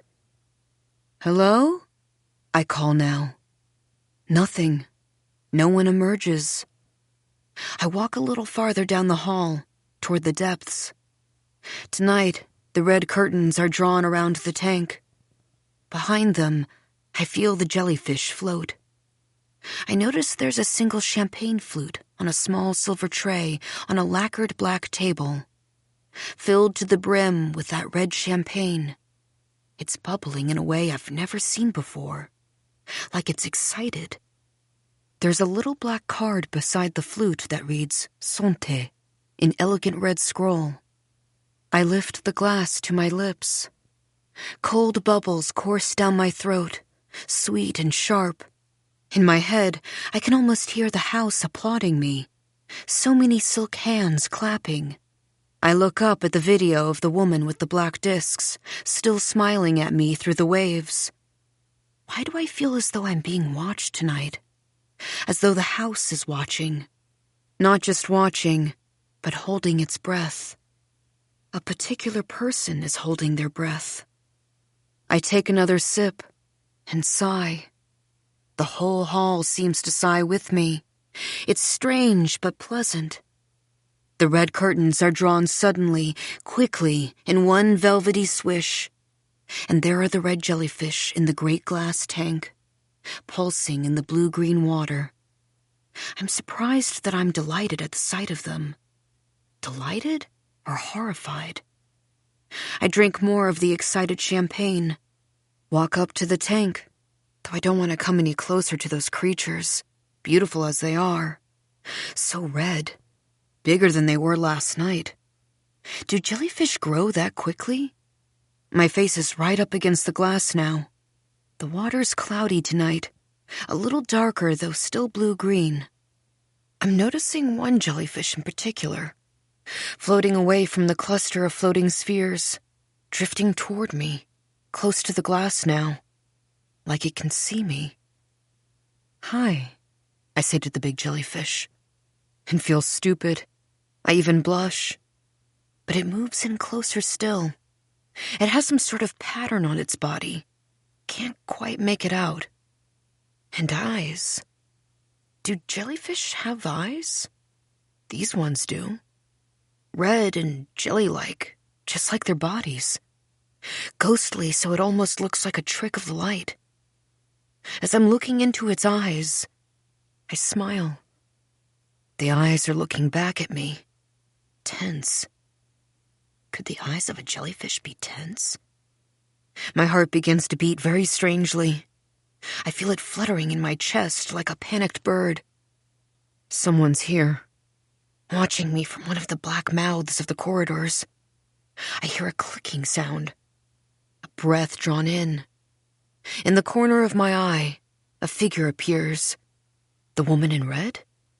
No.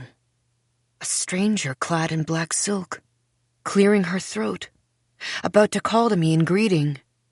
But instead of walking toward her, my shoes walk me away, around the tank. Away? Why away? I think. We're circling each other now. She's walking toward me, and I'm walking away. We go around and around the tank slowly. Every time she takes a step forward, click, click, go my shoes around the tank. Stop, I tell my shoes. Please. And then they do. I turn around and look at the young woman standing a few feet away. She's looking right at me as if she was waiting patiently for me to turn toward her all this time. "Daughter of Noel," she says. For a moment, my breath catches. I'm struck. A beautiful young girl, maybe 13 or 14, translucent skin, pale glowing eyes, a fountain of golden curls like a living doll, long black dress, a grown person's dress on her child's body. And yet there's something about the way she's looking at me. Cold, knowing. She doesn't seem at all like a child. Familiar looking, too. I've seen her heart-shaped face before, felt those eyes on me. Was she Mother's friend? "I'm Mother's friend," she says. "Exactly. And daughter of Noel's friend, too, I hope." She smiles at me with her red bow of a mouth. The childhood memory comes flashing back again. Me sitting on a princess bed, clutching a doll I hated, watching Mother brush her red hair in my three-sided mirror. She's telling me that fairy tale about the beautiful maiden. "So beautiful," Mother said, "that all admired her from near and far." I remember I thought, ridiculous, even as I ached to be so beautiful. I thought, what a lie, even as a picture began to form in my mind of a young girl. This young girl, in fact, standing before me now. Same golden hair, same face of glass, same cold eyes, same dress falling from her lithe white body like liquid jet. On her shoulder, a pinned red rose. "You," I whisper. She smiles like she knows my child's dream. Though how could she possibly know it? Just a dream. "No dream is ever just a dream," she says. My skin begins to crawl a little. When she smiles, I'm devastated by the awful symmetry of her face. "Excuse me?" "Eyes Wide Shut. One of my favorites. So mysterious and full of fucking. Lots of skin. Have you seen it?" I look at her heart-shaped face that is a child's and not a child's. The word fucking so comfortable in her little mouth. "No," I lie. "You like skin, don't you, daughter of Noel? Like your mother." You really knew my mother? Why would this child know my mother? She looks up at my forehead scar, but unlike the woman in red, she keeps looking at it, smiling at it, like it's telling her a joke. "Oh yes," she says. "And I know you too, daughter of Noel." "Through my mother?" "Perfect," she says. "Yes, exactly. Through your mother." "You were important to her?" I say it like a question, desperate to know all the things I don't, to be out of the dark. She stares at me, looking sadly amused. "Yes, and she was dear to me too. To all of us here." She smiles dreamily. "At Rouge." "Rouge?" She holds up her excited red drink and a toast. "A way of being. A way of becoming one's most magnificent self. Your mother was among our most prized members." She moves toward me, but as she does so, my shoes walk me backward, away from her. I can't believe I'm doing this. Surely she'll be disgusted at this rudeness. But she just smiles and catches up to me easily, cups my cheek with her gloved hand. She's tall for such a young girl, tall as I am. Now I'm walking backward, and she's walking forward at the same pace. We're moving like this around the tank, with our hands on my cheeks, like we're a couple in the strangest slow dance. Dear daughter of Noel, she sighs into my face, and her breath is cool and crisp as smoke. This has been a very trying time for you. I imagine it must be. I look into her eyes, bright like stars. I first saw them with my child's mind. They dazzled me then, and they dazzle me still. I nod. A tear falls from my eye. The first I've truly shed since I learned about Mother. Not the formula this time. She looks pleased that she has this effect on me. Death, she says, is just another door, daughter. We must remember. Your mother, she sighs, was making such progress. Ashamed to lose her. But she did go the way of roses. She smiles sadly. Surely that's a consolation. I don't understand, I say, as the two of us sway slowly around the tank. Her hands on my face, my hands on her silk shoulders. Soft music plays from somewhere, a kind of waltz. My mother fell off a cliff. What does that have to do with roses? She just keeps smiling at me, so sadly. Was Mother okay? I ask. Was she losing her mind? My last conversations with her were... What? For a moment she looks at me curiously. I'm wearing a dread of liquid gold that burns like the sun. Strange, I whisper. I felt like something was happening to her.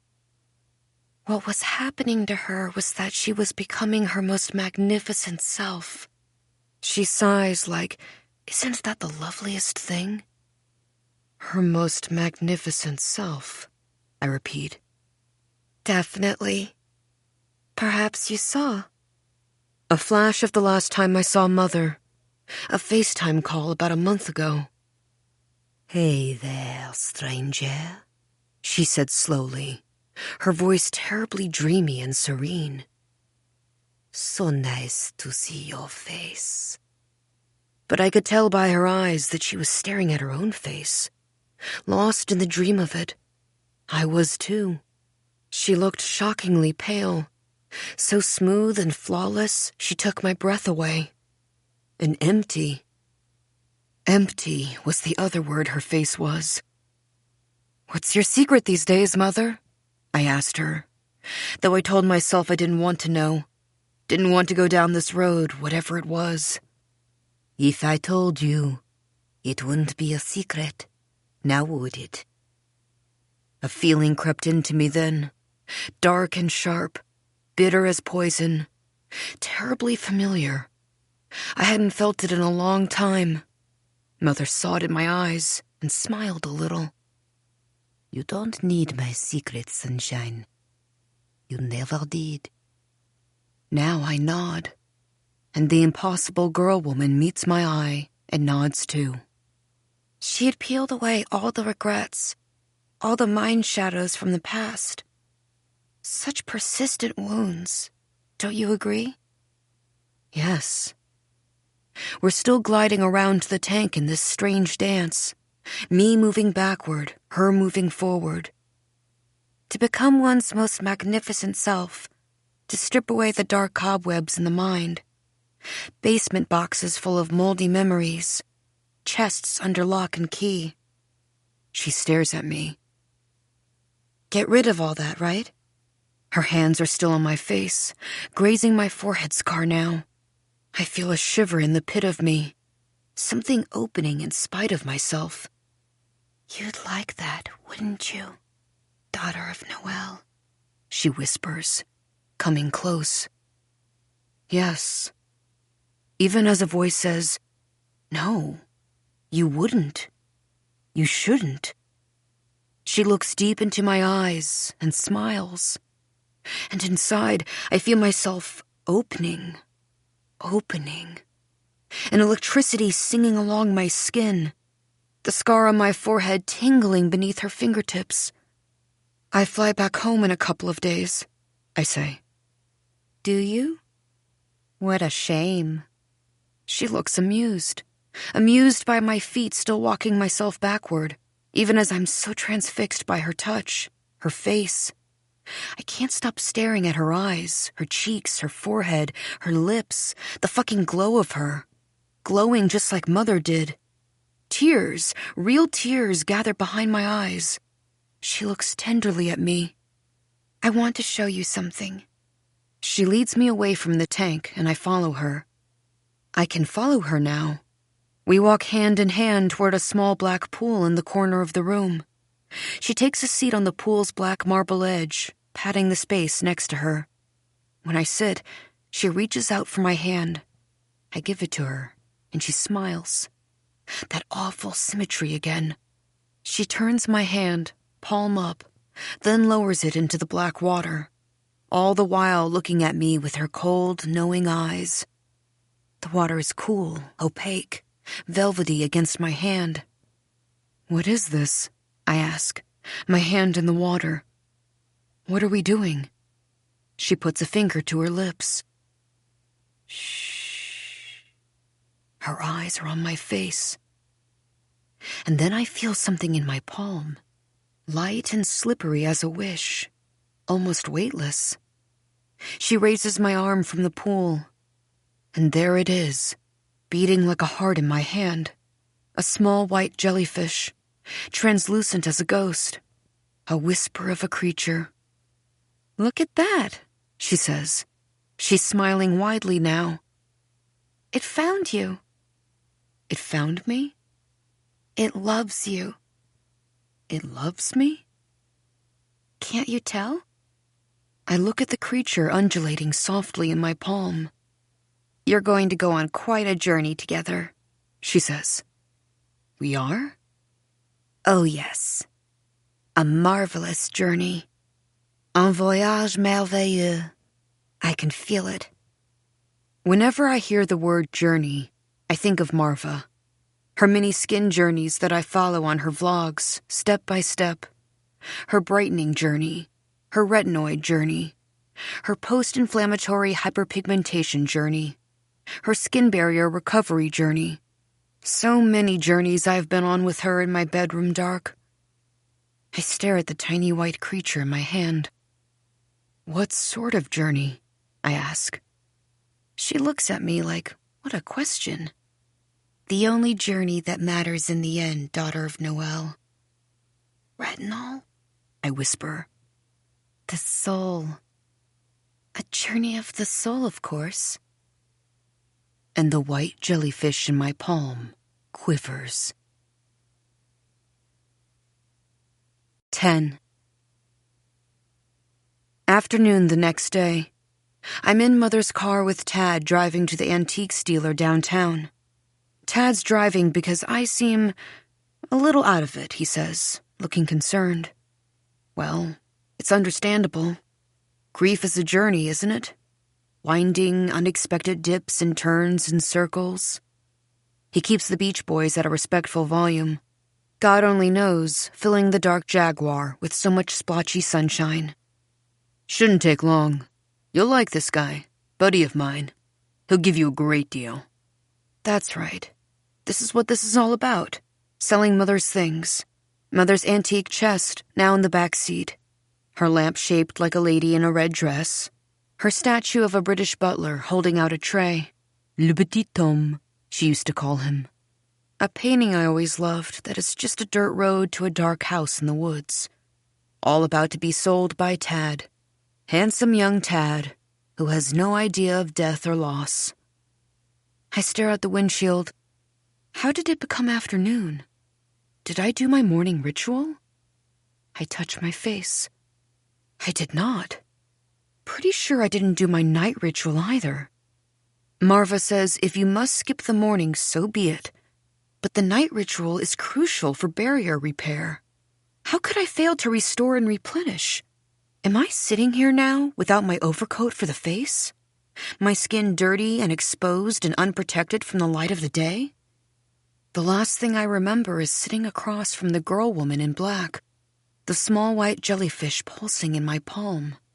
She took it from me, tipped it into a tiny glass box of water, and then her hands were on my forehead.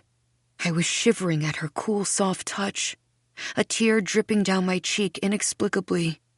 She watched it like it was miraculous. Would daughter of Noel like to go on a journey? And what did I say again? What words did I splutter nervously into her beautiful, waiting face? I'll think about it, I said. I feared she might be angry. She wasn't at all. She was still smiling. Maybe just a slight crack in that. A hair of a hair of a hair.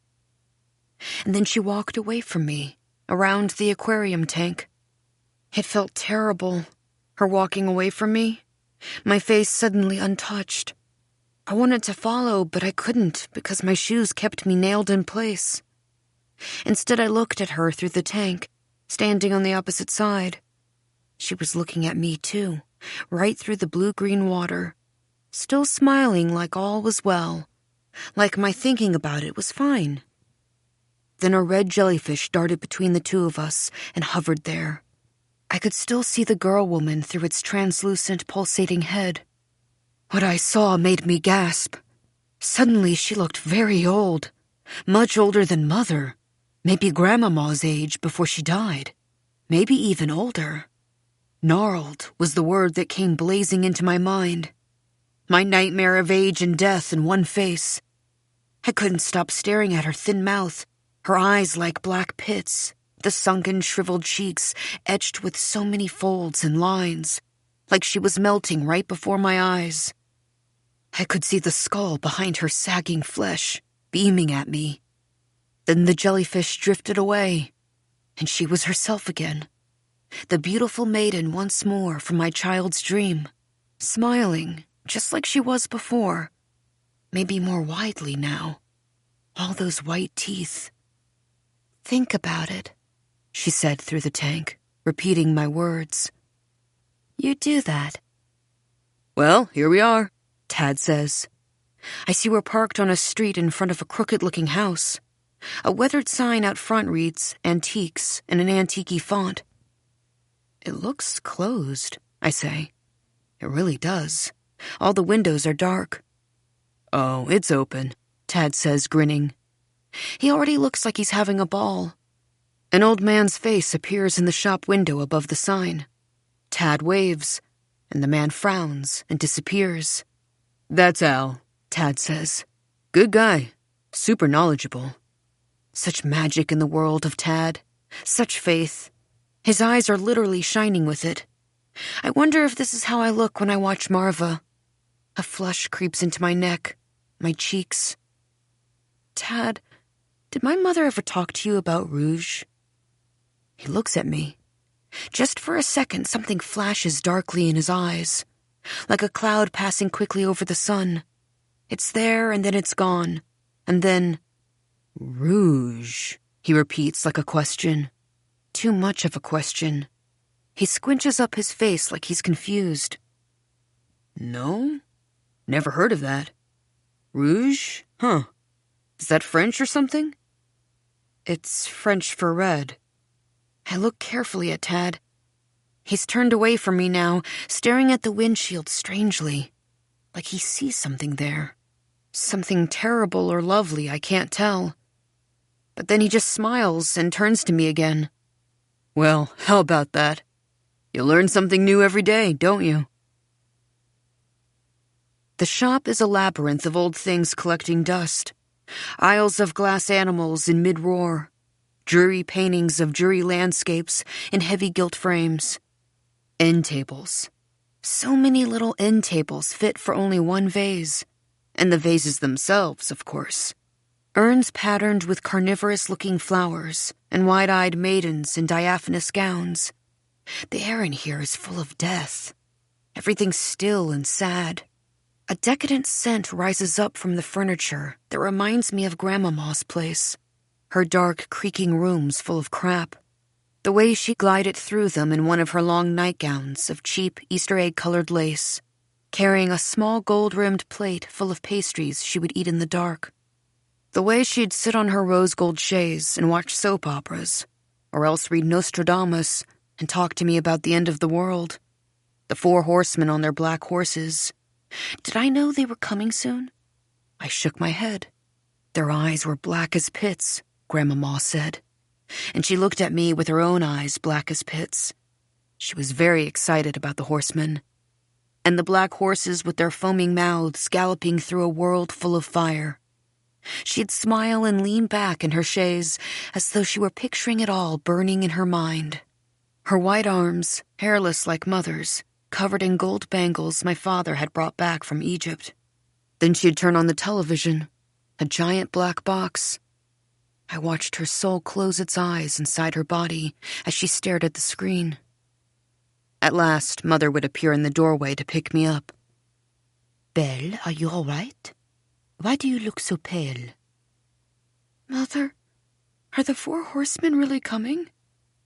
And Mother would frown, whisper something to her mother in rapid French, something I wouldn't quite catch, about filling my head, about religion, and Grandmama would hiss back, "My granddaughter, the truth deserves.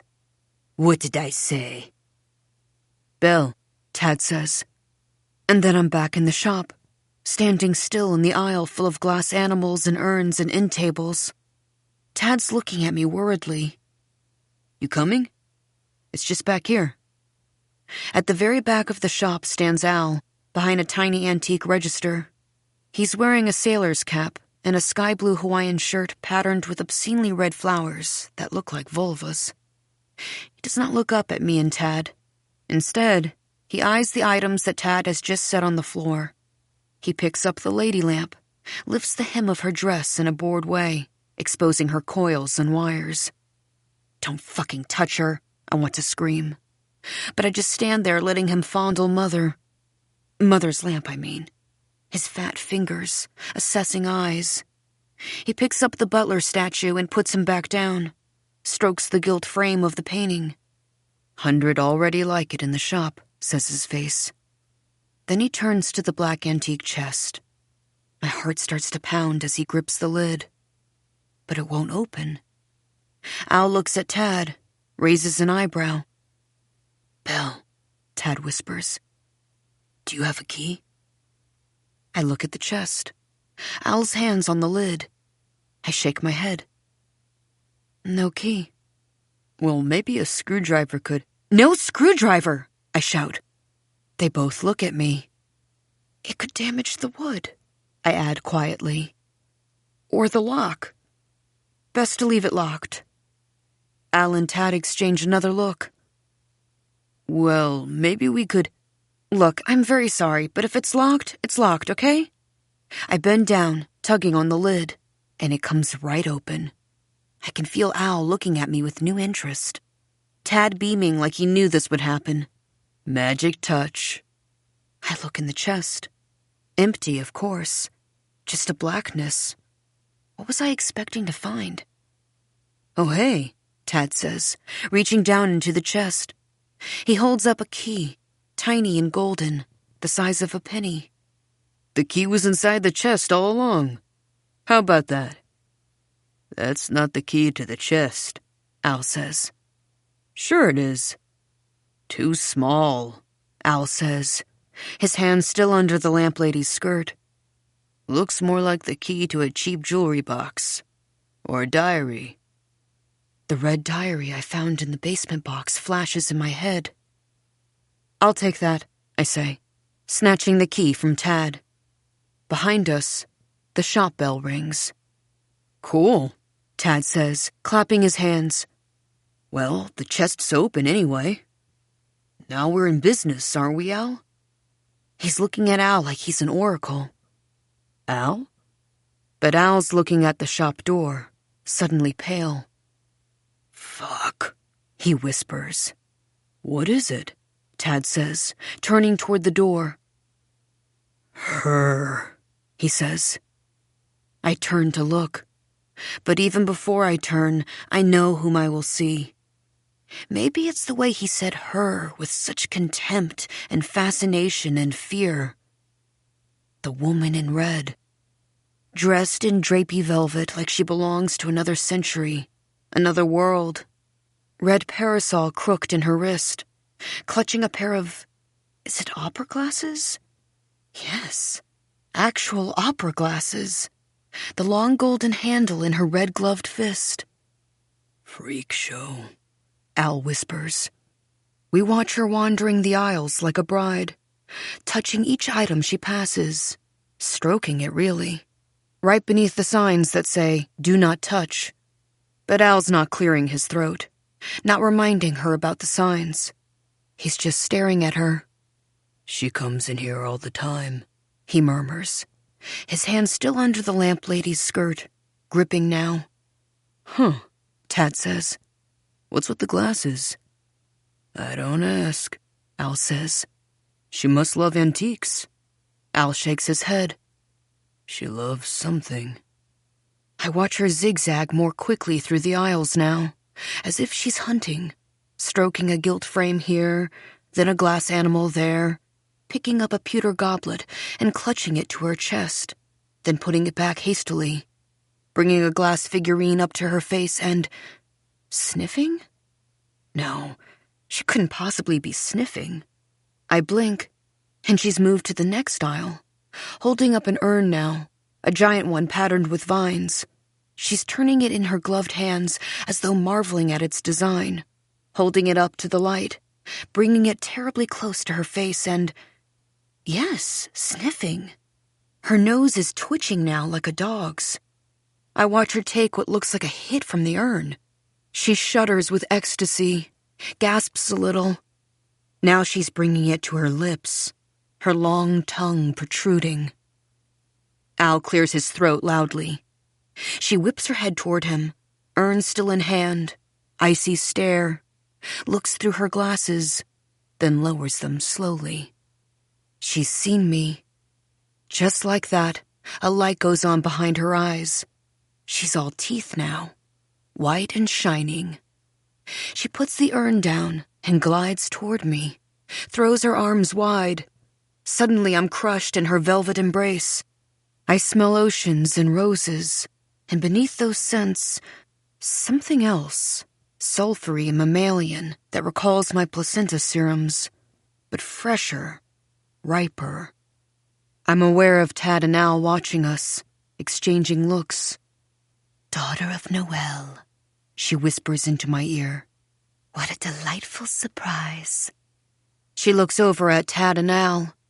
Is that a growl I hear from her lips? Impossible. She's smiling. Tell me, she says, taking my hands and drawing me away from them, leading me deep into an aisle full of glass animals. What is daughter doing here? Taking care of some business. Ah, she says, looking over my shoulder at Mother's things by the cash register. I see. Lowered voice, sympathy in her eyes now, suddenly glistening like she could weep for me. Poor dear daughter. She is desperate, isn't she? Désespérée. Mother left her in some straits.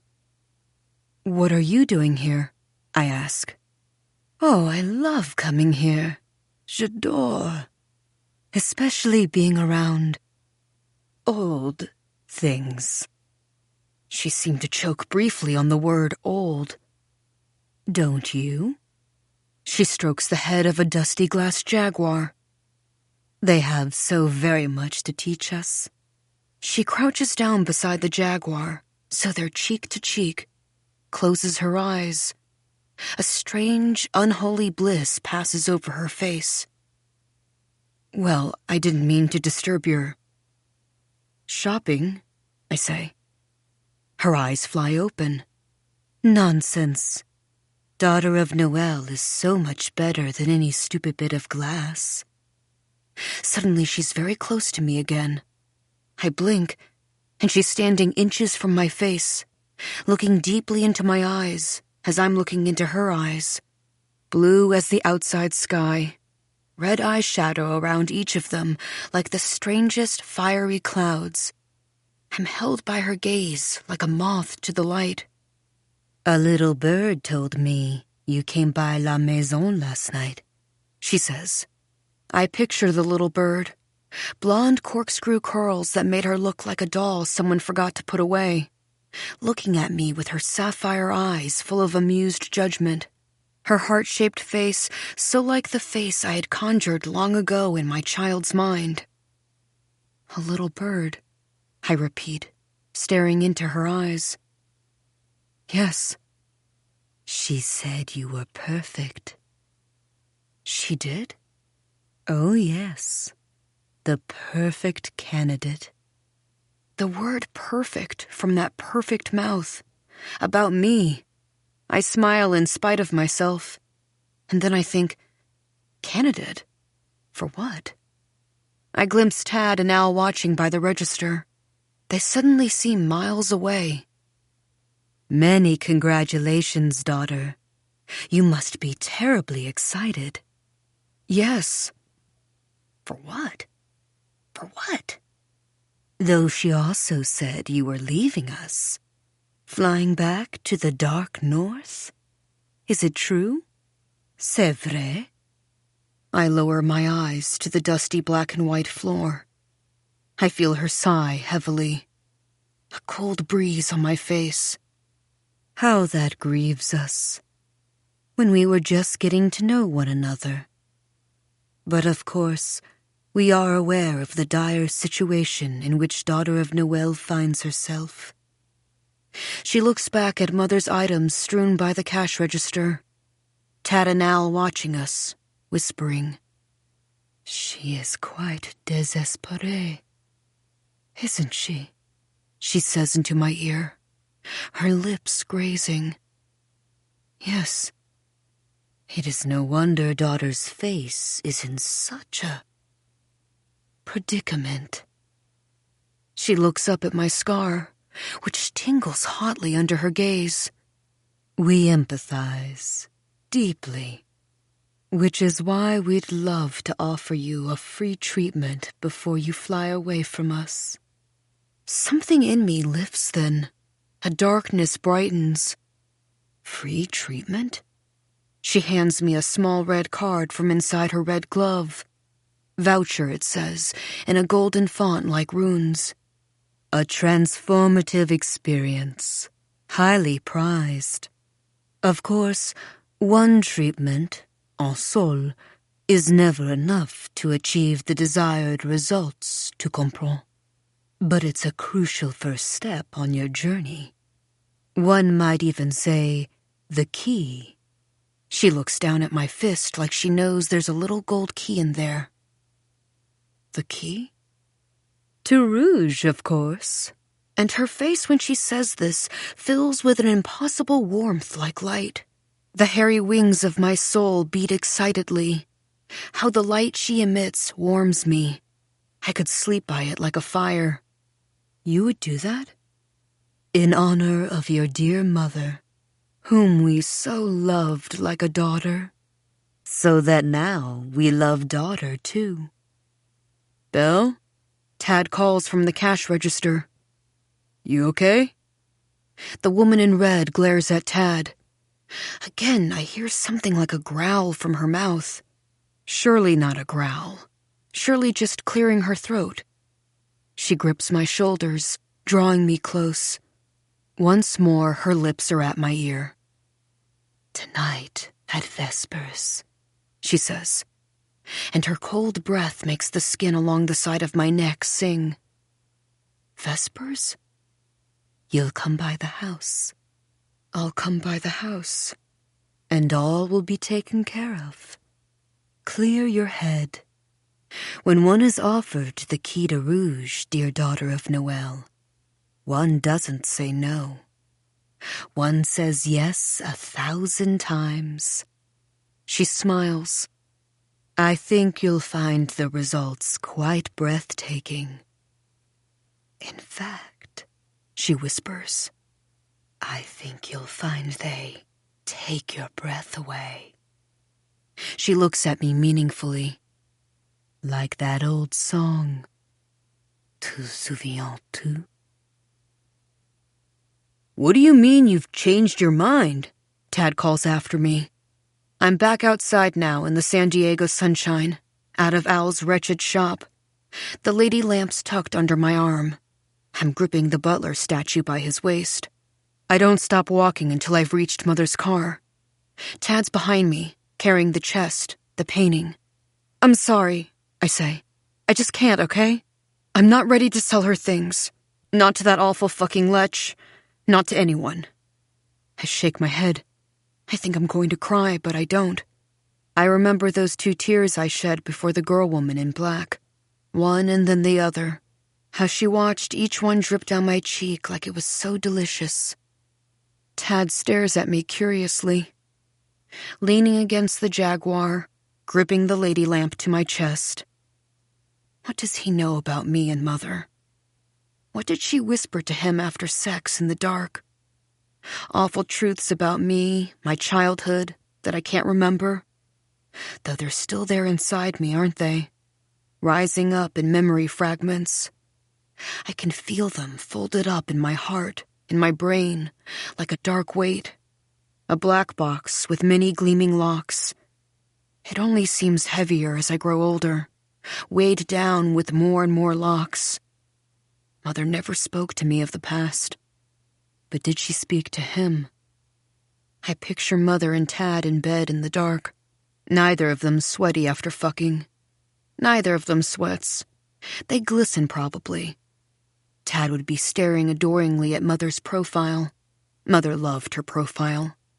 She'd turn away in conversation, and I knew she was just offering it up to people like a gift. My daughter, she might say to the ceiling. Shake her lovely head. Light a cigarette. Let me tell you. Tell me, Tad would whisper, entranced.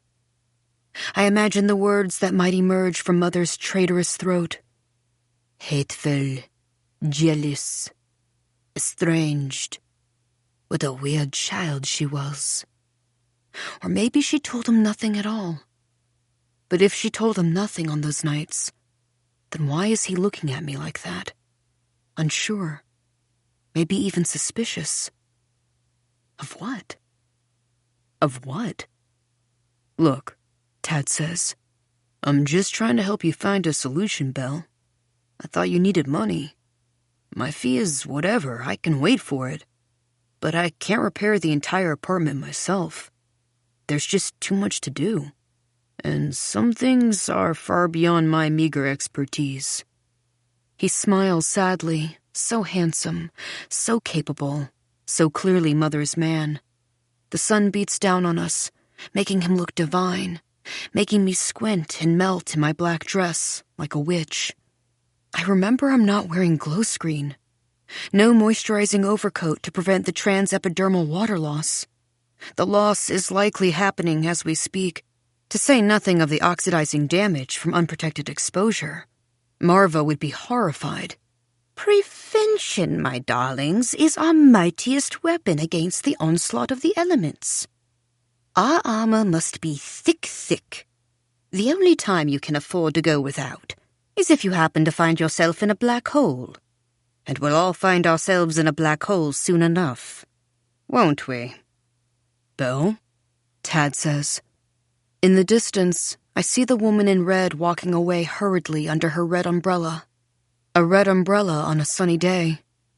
I don't think it's strange. What I think is, what a brilliant way to keep out the sun. I feel the red card in my breast pocket, right over my heart. It seems to pulsate like it has a heart of its own. Just give me a day or two, okay? I tell Tad. But you're leaving tomorrow, aren't you? A day, then. Who was that woman in the shop? She seemed to know you. A friend, I lie. A friend of my mother's. I'm surprised you didn't recognize her. I'm turning it on him. I look at Tad's face closely now. "Well, your mother was popular," he says slowly. "She had a lot of friends, didn't she?" 11. I had to Google what time Vespers was. Sunset. The sky is a pink blaze. The dark palm trees swaying, just like they always did in Mother's voice. So lazy and happy with beauty. I'm walking along the cliff by the water's edge in the red shoes. The dirt trail I've walked twice now in the dark. Third time's a charm, isn't it? In the light of day, it's a different beast. Just a winding path through shrubs and low-growing trees on a downward slope of tall grass and wildflowers. I hear the water to my left, crashing serenely against the rocks, against the cliff walls. Bunnies hop along the path. Lizards dart into the bush as I pass. My phone keeps buzzing, but I ignore it.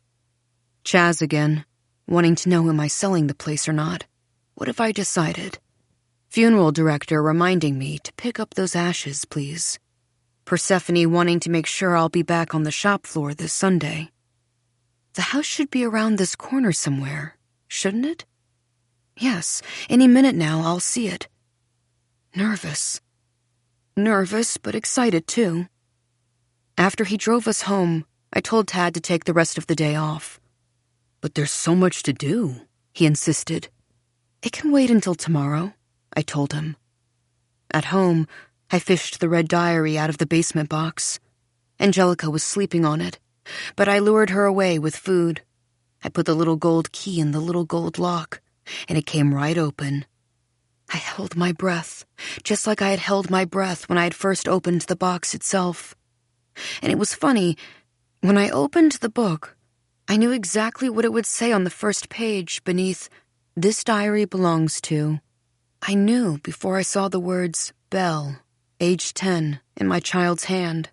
My very careful print, red and tight and tilting. 1988, I'd written beneath my name. The year I don't remember. The year that's in a box. Cold rushed through me. In my head, I saw a 45 of Walk Like an Egyptian turning slowly on a Fisher-Price record player. A pink room full of spiders. Dusk outside the frilly-curtained window. A screen full of holes. A princess bed cluttered with staring dolls. I looked down at the diary. Hesitantly, I turned the page, my whole body suddenly thrumming with the beat of my heart. Blank. I turned the next page. Blank too. I turned the next and the next and the next, more quickly now. Blank and blank and blank. What the fuck? I flipped through the whole book. All fucking blank. All but one page, one sentence. Right in the middle of the book, in the middle of the page. 6 words on a single line, written in that same red ink in which I'd written my name and age. He came to see me again. How funny I felt, reading that. Who? I whispered. Who came to see you?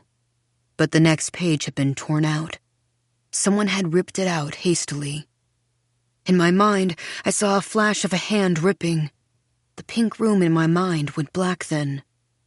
As I flipped through the book to see if I had written anything more, there was nothing.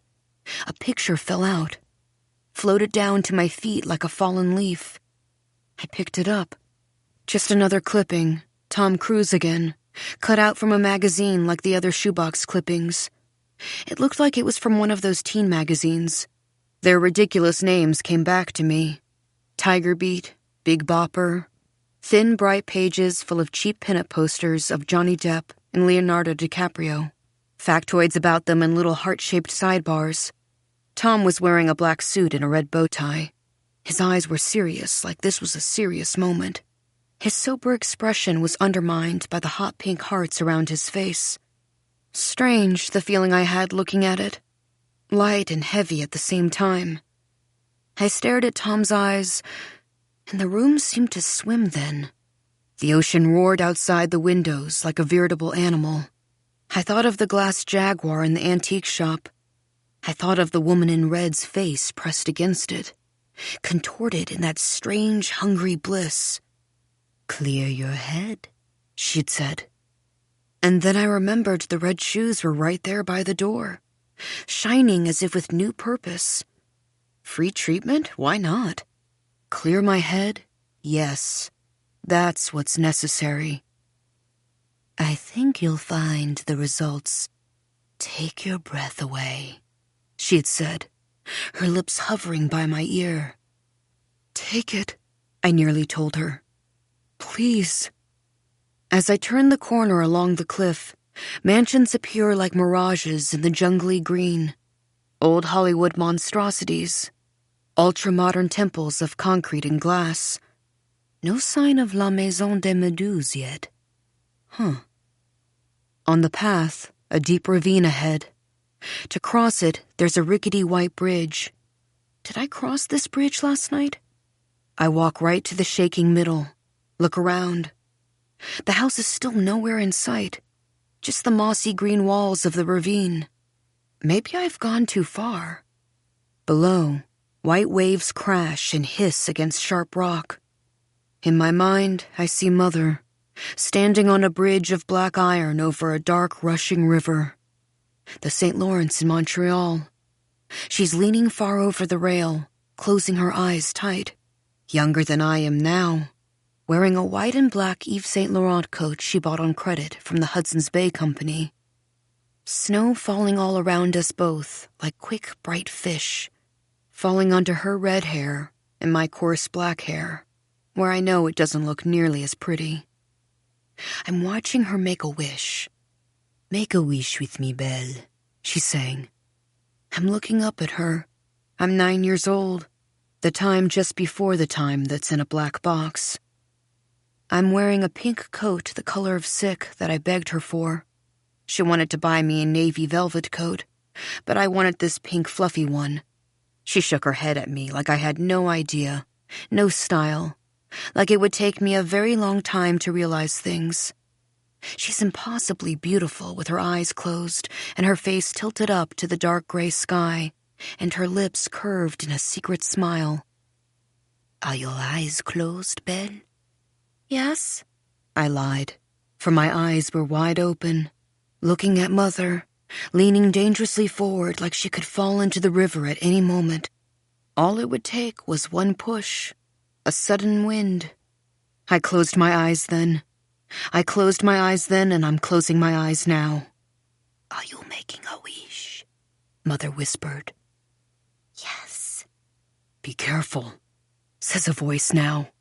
It's breath on my neck, and I scream, open my eyes. Mother? No Mother, no Montreal. I'm back on the creaking white bridge in the ravine above the churning Pacific. The setting sun is blazing red overhead, but I'm not alone anymore. On the bridge with me is a man. I recognize him instantly. The taste of smoke and mint in my mouth. That fake black beard that chafed my face. Now he's clean-shaven, wearing that same dark blue suit, that hat that shadows the top half of his face. He looks, as always, like he emerged from my mother's nighttime television screen, forever filled with noir or new wave. "Don't want to fall," he says. "There are caves down there, you know. Seriously treacherous." I wasn't falling. "If you say so." He smiles. "Following me again, huh?" "No," I say. "I wasn't following you the other night either. We just happened to be going the same way." Are we going the same way tonight too, I wonder? His eyes look pale gray in this light, knife-sharp face. He comes in closer. There's the scent of green tea again. A warm woodsy smell too, like forest herbs distilled in a brown bottle. Crack for the vagus nerve. Very spa-like. "Let me guess," he says. "A certain glass house on the cliff's edge, where the red roses grow." So what if I am? Call me interested. In what exactly? He smiles. I feel him taking in my skin. Oh, I think you know. I look at his mouth full of white teeth. He's wearing that lip balm that gives off a scent of roses.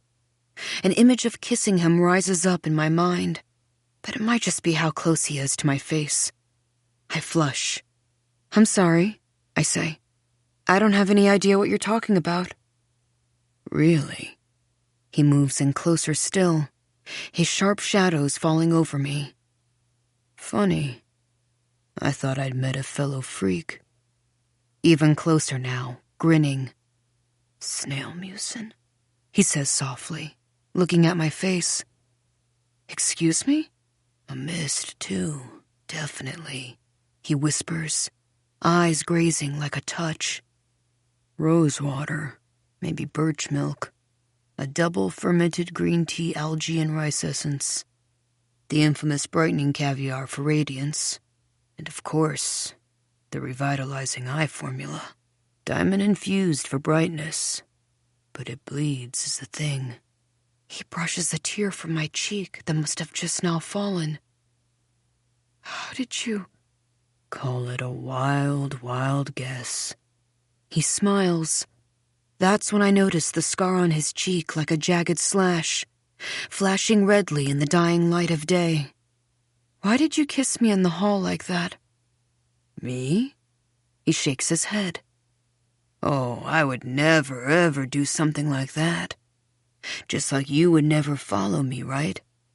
He pulls out a small tin of what looks like red candies. "Collagen gummy?" I shake my head. "You sure? They're really tasty. Cherry, I think. And they're in the shape of a rose, see? Really pretty. Rose shape, cherry taste. Nice little mindfuck." I watch him pop the red gummy in his mouth and hold it between his white teeth. I see his tongue press against it. "I should—" "They're interested in you, you know," he says in a low voice. "Very. I'm jealous. I envy, to use the parlance." "Who's interested?" "They," he whispers. "The beautiful ones." He looks at me meaningfully. The woman in red flashes in my mind. The twins in their veils.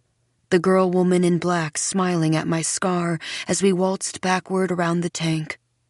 "I saw you talking with them on the staircase the other night.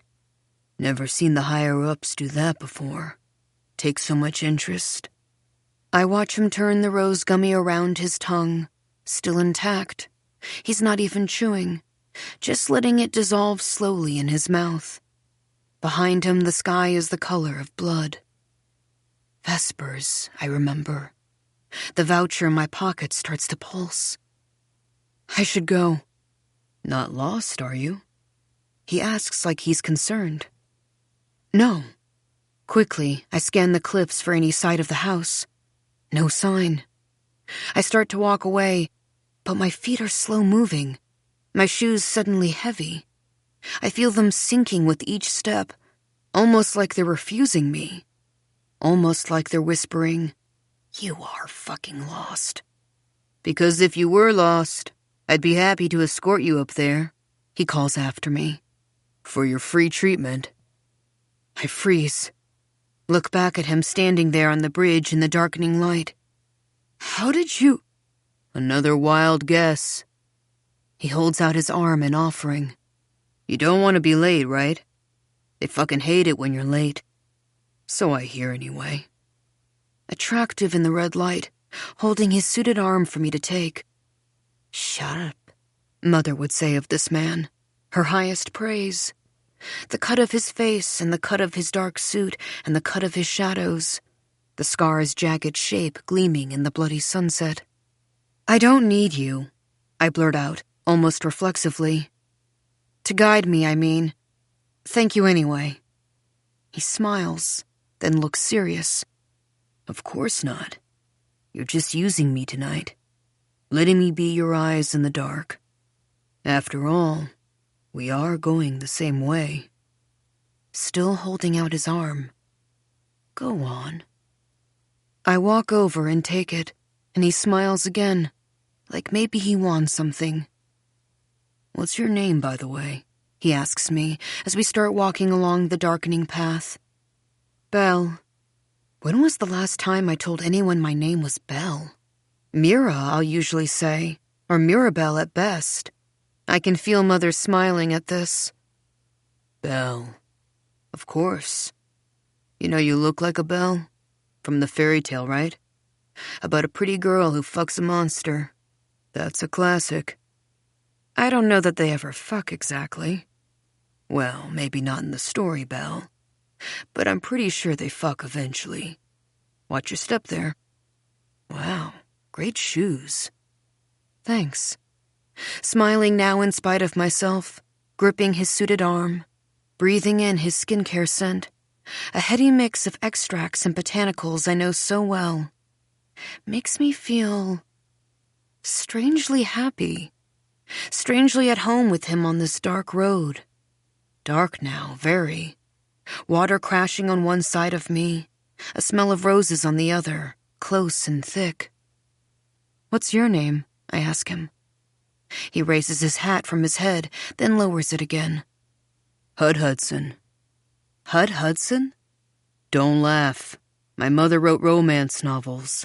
All out of print now, sadly. Well, here we are. I see we're already at the gates. We must have been very close all along. I look at the man named Hud Hudson, grinning beside me in the dark. I feel tricked. How could I have missed it? Beyond the gates, the house glows red among the eucalyptus trees, glowing red too. The roses sway gently in the breeze, giving off a rich perfume. You go on ahead, he says. Aren't you coming? In a bit. I'll follow you this time around. I'm about to walk up when he reaches out a hand and holds me back. After you get the treatment, I'd love to hear all about it. All the lavish details. Why? Don't you want to make me weep with envy, Belle? Doesn't that sound like fun? He smiles and raises his hat. That's Monty. That's Alain. That's Paul. I'll be in touch. Sorry about your mother, by the way. Thank you. He walks away, leaving me there alone, wanting to say, wait. But the word is stuck in my throat. The sun has sunk. Nothing but a dim red flame over the palms and the rocks and the distant waves I still won't look at. But I can hear them all around me. That gentle, relentless, primordial roar. And it reminds me, I never told you about my mother. I never told you. 12. The doors open just as I reach the threshold. The woman in silver who greeted me the first night. The one who looked like she'd been eating too many cherries. She seems paler than last time. Her eyes ringed in more silvery smoke. She glances at the red voucher in my hand and smiles. Well, aren't we the lucky one? The grand hall is darker tonight. I can just make out the red chandelier, the looming shape of the giant aquarium, concealed by red curtains. This way, she says, smiling, leading me down the hall, her hand on my arm, a firm, caressing grip. I'm about to go on a very exciting journey, she says. I'm about to take the first step. Am I excited? Very excited, I whisper, fear swimming in me like a bright fish. We pass clusters of luminous people in exquisite dress. Red and black and silver, their bright faces glow in the dark. Members, they must be. No sign of the woman in red anywhere. On the landing of the stair, I see the twins in silhouette, faces veiled. I feel them watching the woman in silver tug me through the crowd. An exciting journey, they all echo as she ushers me past. The first step. They smile knowingly with their eyes. I'm touched by their raised glasses, their eyes on me. So many sky-colored eyes, their hissing whispers of bravo, bon voyage. But another part of me thinks, All this for a free treatment? For what is probably just a fancy facial? But maybe they take their facials more seriously here, calling them treatments. I nod at them all. Thank you. Merci. And they just stare at me, these strangers. We should hurry, the woman says, tugging on my wrist nervously. I wonder, will we go through the corridor marked signature rituals?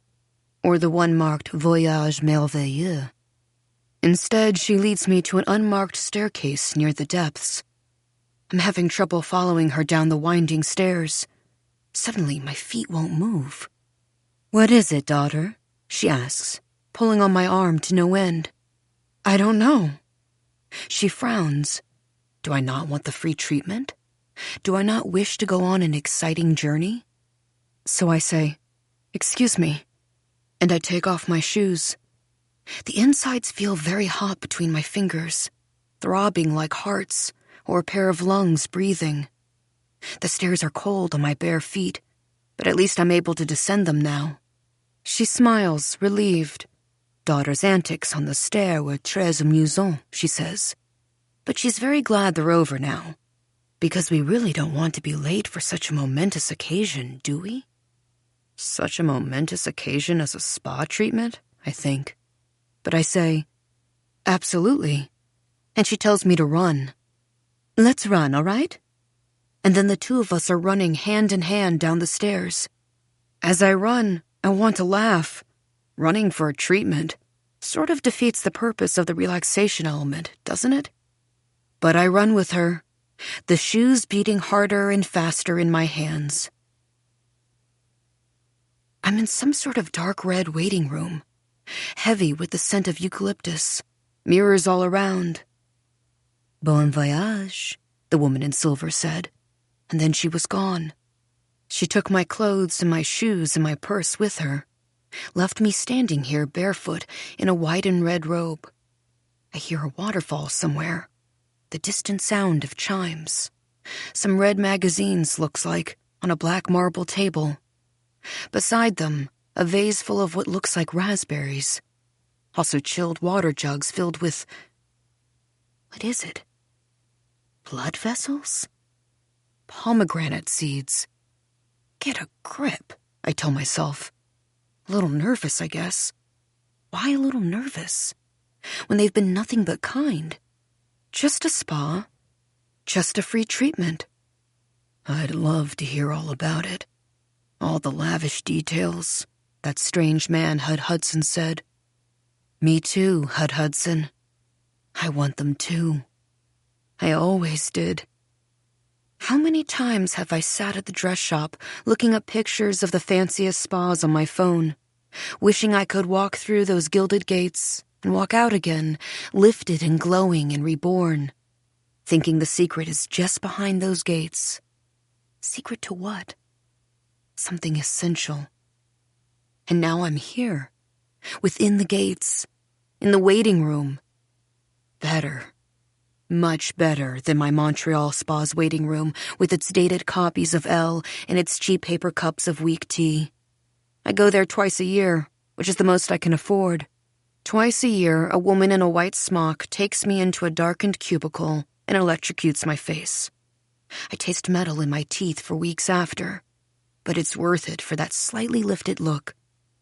After the electrocution, she calls it microcurrent, she coats my still spasming skin with marine algae.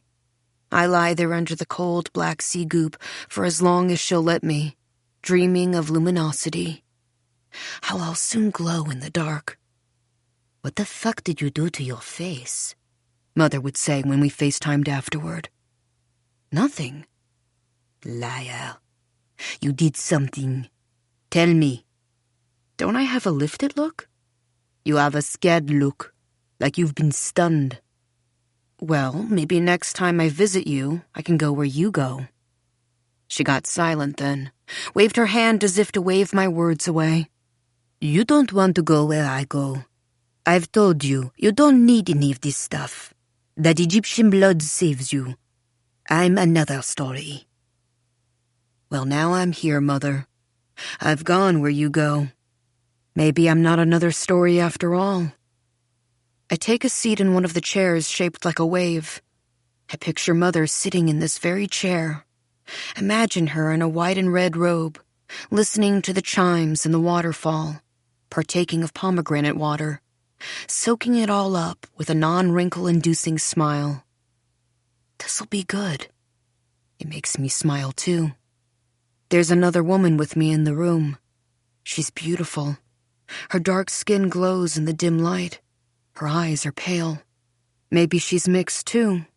Ethnically ambiguous, as Mother might say. Where are you from? I would ask this woman, if I didn't fucking hate that question myself. The way Mother would answer for me, smile and say Egypt, right as I said Montreal. The woman's flipping a magazine, too dark for me to see the cover. Can she really be reading in the dark? She looks up at me and smiles. First time, she says. It isn't a question. She knows it's my first time. Yes, I say, and my voice echoes in the room like it's a corridor. They offered me a free treatment. A free treatment? The woman repeats, raising an eyebrow. Me too. You too? Lucky us. These cost a pretty penny, so I'm told. Is it your first time too? Not a furrow in her brow, not a wrinkle. She's flawless. I've had one. Still need a few more for the brightening. The brightening? I ask. The glow, she whispers. She goes back to reading her red magazine in the dark. I'm glad she's here. Another client. Otherwise I'd feel... not afraid exactly, that's ridiculous. Just sort of weird. Getting a treatment at... what time is it now? No clock on the wall, and the woman in silver took my purse and my phone. Late, anyway, for a facial. Is it a facial that I'm getting, though? Never really clarified that. Just took what the woman in red dangled. Said, thanks so much. How is it? I ask her. She looks up at me like she forgot I was there. How is it? The treatment. Oh. Well, it's different for everyone, isn't it? Right, I say like I understand. I notice black tapered candles on the table now. Red rose petals scattered all around. There's a mirror wall beside us. 1,000 of me going on to infinity. Deeply perilous, she says, turning to the mirror wall, smiling at herself there. Perilous? Did I say perilous? I meant personal, of course. Of course. Personal. Personal? Come on, lady. A facial is a facial is a facial. Even I know that. There are white faces on the wall above the mirror, I see. Plaster casts, sticking out of black frames, making expressions of open-mouthed horror. So is it a microcurrent, then? I ask her. She just stares at her many reflections. Or a laser? Ultrasound. Radio frequency? She smiles like all the words I just said are funny. Funny little things. Appeal, maybe, I press. Glycolic? She laughs, tilting her neck back. Not a ring on that neck, not a blemish. You certainly know some terminology, don't you? She takes a sip of the red champagne. Hers looks thick and dark, the color and viscosity of blood. Does it have any bubbles? Not any that I can see. But then again, the room is dark, isn't it? Silly to be afraid. Sure, the white faces in the wall are a little weird, but it could just be a rich people thing, like the jellyfish behind the red curtain, part of the eccentric spa decor. Eclectic, as Sylvia would say. The woman is still chuckling to herself, still looking in the mirror, her thick red champagne in her hand. Glycolic, she repeats, shaking her head. Oh my. Daughter of Noel? Someone calls softly. A small woman in a black suit standing in a doorway. A woman like a whisper. We're ready for you. The woman with the magazine stops chuckling. She looks at me, suddenly so very serious. Letting go is so worth it, she says. Excuse me? But she's turned away again, staring at herself in the dark. Scared. No reason at all to be, really. Just a treatment room like any other. Dark as a womb, thick with herbal steam. Heated massage table in the middle. The woman, like a whisper, stands in the corner, smiling. She looks like so many estheticians I've seen before. Serene expression, eerily ageless, voice like air. Barely there, really, like a ghost. Her English accented slightly, though from where, I'm not sure. She's telling me to undress. She'll take my robe now. She doesn't leave the room like they normally do. Just stands there and smilingly waits for me to strip. Great, she whispers. Just great. Now lie down, please. What sort of treatment is this? I want to ask. But now the question seems stupid, ungrateful. It's free, isn't it? I think of those white plaster faces screaming out of their black frames in the waiting room. Anyway, I tell myself, too late now, isn't it? Your clothes and your purse are in a locker a maze of corridors away. You'll have to be led back to them later like a lost girl. You'll have to find the woman in silver somewhere in the winding stair. You'll have to beg her for your shoes. A tightness in my chest. My breath is shallow and quick. The whisper woman is telling me to close my eyes. I feel her lay a blanket over my body. Breathe, she says. 3 deep breaths. There you go. I'll take them with you. Shall I take them with you? Yes. And then she rubs her hands with some sort of scented oil. Eucalyptus, maybe? Holds her hands suspended over my nose and mouth. We breathe together. I feel my chest rise and fall. There, she says. That's better, isn't it? Yes, I say. And it is. Much better. I close my eyes in earnest now. The eucalyptus-y scent thickens. Fresh steam rolling in from somewhere like a fog. A warmth spreads through me that feels delicious. I let her wash my face about 1,000 times. Rag after hot steaming rag descending upon me, smothering my skin. Her soaped hands sliding across the planes of my face, washing me away and away. I start to drift off as she applies a thick, cold paste to my cheeks. The first of several masks, perhaps? Just a facial, then. That much is clear now. I could really use this facial, I say. I haven't had a facial in a while. I go to a place in Montreal, but it's nothing like this, of course. The woman says nothing, just continues to massage the cold paste onto my face. My mother came here, though, I offer to the dark. Silence. More cold paste. She died recently. That's why I'm in town. Taking care of things. That's why I'm here tonight, too. I guess someone here knew her.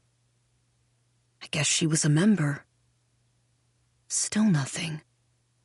Wouldn't surprise me, I add. She had terrific skin. Did you ever... A hand on my shoulder, gripping. Then, I'm afraid not. She begins to knead my cheeks more forcefully. They offered me a free treatment. That was nice of them. I can feel her smiling in the dark. They're very generous. I hear that water fountain again in the distance. Soft ambient music, an airy drone like the endless reverberation of some otherworldly bell. I notice something glimmering out of the corner of my eye. I try to look without moving my face, still under her lathering hands. Then I see it, a small white jellyfish, glowing in the corner of the dark room, in a little glass box full of water. I know it's the tiny one I held in my palm last night. the one light as a wish. "You're going to go on quite a journey together," the girl-woman in black said. "What is that?" I ask. "A jellyfish?" "Shh," whispers the whisper woman. And then she says, "I'm just going to turn on the light so that I can assess your skin. It's a bright light, so I'll be covering your eyes. Is that okay?" Of course. And now I'm really smiling, because, jellyfish aside, all of this is familiar. First some cleansing and massage, now assessment followed by extractions. I can handle extractions. There was never anything to fear, which is a little disappointing, frankly. Maybe I wanted to be obliterated. She presses a damp cotton pad over each of my closed eyelids. I can't help but think of pennies on the eyes of the dead. The ferryman taking his change as I float on the river Styx. She shines a lamp over my face. The light's so bright, I can see it even through my closed eyelids and the damp cotton pads. Flaming red. I feel the fact of her eyes, looking at me. "Well," I say at last, because I can't take any more of her silence. "What's the verdict?" And I laugh my nervous laugh that betrays me. "Am I congested?" "That's a way of putting it," she says quietly. "Lots of extractions to do then," I offer. Listen to me offering. She's silent. No sound in the room but my own breathing and those chimes. The eucalyptus scent is beginning to be oppressive. "If you have to do extractions, I can take it. I'm very seasoned. It's all here," she whispers at last, touching my face. I feel her finger pads trace my forehead furrows, the deep creases between my brows, the veins around my nose, and the muzzle lines around my mouth. Nasolabial folds, I know they're called. Laugh lines that weren't even born from laughing. I feel her fingers glide their way back to my forehead, trace the scar, its shadowy star shape. She touches it so tenderly that a thin tear leaks from my eye. She takes the cotton pads from my lids. "Open," she says. I do. And there I am in the oval mirror she's holding over my face. "Memory and skin go hand in hand, you know," she says. "Good memories, good skin. Bad memories." And here she trails off, because the mirror speaks for itself, doesn't it? I stare into it. I stare and stare at my own wretched reflection. So close I was once. On certain days, in certain lights, it's the closeness that kills me. The almost but not quite. The grasping and the disappointment. The resignation and the desperation. All etched in my face. The hope still there in my eyes. Dumb, persistent, unquashable. It gives me a slightly crazed, haunted look. Hope is a weed that Marva nurtures in the shade. "Have faith," she entreats.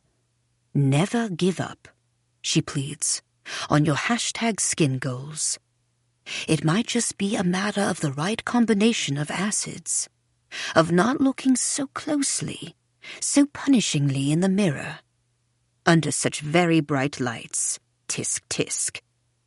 Herself under very bright lights as she says this, looking so terribly flawless, looking like evidence of godly design. I feel the whisper woman hovering over me, just beyond the glass, smiling encouragingly. She could be 35, she could be 65. Beside her, the jellyfish is glowing more brightly, more whitely in its tank. "What if we do something about it?" she says in a voice that is like a caress. Like what? "How attached are you to your memories?" I look into the mirror again. The shadows and miseries imprinted there on my skin. My pores gaping open at me like silently screaming mouths. The toll of the years casts a grayness that perhaps will never be lifted.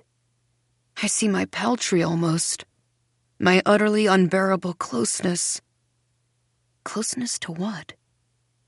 Mother's face flashes brightly in my mind. And I say to my own reflection, not attached. Not attached at all. Beside me, I feel the jellyfish quiver in its tank, like it's sighing. How long have I been lying here in the dark, in the eucalyptus fog, on the heated table beside the little white jellyfish? Don't know. Time's not here. She said, "Why don't you lie here, and we'll get started?" And I thought, haven't we already started? I said, "This is some facial." And she said, "Treatment. It's a treatment." Treatment, I repeated. Of course. There are sleek black discs taped to either side of my face now, at my temples. The discs feel somehow connected to the small jellyfish tank, because the moment she pressed them against my temples, the creature began to glow even brighter, like a dimmer switch turned all the way up. "For the extractions?" I said. "Exactly," the woman said. "For the extractions." She was about to leave when I felt her hand on my shoulder. "You may find you're in a bit of a fog after this. You may find you have some blanks."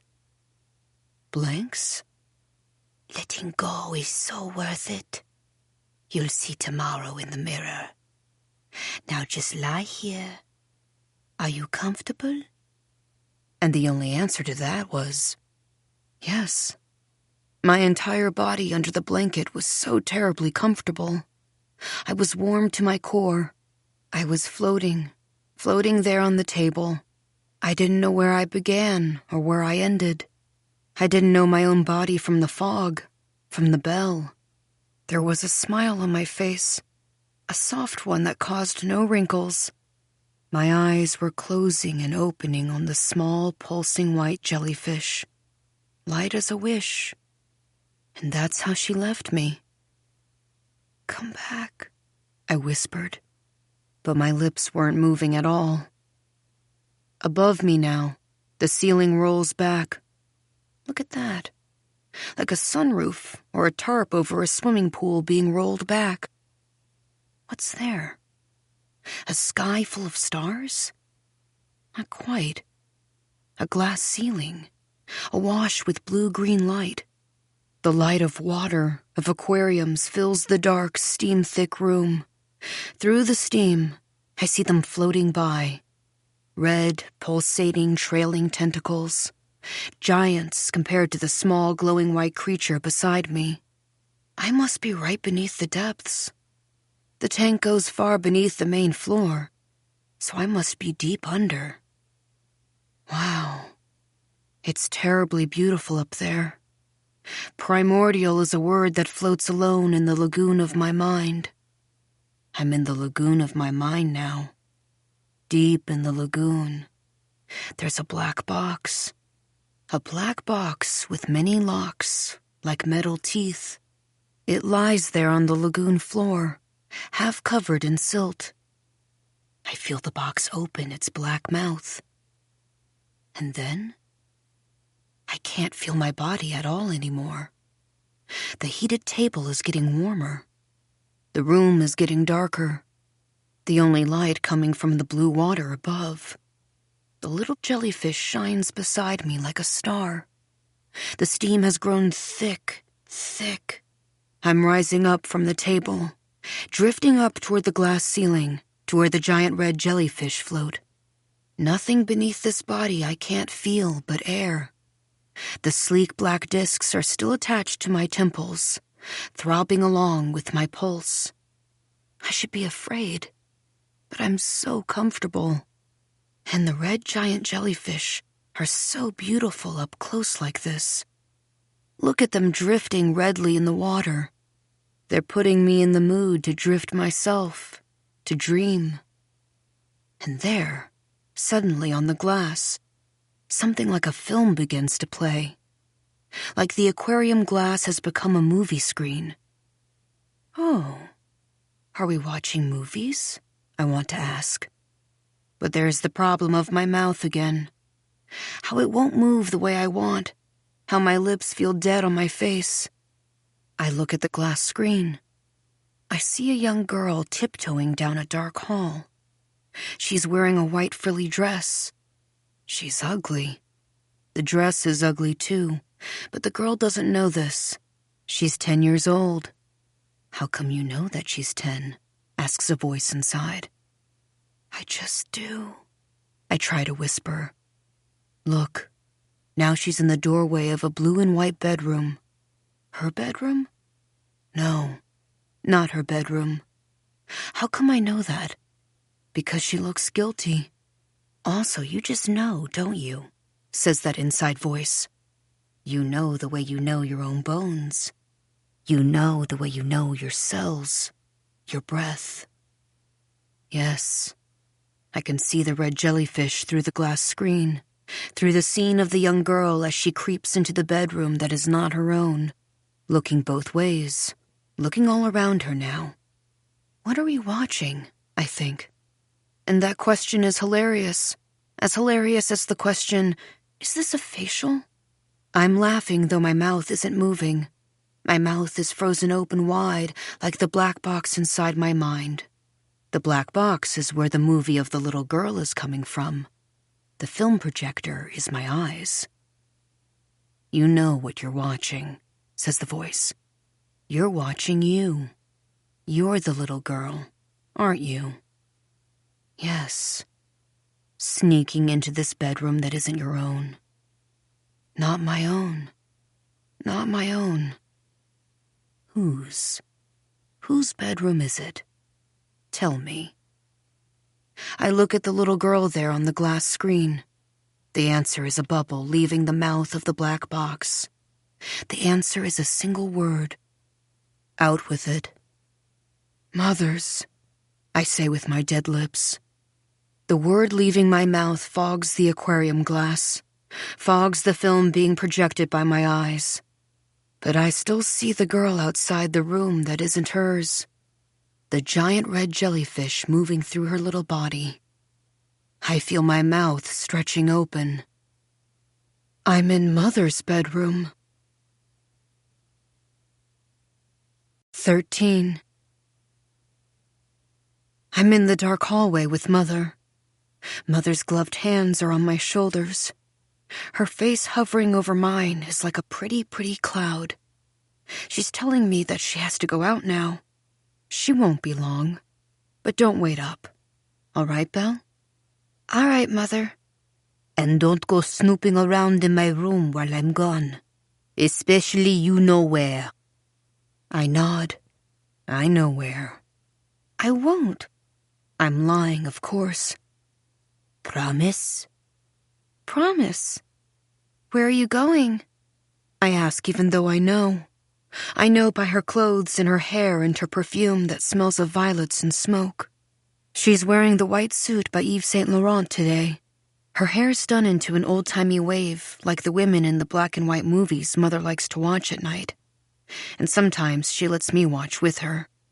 It's Nicholas, her hairdresser, who Mother calls a genius, who did this wave for Mother, so that her hair is like a soft cloud of S. He tells her every time she sits in his salon chair that she's his very own Elizabeth Taylor. He told her this today when we went to get Mother's hair done for tonight. And Mother smiled at herself in the mirror. She loves when he says that. I watched the smile creep across her face from where I sat in the waiting area, flipping through a magazine called Sky. Tom Cruise was on the cover, and I knew there'd be more pictures of him inside. Who's Elizabeth Taylor? I asked her. Someone beautiful, Mother said, out of the corner of her red mouth, as if that were all I needed to know. Someone beautiful, I repeated to Tom Cruise, his smile white and blinding. There were more pictures of him inside. Quietly, I tore out the one I liked best. After Mother got her hair done, she let Nicholas give me a trim. Just a half an inch.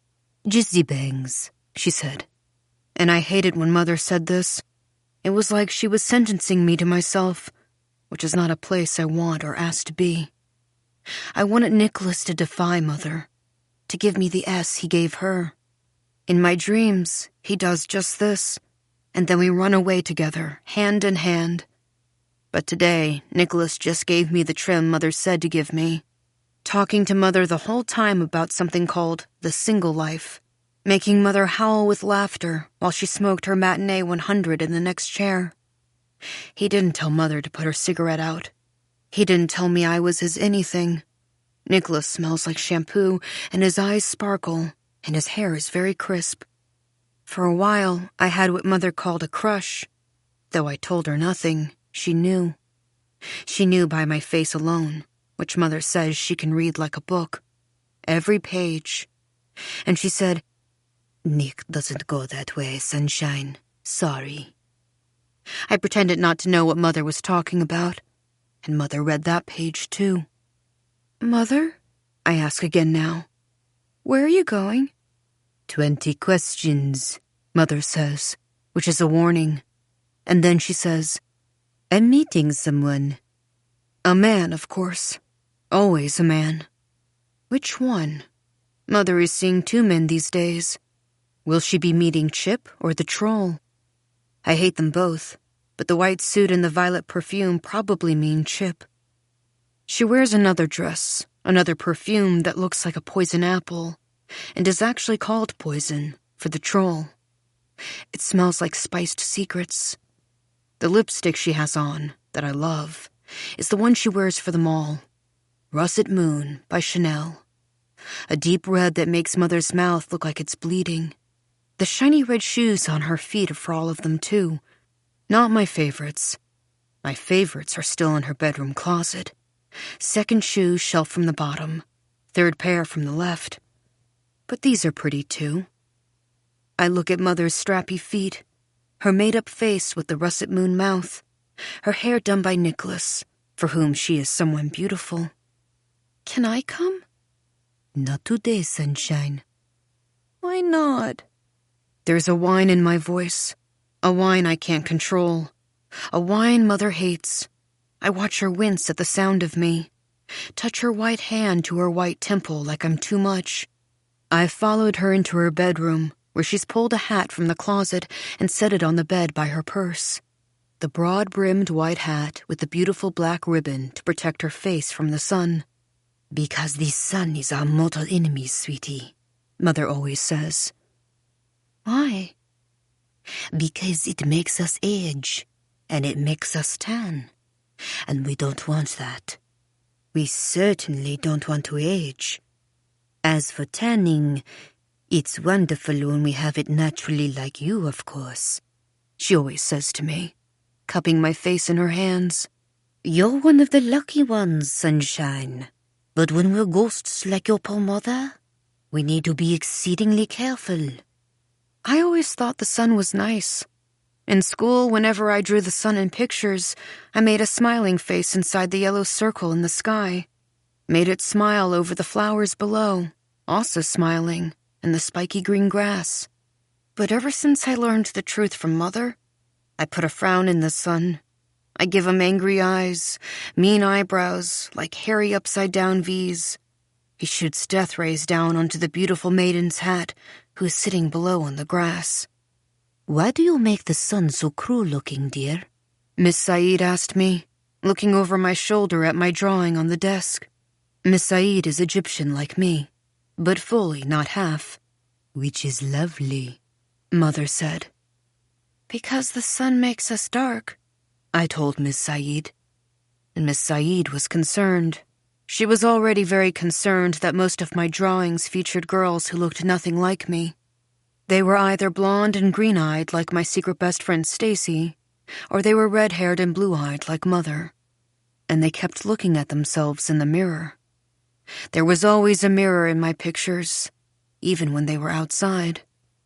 It's called imagination, Mother told Miss Said, when Miss Said brought her into the school to talk about the pictures.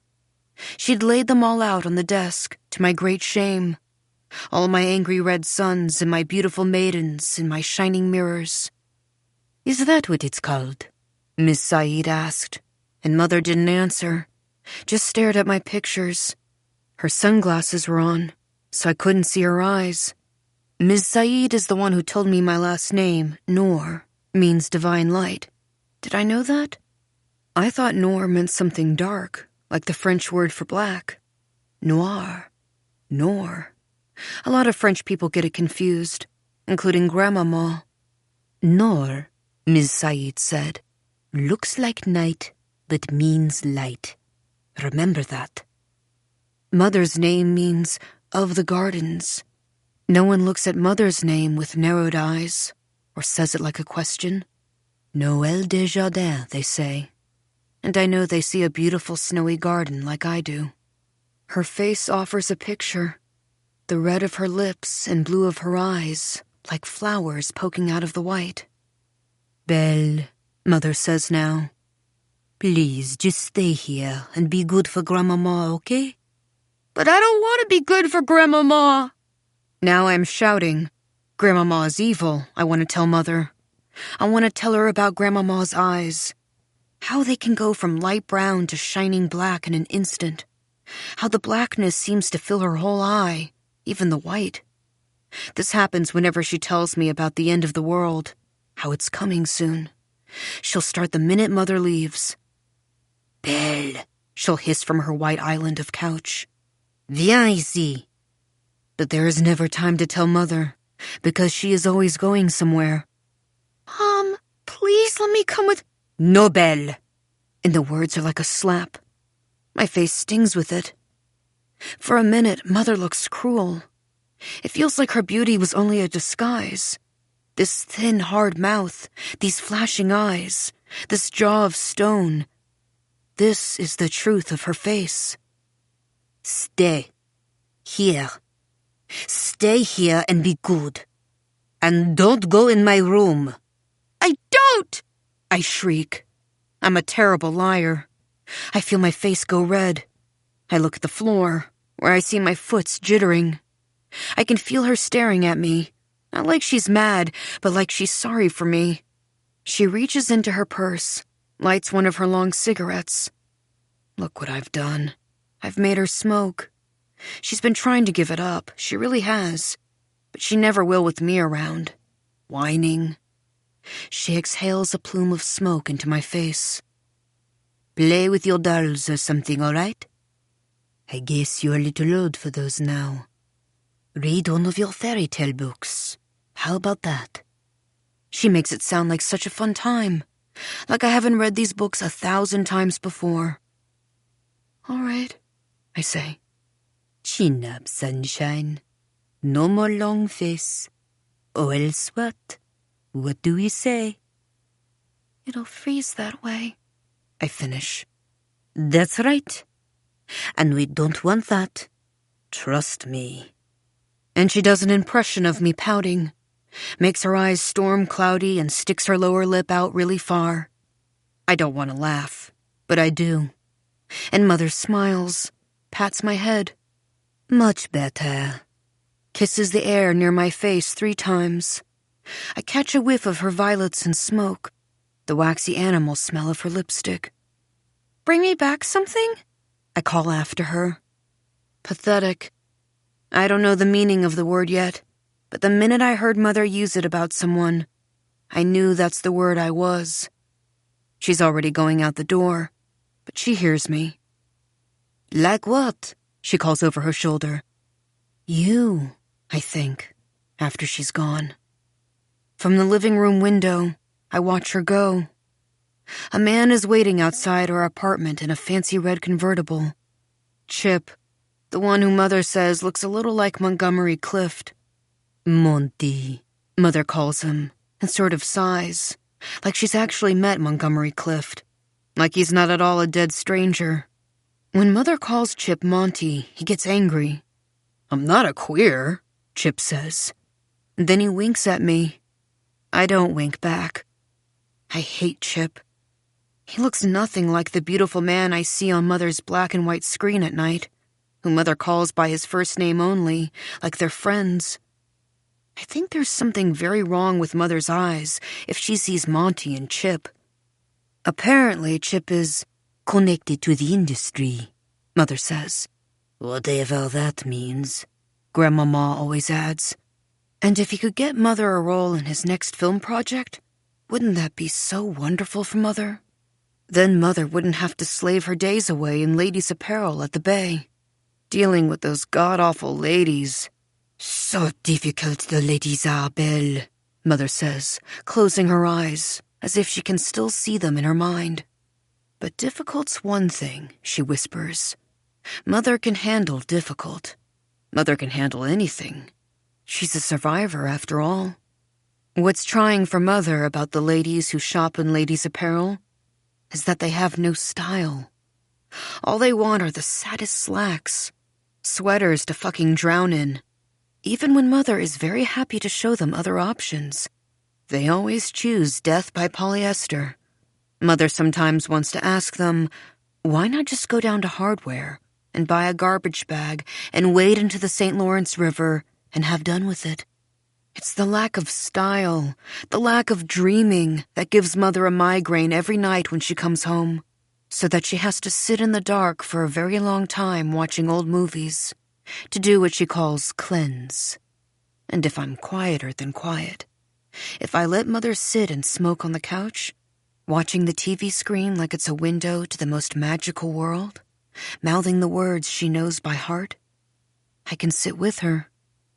And Mother might even pat my hand, point at the screen with her cigarette, at Elizabeth Taylor, or Jean Tierney, or Catherine Deneuve, and say, "See? Now that's style." "I see," I say.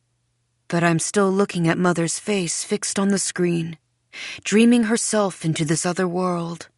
Her face looks like it never does. Soft, open, like she could cry any second. But she won't. The Bay and its ladies have left her mind. Or it's Mother who left. The screen took her away. Opened a door and Mother walked through it. Movies do that to Mother. Open something usually closed. I guess they do that to me too sometimes. Certain ones anyway. If Chip or the Troll or whoever got Mother a good role, just one, Mother could leave the Bay and its ladies forever. She'd torch it on her way out the door, set all the slacks and sweaters on fire. She wouldn't be sorry. They'd burn up quick, she says, made as they mostly are from cheap materials. Now Chip grins when he sees Mother walking toward him in her white suit, which she bought with her Bay discount, what Mother calls the one saving grace. When I look at Chip grinning, I think of wolves dressed as sheep, fangs hidden in the woolly white. She gets in the car, which opens funny, sort of like the doors of the car in Back to the Future. She doesn't see me watching her from the window, fogging up the glass, telling her don't go. "Get away from the window, Belle," Grandmama says, sitting behind me in her nightgown of pink lace, eating religieuse and watching all my children in her dark corner. Even in the bright June afternoon, Grandmama somehow makes wherever she sits a dark corner. Her jeweled fingers are sticky with syrup. She's taken her teeth out so she can taste. I become aware of the smell of her. Old bread and throw-up and shalimar. Jewels clinking softly. Stones of all shades shimmering from her neck, her wrists, her fingers. Some given to her by her dead husband, my grand-père, and by my father back when he was courting Mother. Other men, too. Apparently, everyone used to give Grandmama gold like she was royalty. Now she drips with it. She was a great beauty once, Mother says. When she says that, I think of Grandmama's drooping mouth and her tiny eyes and her bloodless face, her gray-white hair sticking up like an electrocuted puffball. "What happened?" I asked Mother, and for a second I thought she was going to smack me, but she just shrugged. "She threw it away. She gave it up." If I had beauty, I decided then, I would never throw it away. I would never give it up. Now that Mother has driven away with Chip, I brace myself for Grandmama to tell me about the end of the world. The horse-filled dark, her eyes going black. Mother doesn't tell me about it enough, Grandmama says. Mother's forgotten herself since she moved down to Montreal from the north, speaking English to her unbaptized daughter, not even going to Mass most Sundays. If it weren't for Grandmama, Grandmama says, my soul might be lost entirely to darkness. But today, Grandmama says nothing, just stares at all my children like she's not even seeing it. She tells me to go to my room and play. Okay, I say. And on this day, I walk down the hall like I'm going there. But I'm not going there. I keep going down the hall, to the very end of it, to the blue and white room I love that smells like dreams. I'm careful to turn the knob of the door a certain way so that Grandmama doesn't hear the sound. When I open the door, I sigh. Blue walls the color of the sky. Blue velvet curtains that filter out the light. There's the great white wicker bed with the clean blue and white sheets. There's her closet on the left. There's her white wicker vanity on the right with her tray of perfume bottles in so many glass shapes. Tears and stars and strange flowers, gifted by Mother's friends at the beauty counters. I have to be so careful in Mother's bedroom. Because of the wicker, everything hisses when I sit on it, when I touch it even. The closet door is white and tall, very closed. I see Mother saying, "Don't open this door. Promise me." When I open the gliding door, I'm very slow. I've done this before. I know how to glide it very quietly. Dark in here. Can't seem to find the light switch. But I feel Mother's clothes hanging on either side of me. I smell their violets and smoke. Mother sorts them by color, but mostly there's just the 3 colors she loves best, white and black and red. She loves red most, because of her hair and her eyes, she says. Also her skin, what she calls her coloring. Everybody has a season based on their coloring, Belle. Mother read this in Vogue magazine. Mother is a winter, she says. What am I? I asked her. Probably a fall, she said, because of my coloring. It's all coloring, sunshine. What colors am I if I'm a fall? Olive, Mother said. Earth, rust, mustard. Don't those sound nice? No. Those all sounded like nightmare colors to me. What if I don't want to be a fall? Well, Glumdrop, I don't make the rules, do I? And Mother pointed to her magazine. See? It was Vogue that made the rules, not Mother. Still can't find the light in the closet, but I can sort of see in the dark now. Anyway, I know what I'm looking for. I sense them there. 2nd shelf from the bottom, 3rd pair from the left, glowing like a wish. Red satin with pointed feathery toes, spiked high heels. They show off Mother's white feet in a red strappy web. Like lingerie for the feet, Mother said when she bought them. And I said, "What's lingerie?" And she said, "Never mind." Carefully, I reach out my hand and pick them up, slip them on while sitting on the floor. How come you never wear these outside? I asked Mother once. Because they're not for outside. There are shoes for only inside? There are shoes for everything. What are these for, then? Never mind, Belle. But I knew. These shoes were for sex. Knowing that made me as red as the shoes. Thinking of Mother having sex. Mother and Chip. Mother and the troll. I heard sounds sometimes through the bedroom wall at night, and I wondered if what I was hearing was sex. I didn't know what sex was, not exactly. Apart from what Mother had shown me in a children's book called What's the Big Secret? It starred 2 ugly old people, a cartoon man and a cartoon woman who were always naked and smiling and holding hands. I hated that book. My secret best friend Stacy, who is 2 years older than me because I skipped a year, and she was held back a year, Says sex is nothing like that dumb book at all. What's it like, then? I can't say, Stacy says, like she has secrets. Stacy's like that with me. I'm only her secret best friend, after all. Stacy wears black honey on her lips, just like Molly Ringwald in The Breakfast Club. And she walks in a cloud of Love's Baby Soft because innocence is sexier than you think. If anyone knew that we actually hung out, that would be very bad for Stacy, Stacy says. Socially. In terms of boys, Stacy's had what she calls experiences. The only experience I've ever had was in a dream of Stacy's. She once told me she dreamed that I slow danced with Gabriel Gardner to the song Don't Dream It's Over by Crowded House. And then he Frenched me right on the dance floor full of fog. Frenched means he kissed you with tongue, she said. I almost died from happiness when Stacy told me this. I've since asked her to tell me this dream again and again. What was I wearing? What was Gabriel Gardner wearing? How did he look just before he Frenched me? And what part of the song did we French? But Stacy always says she doesn't feel like it right now. The last time I asked her was when she slept over, and Stacy said she was too tired, then closed her eyes. I looked at her closed eyes through her feathery blonde bangs. All I could think was that dream of me was in there somewhere, floating around inside her skull like one of those jellyfish I once saw at the aquarium. Slippery, fragile, mine. Mother's heels are very high, so when I try to stand up, I nearly fall down, but I grip the closest doorknob just in time. It makes a groaning noise. Ça va?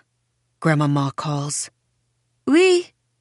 Quickly I teeter to Mother's vanity, spritz the violets and smoke perfume from the bottle shaped like a jagged star. Does Mother have another red lipstick? She took the best red with her, but there's a lesser red right here in her drawer, in a blue and gold scratched-up case shaped like a hexagon. Rouge, it's called, by someone named Dior. I coat my lips without looking.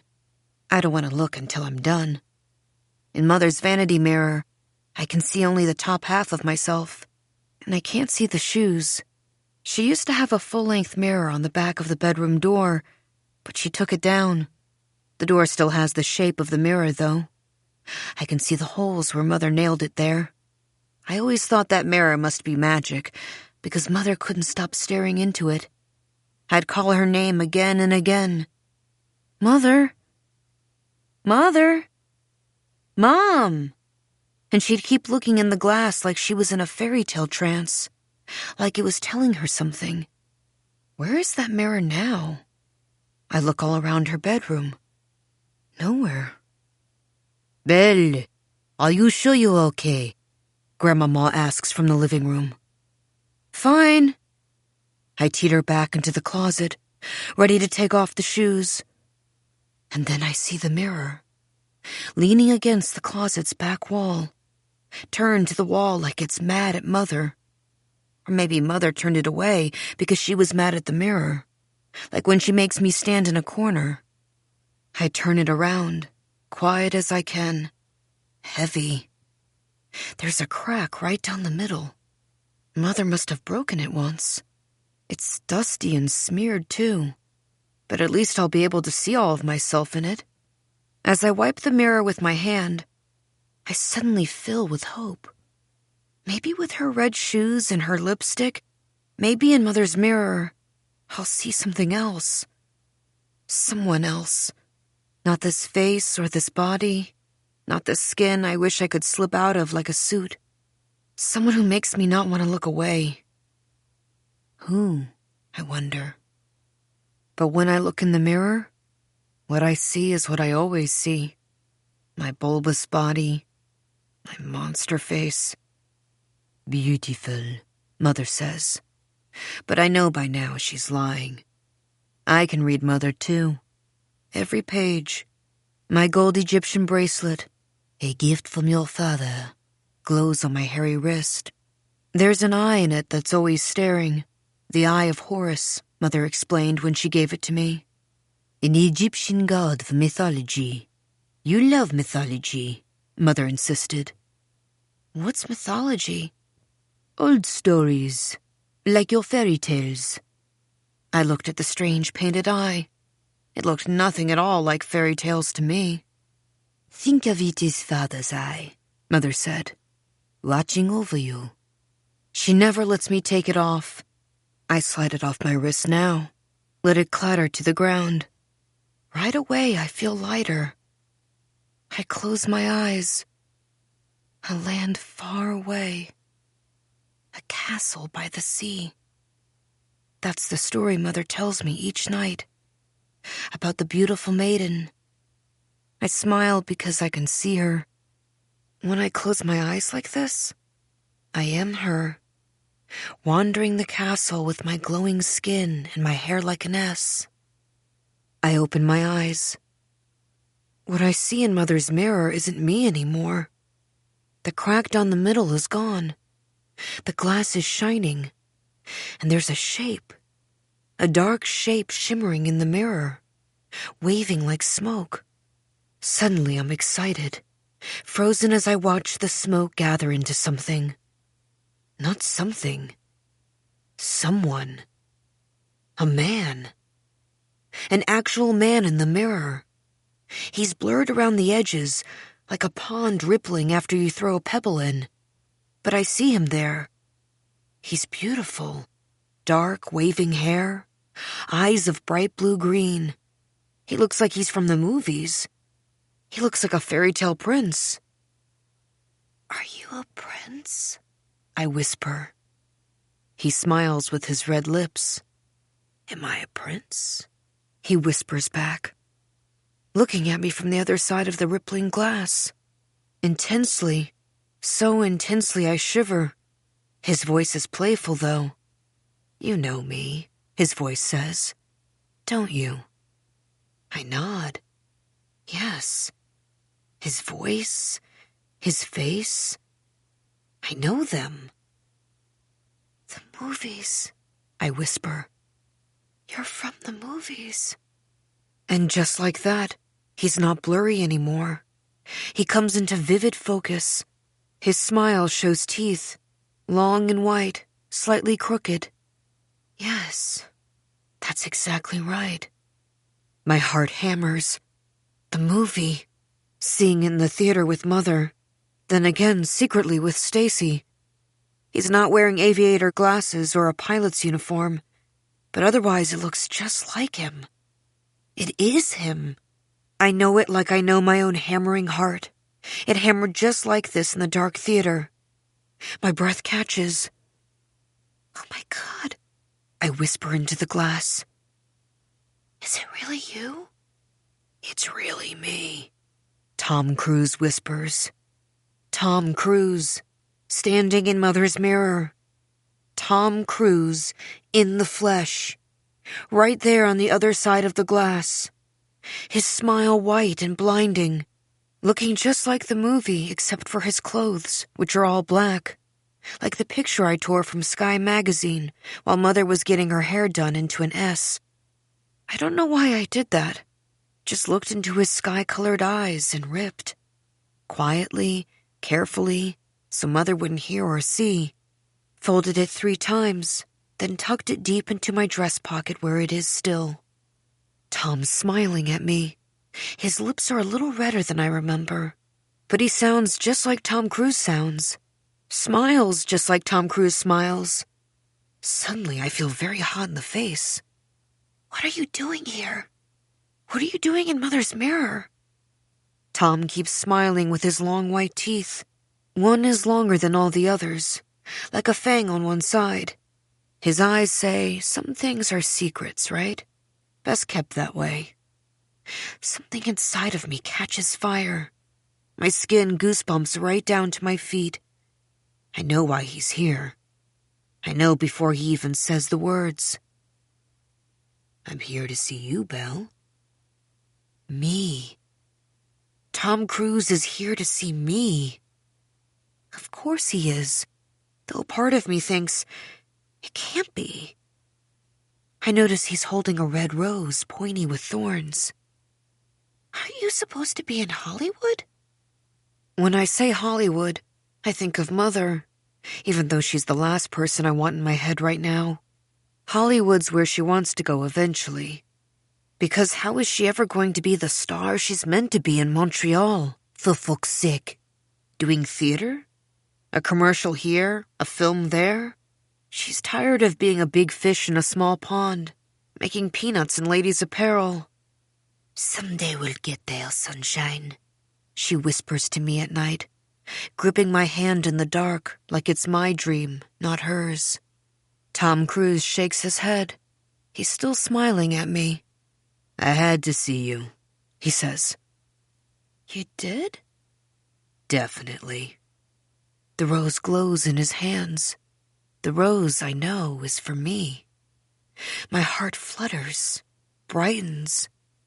We're swaying to this music that's suddenly playing. That song I love from the movie, the one about breaths being taken away. Tom takes a step closer to the glass that separates us. He looks serious now. His jaw tightens, just like it does in the movie when he feels the need for speed. Can I come in? He whispers. Tom is asking like the mirror is a door I can open. Will I open the door for him? Yes, I hear myself say. Please. And then, Tom Cruise walks through Mother's mirror. The mirror is like jelly. As Tom walks through, it makes a sucking sound that reminds me of squids. And then he's here, in Mother's closet with me, standing on the same floor I'm standing on in Mother's very high-heeled red shoes. So high that Tom's eyes are only a little above my eyes. His face is inches from my face, and everything seems to happen in slow motion then, like a movie. A movie I'm inside of. He smells like the ocean, like the sky over the ocean, the breeze the water brings. My body is swimmy. I can't breathe because Tom's taking my breath away. He's smiling at me just like he smiles at the blonde woman in the movie, like Chip smiled at Mother just now. I'm fire. I know no words but his name. There are no eyes but Tom Cruise's eyes, which aren't blue-green anymore. They're red. Red and shining, like the shoes on my feet, like the rose in his hands. What's wrong with your eyes? I want to ask Tom.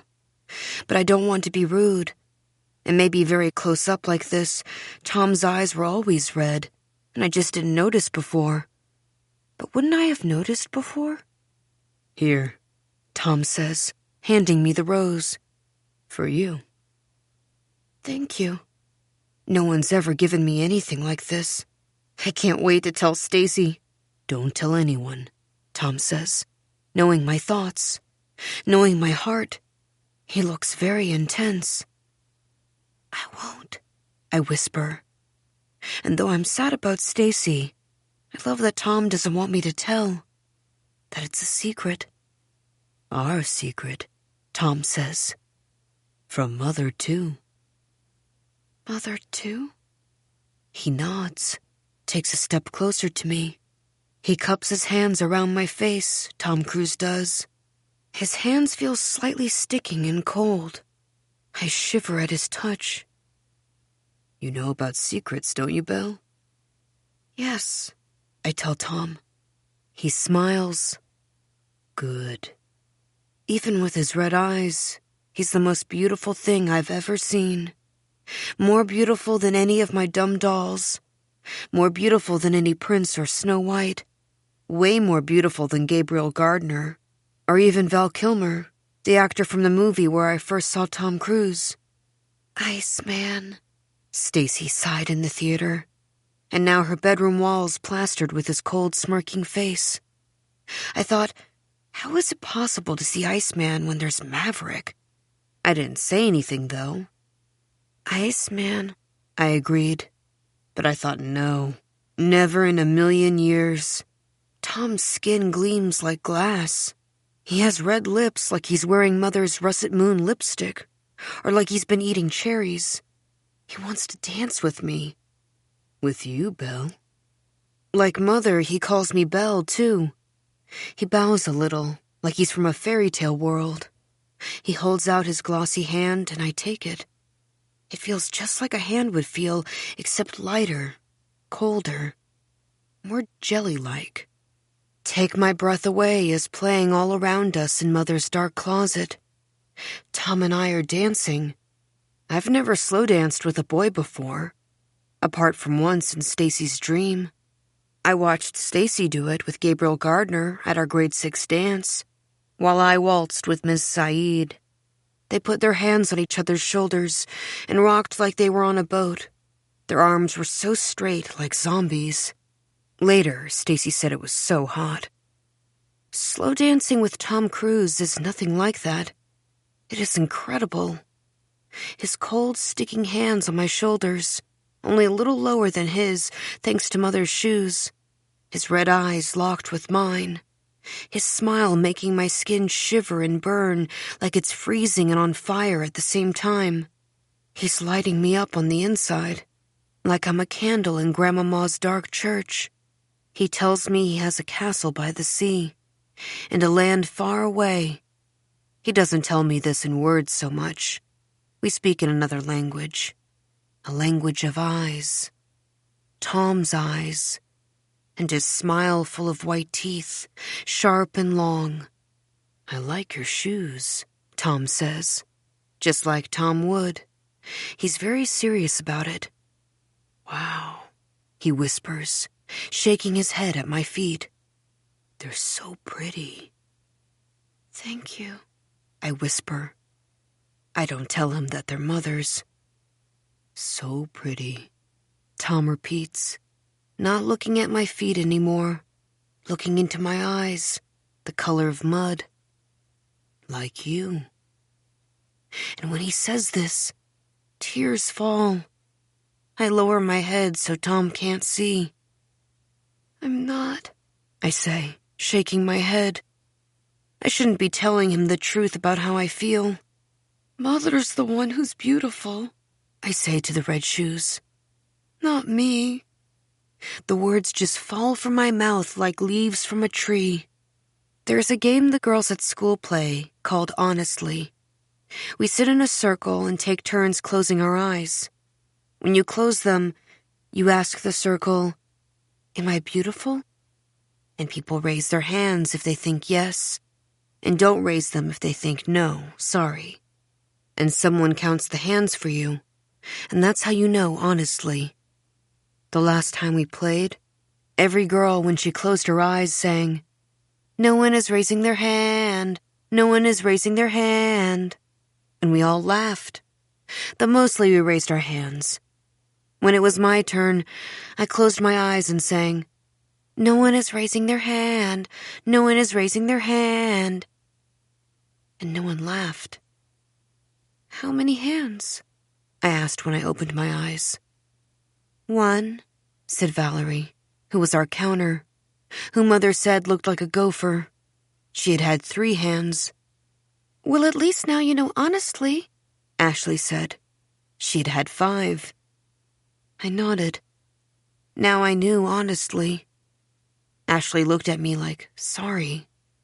Like maybe she was the one who'd raised her hand. But I knew who it was because I'd peeked. Stacy. She'd even glared at everyone like, seriously?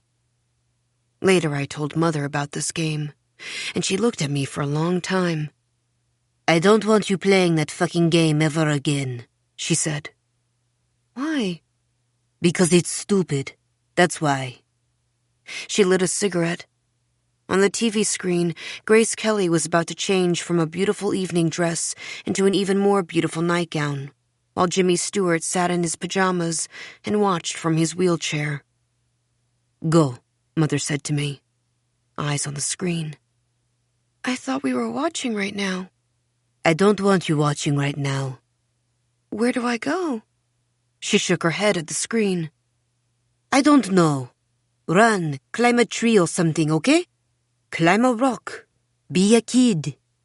So I went outside and sat on a rock until it was dark, until I heard Mother's voice calling me, sounding soft now. She looked beautiful in the doorway, watching me walk toward her. If she closed her eyes in any circle, I know everyone in the circle would raise their hands. Now Tom lifts my chin, so my eyes look right into his eyes. Blue-green again. Tom's face is inches from mine. Still serious. A little angry, maybe. Glowing like he's lit by his own personal sun.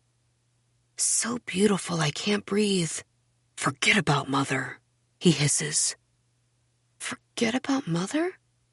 Her beauty's a lie. A trick. Not like yours. And he smiles like I'm sweet.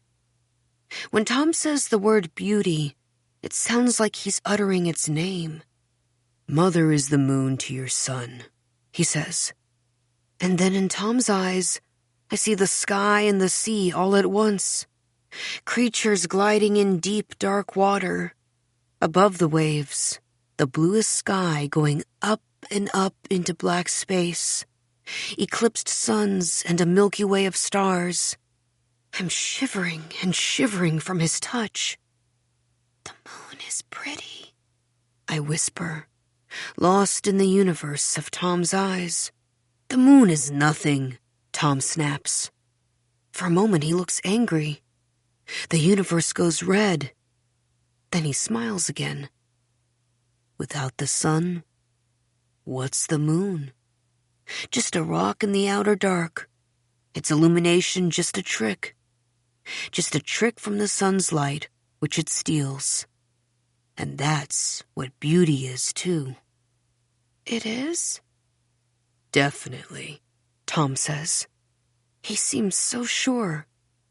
A smoke surrounds us like fog, like it does sometimes in movie scenes when people dance. Beauty, Tom says through the smoke, is a mystery, Belle. A spell.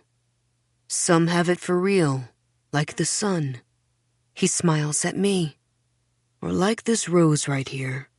He takes the rose and tucks it behind my ear. And you can have it for a while. You can bloom and bloom, but beauty also disappears. Just like that. Here one day, then poof, gone. Smoke and mirrors. Where does it go when it goes? Where we all go in the end. Where's that? I ask, afraid. Thinking of my father. I remember almost nothing about him. Just a lullaby he sang to me once about a goose and a duck. Mother says he's in heaven now. He's all the stars I see. And if I look up, I'll see him there in the twinkling lights, looking down on me, waving. Now I feel bad about taking off the bracelet with Father's eye. Tom just smiles at me like I'm sweet again. Where we go isn't up there with the stars, his face says. Trust me, I don't want to know where we go. When beauty goes, it fucks with people, Belle. Fucks with them? I say, mesmerized by Tom saying the word fuck. My own mouth saying a word Mother once smacked out of me. Tom nods slowly. He leans into me close. They'll do anything to get it back. Even stealing beauty that doesn't belong to them. Really? I whisper. They do that? I think of Mother's mean face. Oh, yes. It happens all the time, he says softly. He fingers the rose in my hair. I flush, lower my eyes to Mother's shoes. That's so bad. It's the worst, Tom says, sighing like he knows, his breath like a breeze on my neck. I'm sure he knows all about this. People must try to steal Tom Cruise's beauty all the time. But you know what you have to do, of course, he says, when they steal it. Take it back, we say at the same time. And then I smile. How? And now Tom smiles too. Tom's smile. My body is jelly. Cold hands on my face, making me shiver even as I burn. The smell of him like oceans and sky and something else. Something that makes me think of creatures gliding in deep water. Magic. Suddenly, his expression darkens, like the sun on his face went behind a cloud.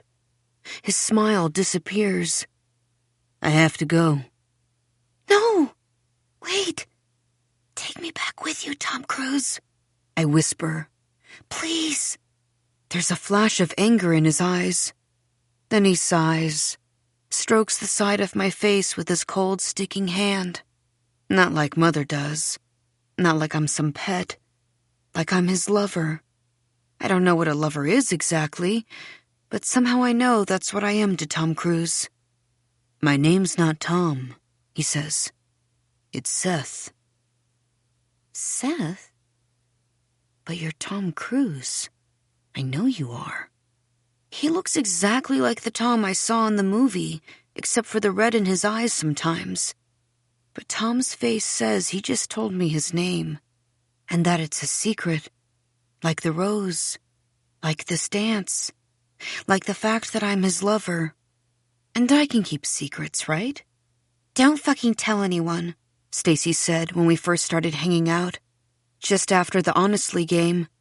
I went up to her in the schoolyard the next day while she was with the grade 7 girls. You raised your hand for me, I said. And all the girls smiled sideways, and Stacy told me to fuck off. Later, though, she came up to me. Hey, she whispered. They're just being little cunts, the girls in your grade. That's what she called them. The girls in your grade. Though technically it was her grade, too. Come over sometime, she said. Maybe we can rate each other or something. Okay, I whispered. I had no idea what she was talking about. And that's how it started. After school, we'd go to her house, which it turned out was only a block from my apartment. It felt like a different world with its huge rose garden and its many floors. She'd lead me through the bright red flower beds, spiky with thorns, and then through the back door, down to her basement. There, she'd change into a black bodysuit and lower the lights, tell me to sit on the plaid couch covered in the hairs of her many golden dogs. Then she'd turn on Flashdance and dance it for me until she collapsed. My job was to rate her ability to be Jennifer Beals on a scale from 1 to 10. At first, I gave her all 10s, but then I learned to give her an 8.7 or a 9.2 sometimes, so she'd trust me. So she'd know I was really honestly watching each time. Don't fucking tell anyone we do this, Stacy said. It's secret. Like being best friends? I said. I said it like a question. Stacy didn't answer. Closed her eyes like she was tired, and it was time for me to go home. I look at Tom smiling at me with his red lips. Tom who just told me his name is Seth. Yes, I whisper. Yes, just take me with you, Seth, please.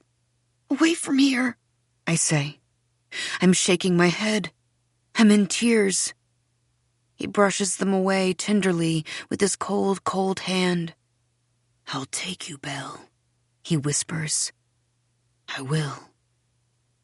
Definitely. When he says this, I shiver. Fresh goosebumps on my skin. He feels them under his fingers and laughs. Cups my cheeks in his hands. I look at his face shining like glass. I can see a shimmer of myself in his red eyes. Not at all like the girl I am. Beautiful.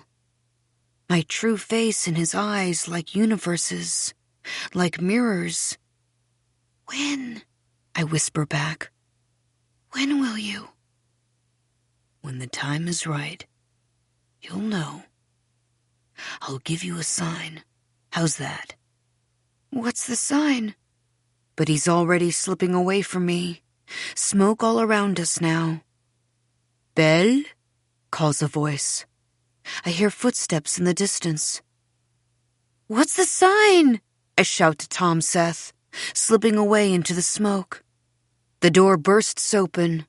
I lose my balance in the shoes and fall to Mother's floor. I smell violets and smoke, and there's Mother in the closet doorway. Belle! She hisses, lips a tight line. eyes flashing with anger. She's looking at me, sitting in a heap on the floor, her red sex shoes slipping off my feet. "What the hell are you doing in here?" "Nothing." She raises an eyebrow. "What did I say about coming in here?" I'm silent. "What did I just fucking say about coming in here?" I stare at the floor, my whole body ringing with the anger in Mother's voice. "Tell me what I said!" "Not to," I whisper to the floor. I see the gold bracelet lying there, Father's lidless eyes staring up. "And did you listen?" I shake my head. Tears fall. Drip, drip onto her blue carpet. The bracelet is a glowing, blurry circle by my feet. "Who were you talking to in here?" "No one." "I heard you talking to someone." "I was playing." "Why is this mirror turned around?" "I just wanted to see myself." She looks at the mirror, then at me. She reaches down and picks up the gold bracelet. Your father's bracelet. On the floor. "It fell off," I whisper. Mother's shaking her head. "You're not to come in here again. Do you understand me? Ever." I hear a rustle and look up. Chip now behind her in the doorway, grinning at me over her pale shoulder. He loves this, that I'm finally getting what's coming to me. Feeling Chip behind her, Mother's face softens, remembers itself, puddles back into its usual beauty. She pats her S-hair, disarrayed by her shouting, into place. "Well?" Her beauty is a lie, a trick. I nod. "Good. I'm glad we understand each other." She turns away from me and grabs her white hat from the bed. That's why she's back. Can't forget the hat that keeps out the sun, that will keep her from ever being tan like me, that will keep her beauty a lie. From the doorway, she looks at me, her hat in her hand. "Go wash your face and then go to your room and stay there, until I come back." She looks at Chip, shaking her head. What is she going to do with me? And slams the door. I hear the sound of laughter in the hall, the click of their footsteps fading, and I'm alone in Mother's blue bedroom, staring at the floor-length mirror in the closet. No more crack, no more dust. The crack's sealed up and the glass gleams. Empty now. Tom's not in it anymore, though the ocean animal smell is still all around. Just my reflection. Same old face slashed with Mother's lesser red. Except I look a little flushed, like I've been running or something. My heart's pounding in my chest. My heart is full. With what? A new secret. Our secret, Tom said. Seth. I close my eyes, the better to savor it. Part 3. 14. Bright afternoon seeping in through a crack in the red velvet curtains. Slept long.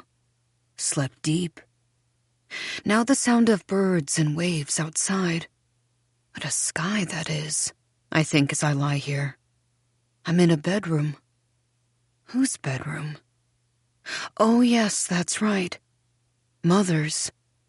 Mother's dead and I'm here in California, wrapping things up. That's why there are palm trees outside the window. Look at them waving in the blue breeze, almost like hands waving. I wave back a little. Hi.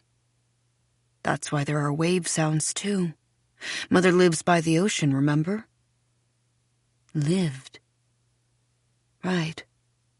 There's another sound I hear along with the waves. Vibratory and celestial.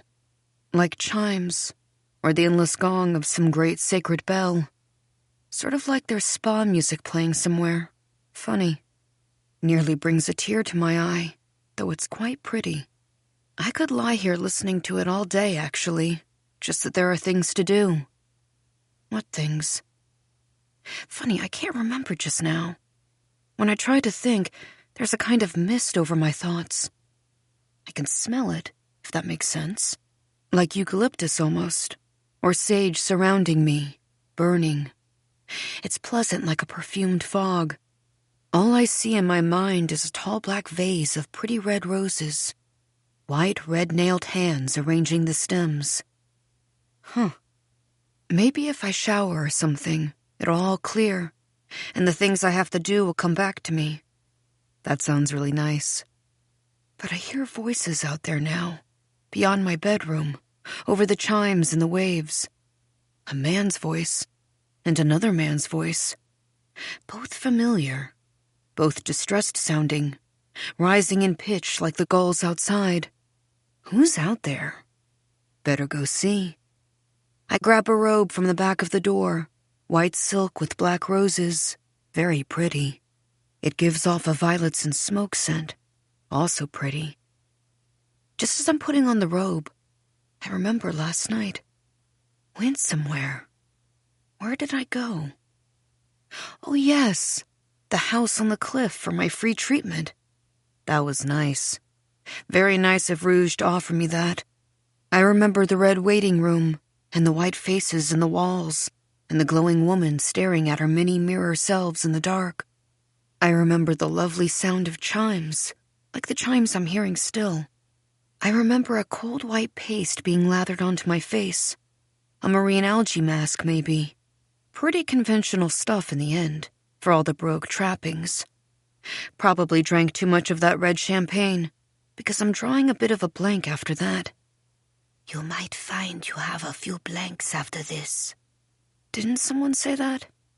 I recall a hand leading me down a dark, endless hall. I held the hand like I was blind. You might find you're in a bit of a fog, but you'll see the results in the mirror quite clearly. Letting go is so worth it. What did I let go of? I wondered. But all I said was, oh, good. I hope so. Can't expect miracles, of course. Know better by now. But maybe I'll have a bit more of a glow today. That would be a very nice surprise. I take a quick look up in Mother's ceiling mirror before I go out the door to meet those voices, getting louder now. Oh, look at that. Yes. I do seem to be glowing a little today. How nice. 2 men are in the living room, so my ears were right. One is wearing a linen suit and holding a briefcase. The other is shirtless and holding some sort of squeegee. Briefcase man looks a little like a goblin. The shirtless squeegee one looks like a merman, except instead of a fishtail, jeans. He's very pretty. It's a little funny to see the two of them talking. Such an odd couple. Who are they? I know them. I know them. But it's taking my brain a second to give me their names. While I wait, I watch a pretty white cat do figure eights around their legs as they talk to each other in low voices. Now they both turn to look at me. The looks on their faces are very strange. I smile. Hello. Good morning, I say, because my brain still hasn't given me their names. I was about to shower, but then I heard your voices over the chimes and the waves.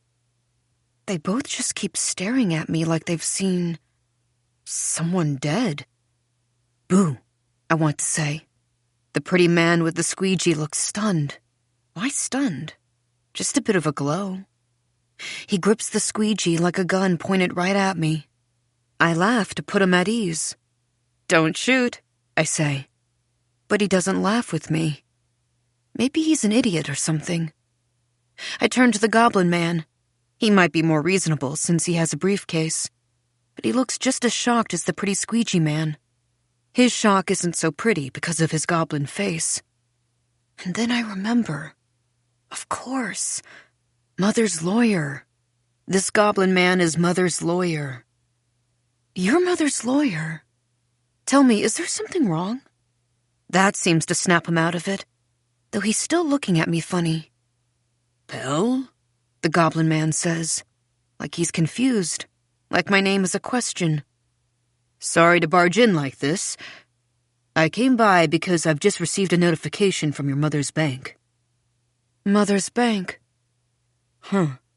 The roses in my mind flash redly in their vase. What about Mother's bank? Well, I was hoping you'd tell me, the goblin man says, trying to smile, sweating a bit. Tell you? Tell you what? I hear a faint swelling of those chimes.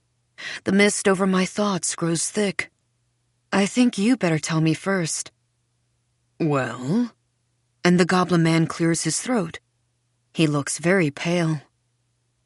It looks like all her debts. Beside me on the wall, one of Mother's many mirrors shines, and I can't help but look into it. I'm a little nervous to look, I have to say. The way both these men are gaping at me, you'd think I have tentacles growing out of my face or something. But when I turn to the mirror, I'm pleasantly surprised. Very pleasantly. My. Look at that. Belle, did you hear me? What was that? I'm still looking at my reflection, my face, which looks really very... I said, it looks like all of your mother's debts have been paid off. Paid off? Yes. She's totally cleared. Cleared, I say to my glowing face in the glass, looking into my own shining eyes. Unbelievable. Well, that's wonderful, isn't it? A very pleasant surprise. It is, but what? Cleared is a good thing, isn't it? A very good thing, my mirror eyes say. Now I look at the goblin man in the glass, though it's hard, very hard to look away from my own reflection just now, which is smiling at me like of course cleared is a good thing. The best thing. The happiest turn of events. He's still staring at my face with that strange, scared expression. Why scared? Shouldn't I be the scared one? Doesn't he look even more goblin-like in the mirror? Of course, he says. I was just very surprised. I was under another impression. About your finances? Another impression. I stare at his face in the mirror. Definitely he looks more like a goblin there. And his mouth movements don't quite sync up with his words. Sort of like there's a lag, if that makes sense. How funny. Maybe I'm still a bit out of it from last night. Or maybe there's a glitch in the glass. My eyes or the glass? Can't be my eyes, because I can see myself so incredibly clearly. And what I see is so... So you cleared her debts then? Goblin Man asks. And the answer that comes to me right away is, yes, definitely. I cleared them. In the glass, I feel my reflection nodding. Definitely, we cleared them. I'm nodding with her, of course. Nodding at both men, because they're looking at me like they can't believe my face, let alone my words. Definitely I cleared them. If not me, then who, right? You really did? The pretty squeegee man asks me softly. He looks incredulous. When did you do that, Belle? He knows my name, so I really must know his. Who is this man? The goblin says, pointing at Squeegee Man, who's still staring at me like he's enchanted, a little afraid, mouth open, eyes wide. Really, very like a merman if he weren't wearing jean shorts. What is he doing out of the sea? Nothing to be scared of, Tad. Tad. That's right. That's Tad, of course, I say, like I knew all along. He's Mother's boyfriend. He cleans the windows. The goblin frowns. Boyfriend? He does a wonderful job, don't you think? Each day he washes the dust and the spray and the grime that collects over the course of the day before. Washes it all away. Right, Tad? Yes, he says quietly.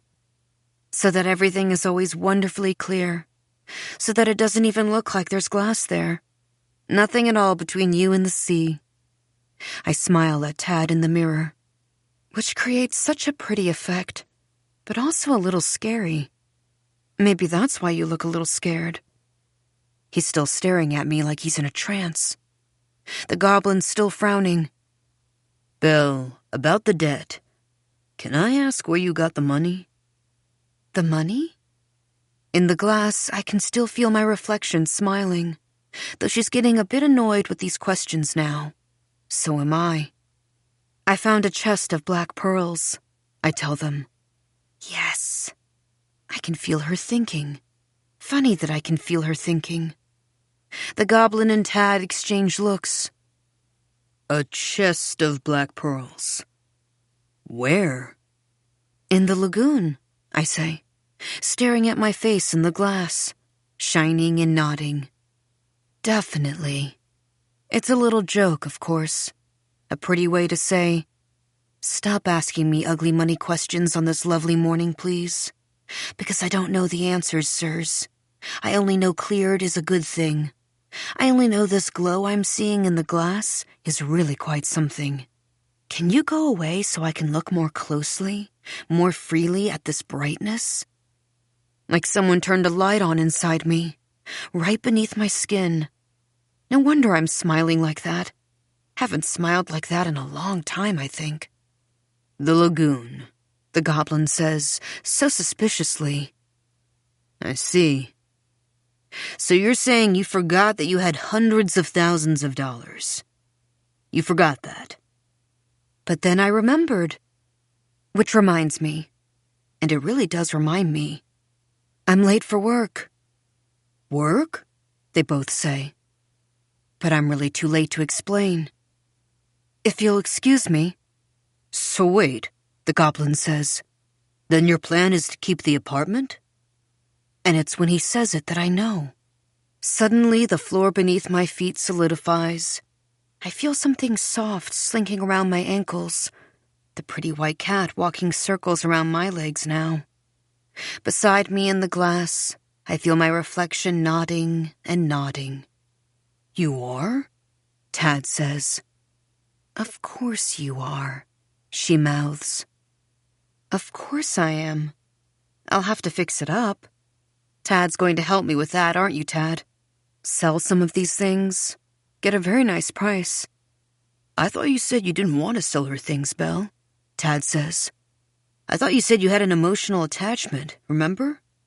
He's pointing to some sort of black chest on the floor. I look at it and feel nothing. Just an old box of wood, taking up space. Not attached at all, I say, a smile in my voice. We can't form silly attachments like that.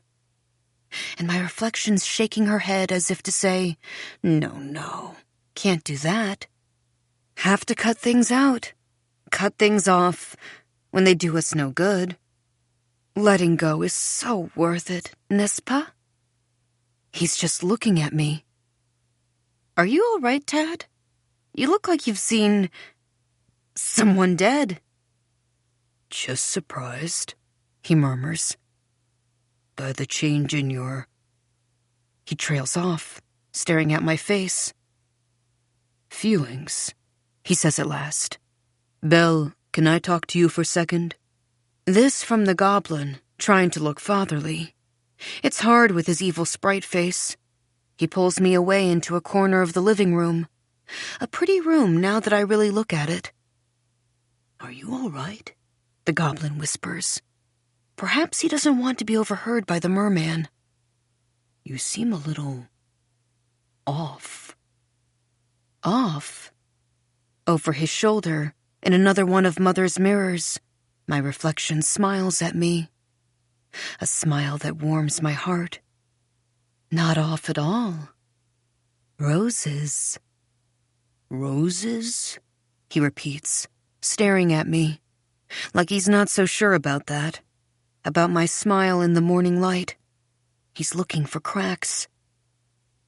Maybe you should talk to someone, he says. In the mirror, I see my reflection is laughing at him now. I laugh with her. It is funny. Talk to someone. I am talking to someone. I'm talking to you right now, aren't I? Yes, the goblin says softly. This is true. He can't deny it. He's staring so deeply into my face, like he's lost in some kind of dream. And I wish I could talk more, I lie. But I really am late for work, I'm afraid. Where do you work, Belle? But the answer to that isn't one I have just now. Not in my head or on my tongue. Just roses beaming in the thickening mist. Just the lovely sound of those chimes from the treatment room. I can still hear them vibrating all around. Just my bright reflection smiling at me in the glass. It's then that I notice it. Just beyond the goblin's hunched shoulder. The many mirrors in the living room. All of them sealed back up. All of them uncracked and shining now. All of them reflecting me back to myself. All of these selves smiling. All of them glowing. Well, more than a glow, really. Way more than just a little glow. Isn't it? 15. Outside, the chime sounds are still playing somewhere, seeming to follow me. The light from the sun stings my eyes. Had to put on Mother's black hat with the widest brim, her sunglasses with the frames big as a bug's eyes. I'm walking on the shadow side of the street. The shady side, I mean. Sometimes the words I think aren't quite the words I mean. Maybe just part of the fog I'm in this morning. When it comes to the words, I mean. There might be a lag or a blank. Sometimes the blank stays blank no matter how long I wait for it to fill up with something. Like when I said goodbye to the goblin man just now. He had another name besides Goblin. I knew that, and I waited for it to come back to me so I could say goodbye in a nicer way. But when I looked at his face, the only word in my head and on my tongue was Goblin. My reflection was even mouthing it beside me in one of Mother's many mirrors. I could feel myself in the glass going, Goblin, Goblin, Goblin. So in the end, I just said, farewell. I said it in French, which was funny. Adieu, meaning to God. Curtsied as I closed the door, to make it look like I meant to say it that way. To make it pretty. Pretty is a word that's always there for me in the fog. And the French for it, which is my own name, Belle. That's lucky. Very belle, this town. I never really saw that before. Or maybe I'm seeing it today in a new way. Palm trees, curving streets, shop fronts of glass like an endless maze of mirrors. Better hurry to work. Don't dawdle. But I can't seem to stop smiling at her and all the reflected surfaces along the way. Myself, I mean. When I say her, I mean myself. In the shop glass, I'm not wearing the hat and sunglasses. Funny. Don't seem to need them on the other side, I guess. I guess that makes a sort of sense. I look good, don't I? More than good. Glowing. Lifted. Eradicated. Eradicated is the word that comes most strongly to my mind. But it can't be the word I mean. Doesn't eradicate mean destroy? My face looks the opposite of destroyed. Well, but somehow it fits. Fits like the dress I'm wearing today. Mother's dress, which I'd never seen before. It was tucked deep in her closet, buried among the black and white silks like a hot little secret, like it was just waiting for my hand to find it on the rack. When I saw it, I hesitated. But then I thought, why not put it on? She won't be wearing it anymore. And a funny thing happened then. In the closet mirror, I saw I was already putting on the dress. I was putting it on in the glass while my actual hand was still on the hanger, hesitating. I watched for a while, and I thought how funny to see me getting a little ahead of myself like that. In the glass. Can that be right? Can we sometimes see ourselves just slightly ahead of ourselves? I thought of how I saw the goblin's mouth in the mirror earlier, not quite syncing up with his words. How I saw my reflection smiling and nodding before I was actually smiling and nodding, laughing before I thought to laugh, even mouthing my thoughts. So maybe it happens sometimes. A lapse or a kind of jump ahead. A glitch in the glass. Maybe I just forgot how mirrors worked because of this morning's fog. It looked very pretty on me in the mirror anyway. Mother's dress. In fact, when I saw my reflection slipping her arms into the armholes, I quickly slipped into them too, catching up with myself so that we smiled and zipped up at the exact same time. A red dress, which is nice, goes with the red shoes, which we're wearing too. I do love red. But I'm dawdling again. Got to get to work. My reflection in the shop windows is actually jogging slightly ahead of me, I see. Her heels clicking a beat faster than my heels, like she knows I'm late. Wait, I nearly say to myself. I'm coming. Which is a very funny thing to want to say to oneself. Surely I'm just not seeing things right. My phone buzzes. Heart jumps. A name and number I recognize, but not off the bat. Persephone. Goddess of the underworld. Why is she calling me? Hello? I answer, a little nervous. Mirabelle? How are you? Her voice sounds falsely mournful and familiar. We seem to know each other, Persephone and I, but in what capacity? Been trying to get a hold of you for a while, she says. Her voice insinuates power, like it has some sort of dominion over my soul. In the shop windows, I see I'm still clicking just a little ahead in my red shoes. I haven't even answered the phone. Yes, well, I've been busy. You know how it is. Of course, Persephone says. I can only imagine. Well, hopefully you're at least getting some sun while you're there. In the glass, I seem to be smiling right up into the sunlight, like it's telling me a very pretty secret. Funny, because I'm actually in the shade, shivering. Some, I say. Well, listen, Mira, I just wanted to check in. First to see how you are, of course. And then also to confirm when you were coming back. Coming back? To work, she says. Her voice is starting to sound tense, frustrated. The glove of power tightening on the hand. My boss. That's why she sounds like she has a claim on me. We're expecting you at the shop tomorrow for the afternoon shift. Oh, well, there must be some mistake. I'm actually coming in now. You are? I can feel Persephone raising her eyebrows on the other end of the line. I've shocked her. I should be there in the next few minutes. So it's funny you called. Few minutes? Well, that's wonderful. We weren't expecting that. But that's wonderful. I didn't realize you were already back home. Home. I look around me. Blue sky, palm trees, street that curves like a seashell. All the shop glass windows reflecting back my glowing self to infinity. I see him walking quite far ahead now, quite far ahead of myself. But I can feel the smile on my mirror face. Yes, I say. I'm home. As I approach the shop, I have to smile. I was worried about being late, but we're right on time. Look at that. I'm right on time, I mean.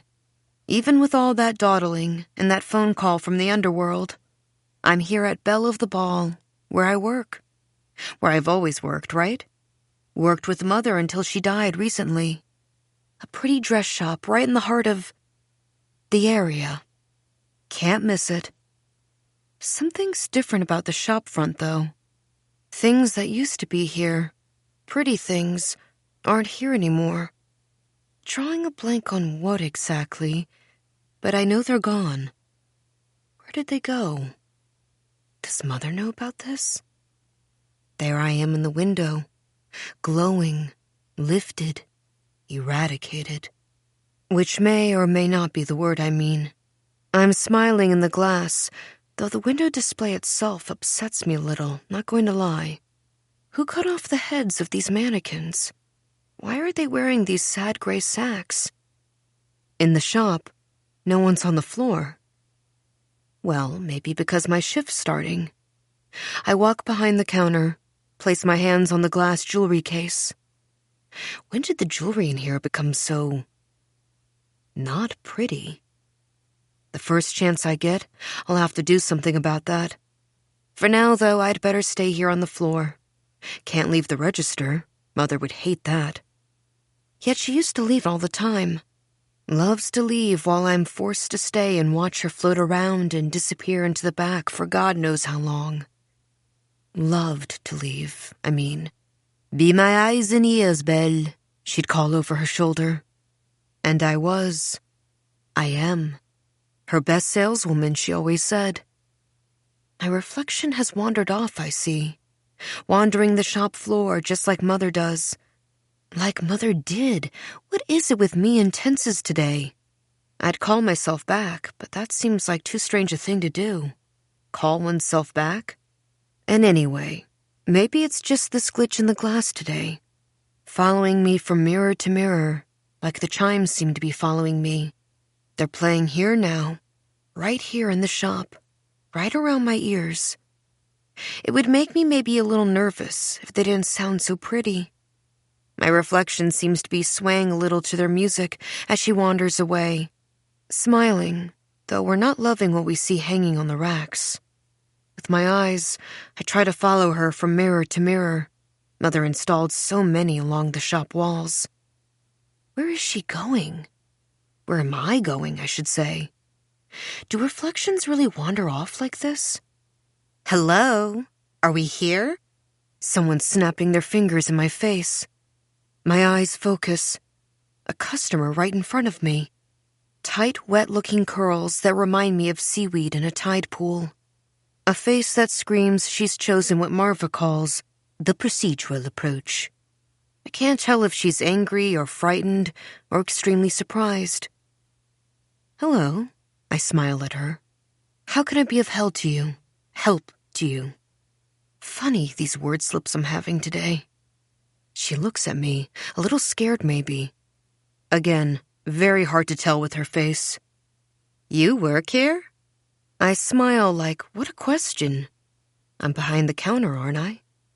But sometimes in retail, one must state the obvious. I work here, yes.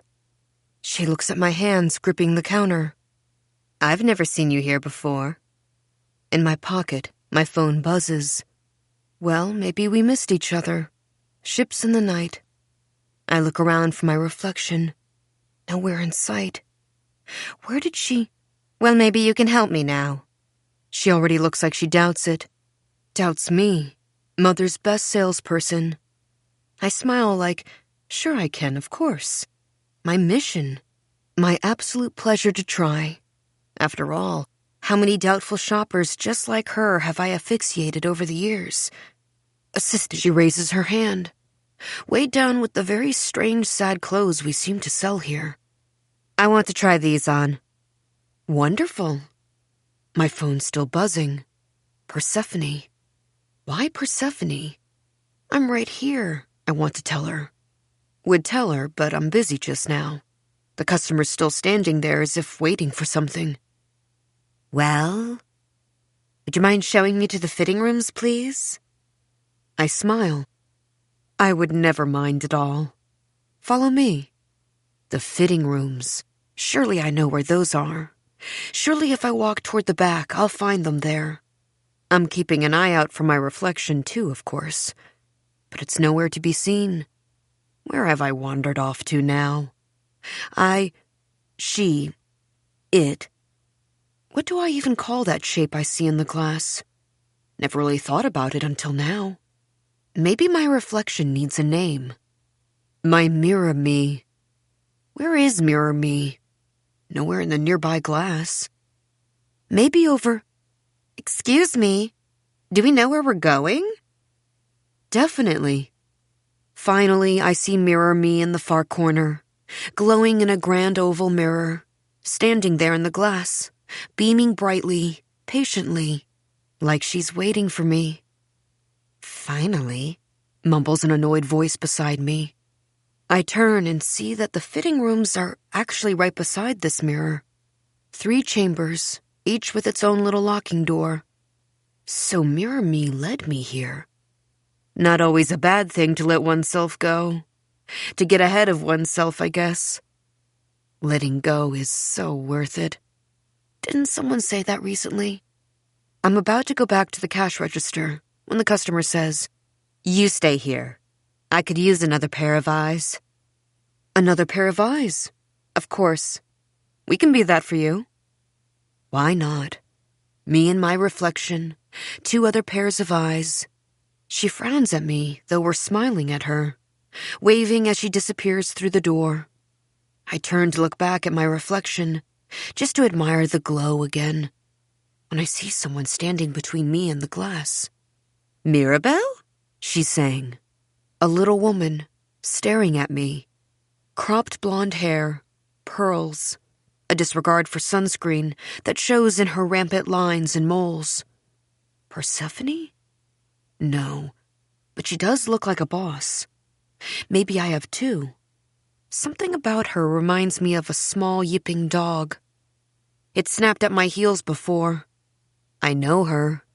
I'd know her crisp white shirt and pearl-wadded throat anywhere. But when I try to recall her name, all I can think is Yip Yip. The little woman looks surprised to see me. More than surprised. Shocked, really. Like she's just seen someone dead. Like Tad did. "Mira, is that really you?" I look in the mirror. The glass is empty, shining. I'm nowhere to be seen. I look back at the woman and smile. Who else? What happened to your... She brings her hands up to her own face, as if to check that it's still there. "What are you doing here?" "I'm on my shift, of course," I say, gripping the fitting room door handle. "Your shift? Here?" "Where else?" "Yes. I work here?" "You work here?" She looks at me confused. "I'm sorry, but I don't understand." I feel my phone buzzing again. I smile at the woman. It's very simple. "But aren't you supposed to be heading back to Montreal?" "Montreal? I'm not sure where you're getting your information." "I see. Well, maybe you'd like to come with me in the back and have a little chat?" She's looking at me like I'm a wild animal, and behind her back is some sort of tranquilizer gun. "That's going to be a problem," I say. "Problem? Why a problem?" "Well, if I go back there with you, I can't be another pair of eyes. For her." And I gesture to the fitting room door. I promise to be her eyes. "Esther can take care of that. Can't you, Esther? She's just back from her lunch break now." I see another woman beginning to creep into my peripheral vision. She's holding a container full of some sort of soggy salad, glasses on a chain around her neck, bloodless face looking at me blankly. "A little late coming back today," the woman says to Esther, her voice slightly scolding. My phone buzzes and buzzes. I shake my head. "No," I say loudly. "No," the little woman repeats. "I'm staying here for now." She looks at me for a long time, not just confused, frustrated. And what else is in her face? Some sort of pity? Why pity? Why can't I remember her name? "I know you're in a great deal of pain right now, Mirabelle. About your mother? Is that what this is all about? Coming in here? I know grieving can be such a journey. Perhaps you're working through something. I stare at her, and she stares at me. Sylvia. That's her name. Right there in the tight lips, the parched skin, the cropped blonde spikes. My phone continues to buzz loudly. Persephone again. I silence it. Smile at Sylvia. I'm definitely working through something, Sylvia. My shift. Now, if you'll excuse me, I actually think I hear my customer calling. I don't hear anyone calling. Do you, Esther? Esther just stares at me. Mirabelle, listen. Hello? From behind the door. Can you get in here, please? Yes, of course, I say, looking at Sylvia, frowning at me now. I'll be right in.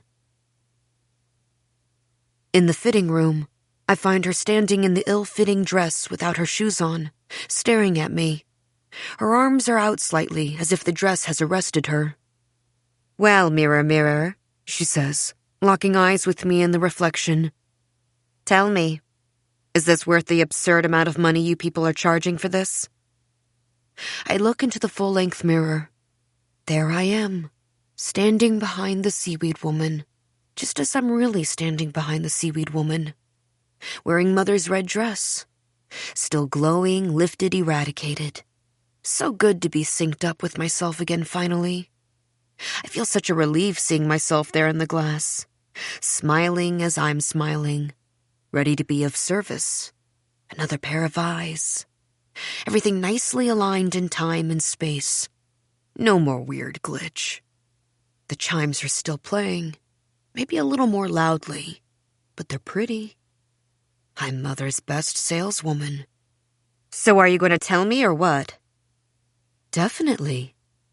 I smile at her in the glass. And it's the funniest thing. The seaweed woman's suddenly a bit blurry in there. Right when I go to really look in the mirror. I turn to my own glowing reflection. I'm perfectly clear. Sharp even, against the customer's blur. Well? It's not entirely clear. Not entirely clear? She lets out a guffaw. That's a new one. And then I see in the glass. I'm staring at her coldly. Very coldly. Am I shaking my head? How can that be when here in the actual dressing room, I'm nodding and smiling? What does that mean exactly? She presses. Annoyed, but also curious. Deeply wanting the words I'm supposed to give. I always have the perfidious words to give. Perfect, I mean, of course. I meet my eyes in the mirror. Eyes that are supposed to be the other pair of eyes for this suddenly blurry customer. So bright and entrancing my mirror eyes are. But are they mocking? Surely not. Not when I'm smiling and nodding like this, being so nice and polite. Nodding so hard, my neck hurts really. And yet Mirror Me is doing more of a grin. A wicked grin. Just tell me, do I look good or not? I watch my reflection lean over the woman's blurry shoulder. My mirror eyes, still on my eyes. A chill down my back from our cold, mocking stare. My red mirror lips hover by this woman's out-of-focus ear. Lips so very red in the glass. Did I even put on lipstick today? I'm mouthing a word right into the black hole of her ear. No. What was that? She whispers. Awful, chants my mouth in the mirror. Awful, awful, awful. Right into the woman's ear with my very red mirror lips. But on this side of the glass, my own lips are sealed, literally pressed together as tight as can be. I'm shaking my head. No, I whisper. Yes. No? I can't say that. I won't say that. I whisper to the mirror me in the glass. Won't say what? The blurry woman snaps. She grabs me by the shoulders and turns me away from the glass, so I'm looking right at her. "Just tell me what you see!" I stare into the woman's face, not blurry anymore, all too clear. The awful dress, her awful soul. I hear an ocean roar suddenly all around us, like crashing waves right here in the dressing room. Does the woman hear it too? No. Her mouth still seems to be saying, "Tell me, tell me." So I do my best to tell through the roar. Words I can't hear in the wave sounds, though I feel my mouth making their smiling shapes. I only hope they're the perfect words, the ones I can always give, the ones she's so desperately looking for.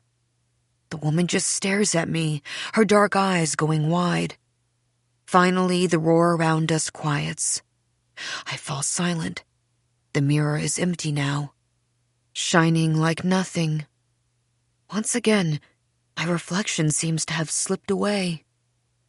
The seaweed woman shakes her head at me like I'm monstrous. "I can't believe," she whispers, "what you just fucking said to me." Oh God, what words did I give? "All right in there?" Sylvia says on the other side of the door, knocking. Her voice is smiling, but I hear the panic and rage beneath. "Fine," the seaweed woman snaps. She slowly turns to me, her dark, wet ringlets trembling before her eyes. I think she's about to hit me. I wait for it, bracing myself. Then she sinks to her knees as if felled. I drop to my knees, too, like a good reflection. She looks at me. "Is it really true?" What did I say? "I should really let Sylvia or Esther help you now," I tell her quietly. I'm about to rise when she reaches out and grabs my wrist. "Wait." Desperation in the press of her fingers. I look at her, still shaking her head at me, not with anger anymore, with a kind of wonder. A tear drips from her eye. "How did you see all that?" Maybe I gave her the words she wanted after all. "It's all here," I say, stroking her cheeks softly. And then I recall the treatment room last night, the spa woman's hands on my face in the eucalyptus fog. "It's all here," she said, stroking my face just like this, offering me the terrible mirror of her eyes. What I saw there. "What?" the woman prompts now, bringing me back to the dressing room floor. "What should I do?" I'm on my knees with this stranger who's also on her knees. I'm crushing her cheeks between my hands, giving her a fish mouth. She's gazing hungrily, fearfully into the mirror of me with bloodshot eyes. I see her soul, shattered like so much glass. Yet the shards are sharp and hungry, whispering, "Feed, feed." Looking into her eyes, I feel a flicker of awful recognition. And then it's gone. "Mirabelle!" Sylvia shrieks, pounding on the door, rattling the handle. "Boleros," I whisper. "Or a blazer, maybe." The customer stares at me. Her pink gloss is a slash across her face. Her ringlets have gone limp. What?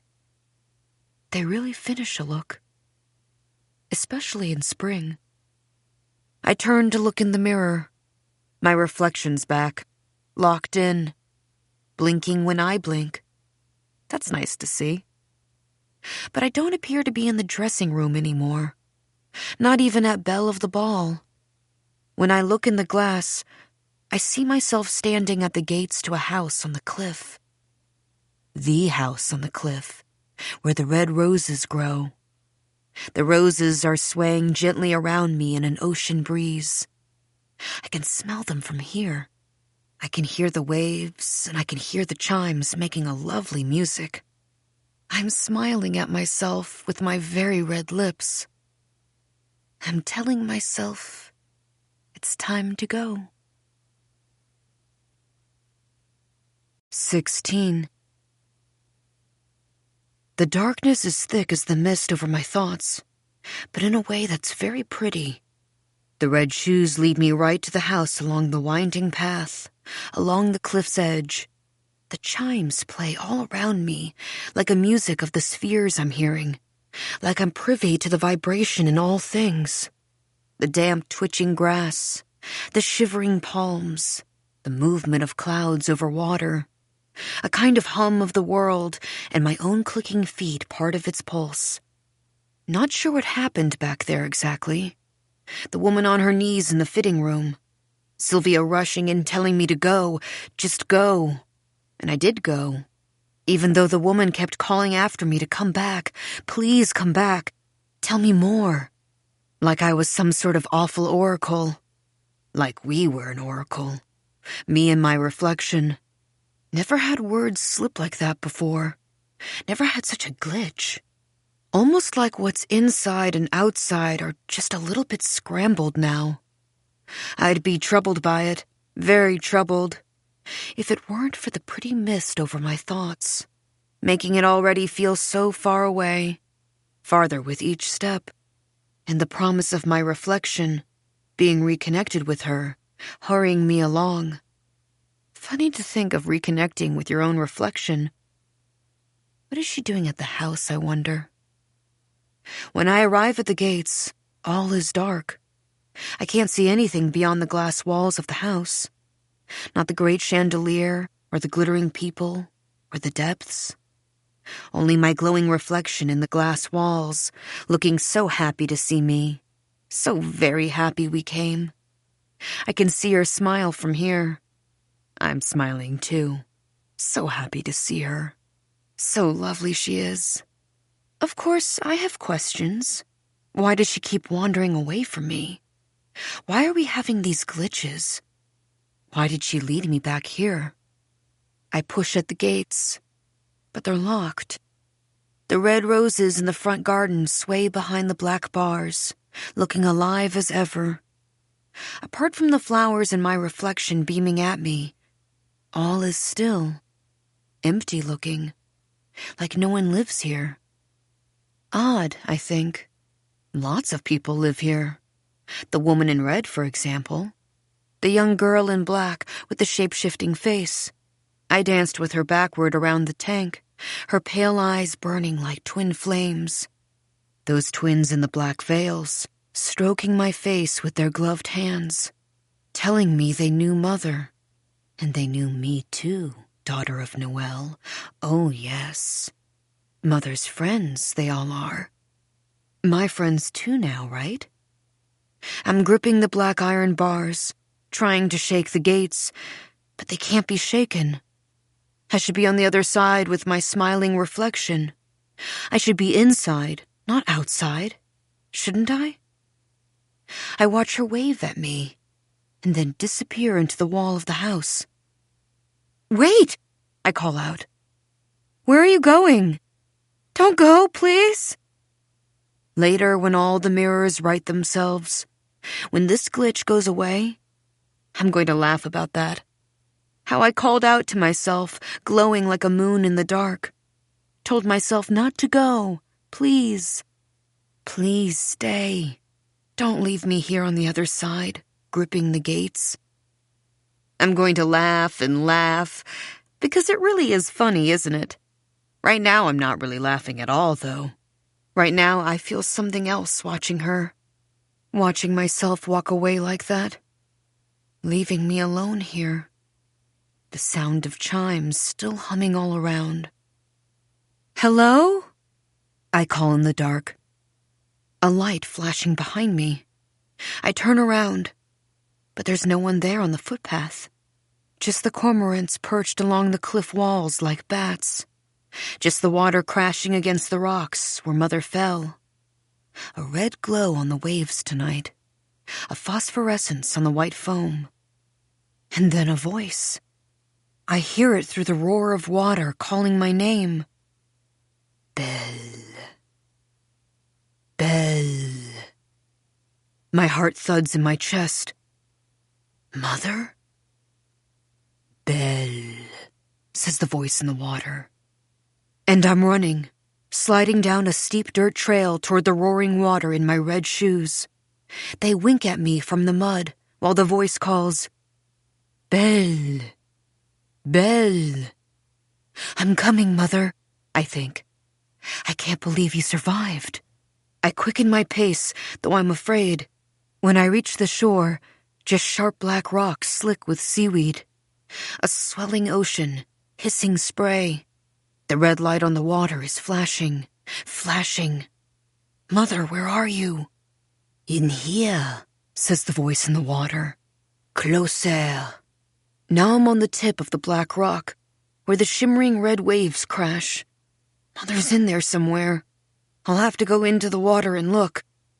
Mother will carry me in the red wave, and in the wave, we'll talk.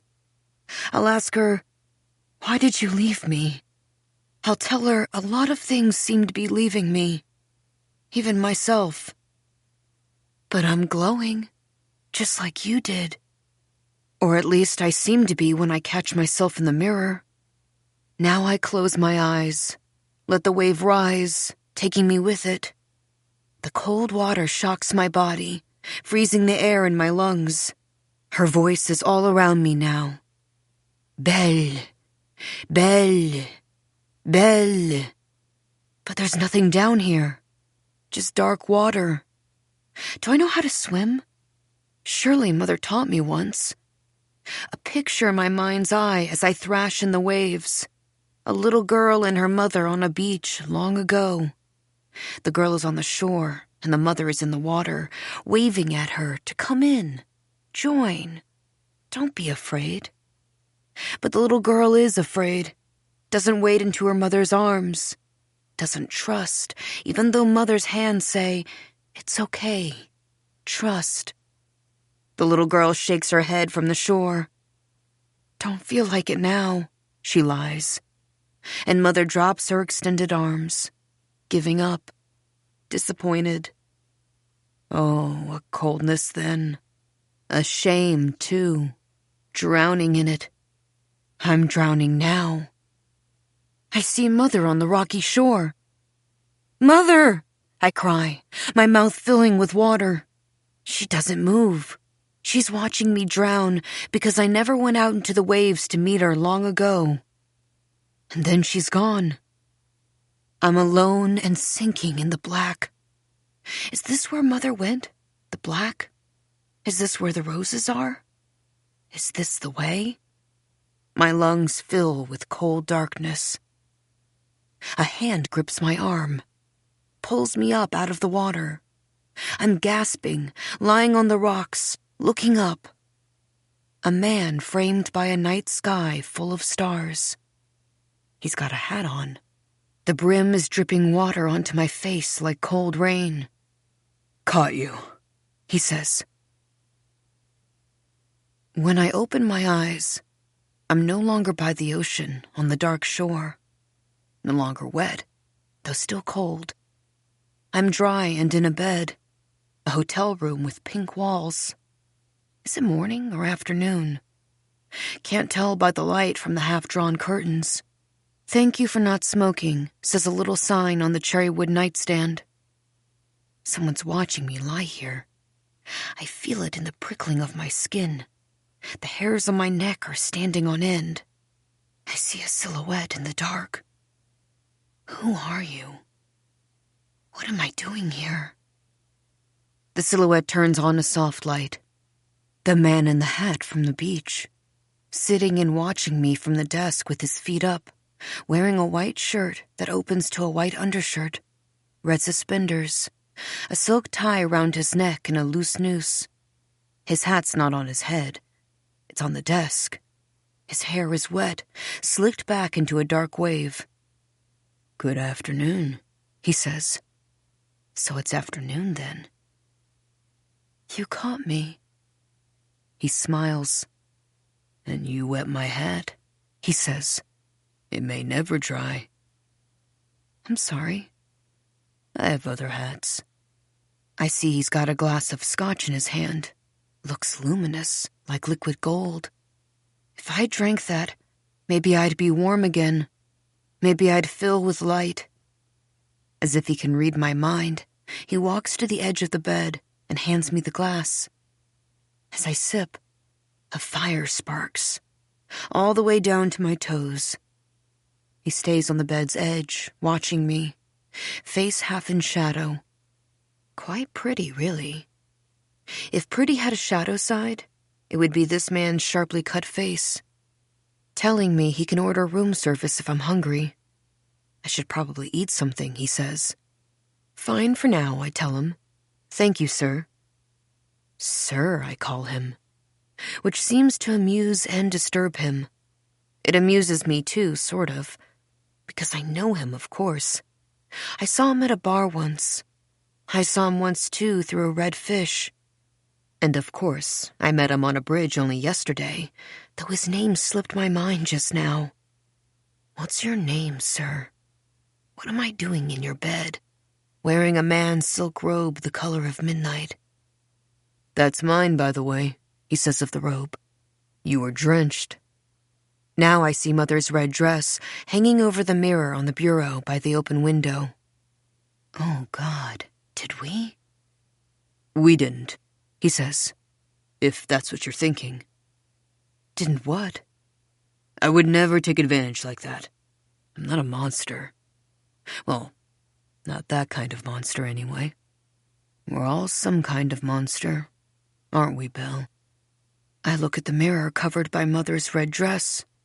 The only mirror in the room. The skirt obscures my reflection, the entire glass covered in a bell of red silk. There's a vase full of red roses on the bureau, some red jars and vials. When I look back at the man, he's smiling at me. That was quite the swim you took. I can't swim. If you can't swim, why go in the water, Belle? I forgot that I couldn't. It's actually true. I did forget. Though how could I forget? Suddenly I want a cigarette.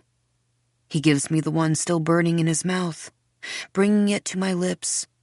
I taste his rose lip balm, a whisper of green tea essence, or a cloud jelly he must wear on his face. Funny thing to forget, he says, watching me puff on the cigarette a little longingly. Seems pretty important to keep that in mind, don't you think? But there are roses in my mind, I want to tell him. Freshly cut in a tall black vase. A white red-nailed hand arranging the stems to best advantage as we speak. Been a bit scrambled lately. Forgetting names, faces, places, mixing past and present. How does he know that? How did you know that? Oh, a wild guess. But it's worth it, right? For the glow, he whispers. I feel myself flush now under his gaze. Excuse me? Quite the glow, he says. He raises his glass as if to toast my face. Who are you? He feigns looking hurt. Oh, Belle, am I really so forgettable? I remember you walked me to the house last night. For my free treatment. Wasn't that nice of me?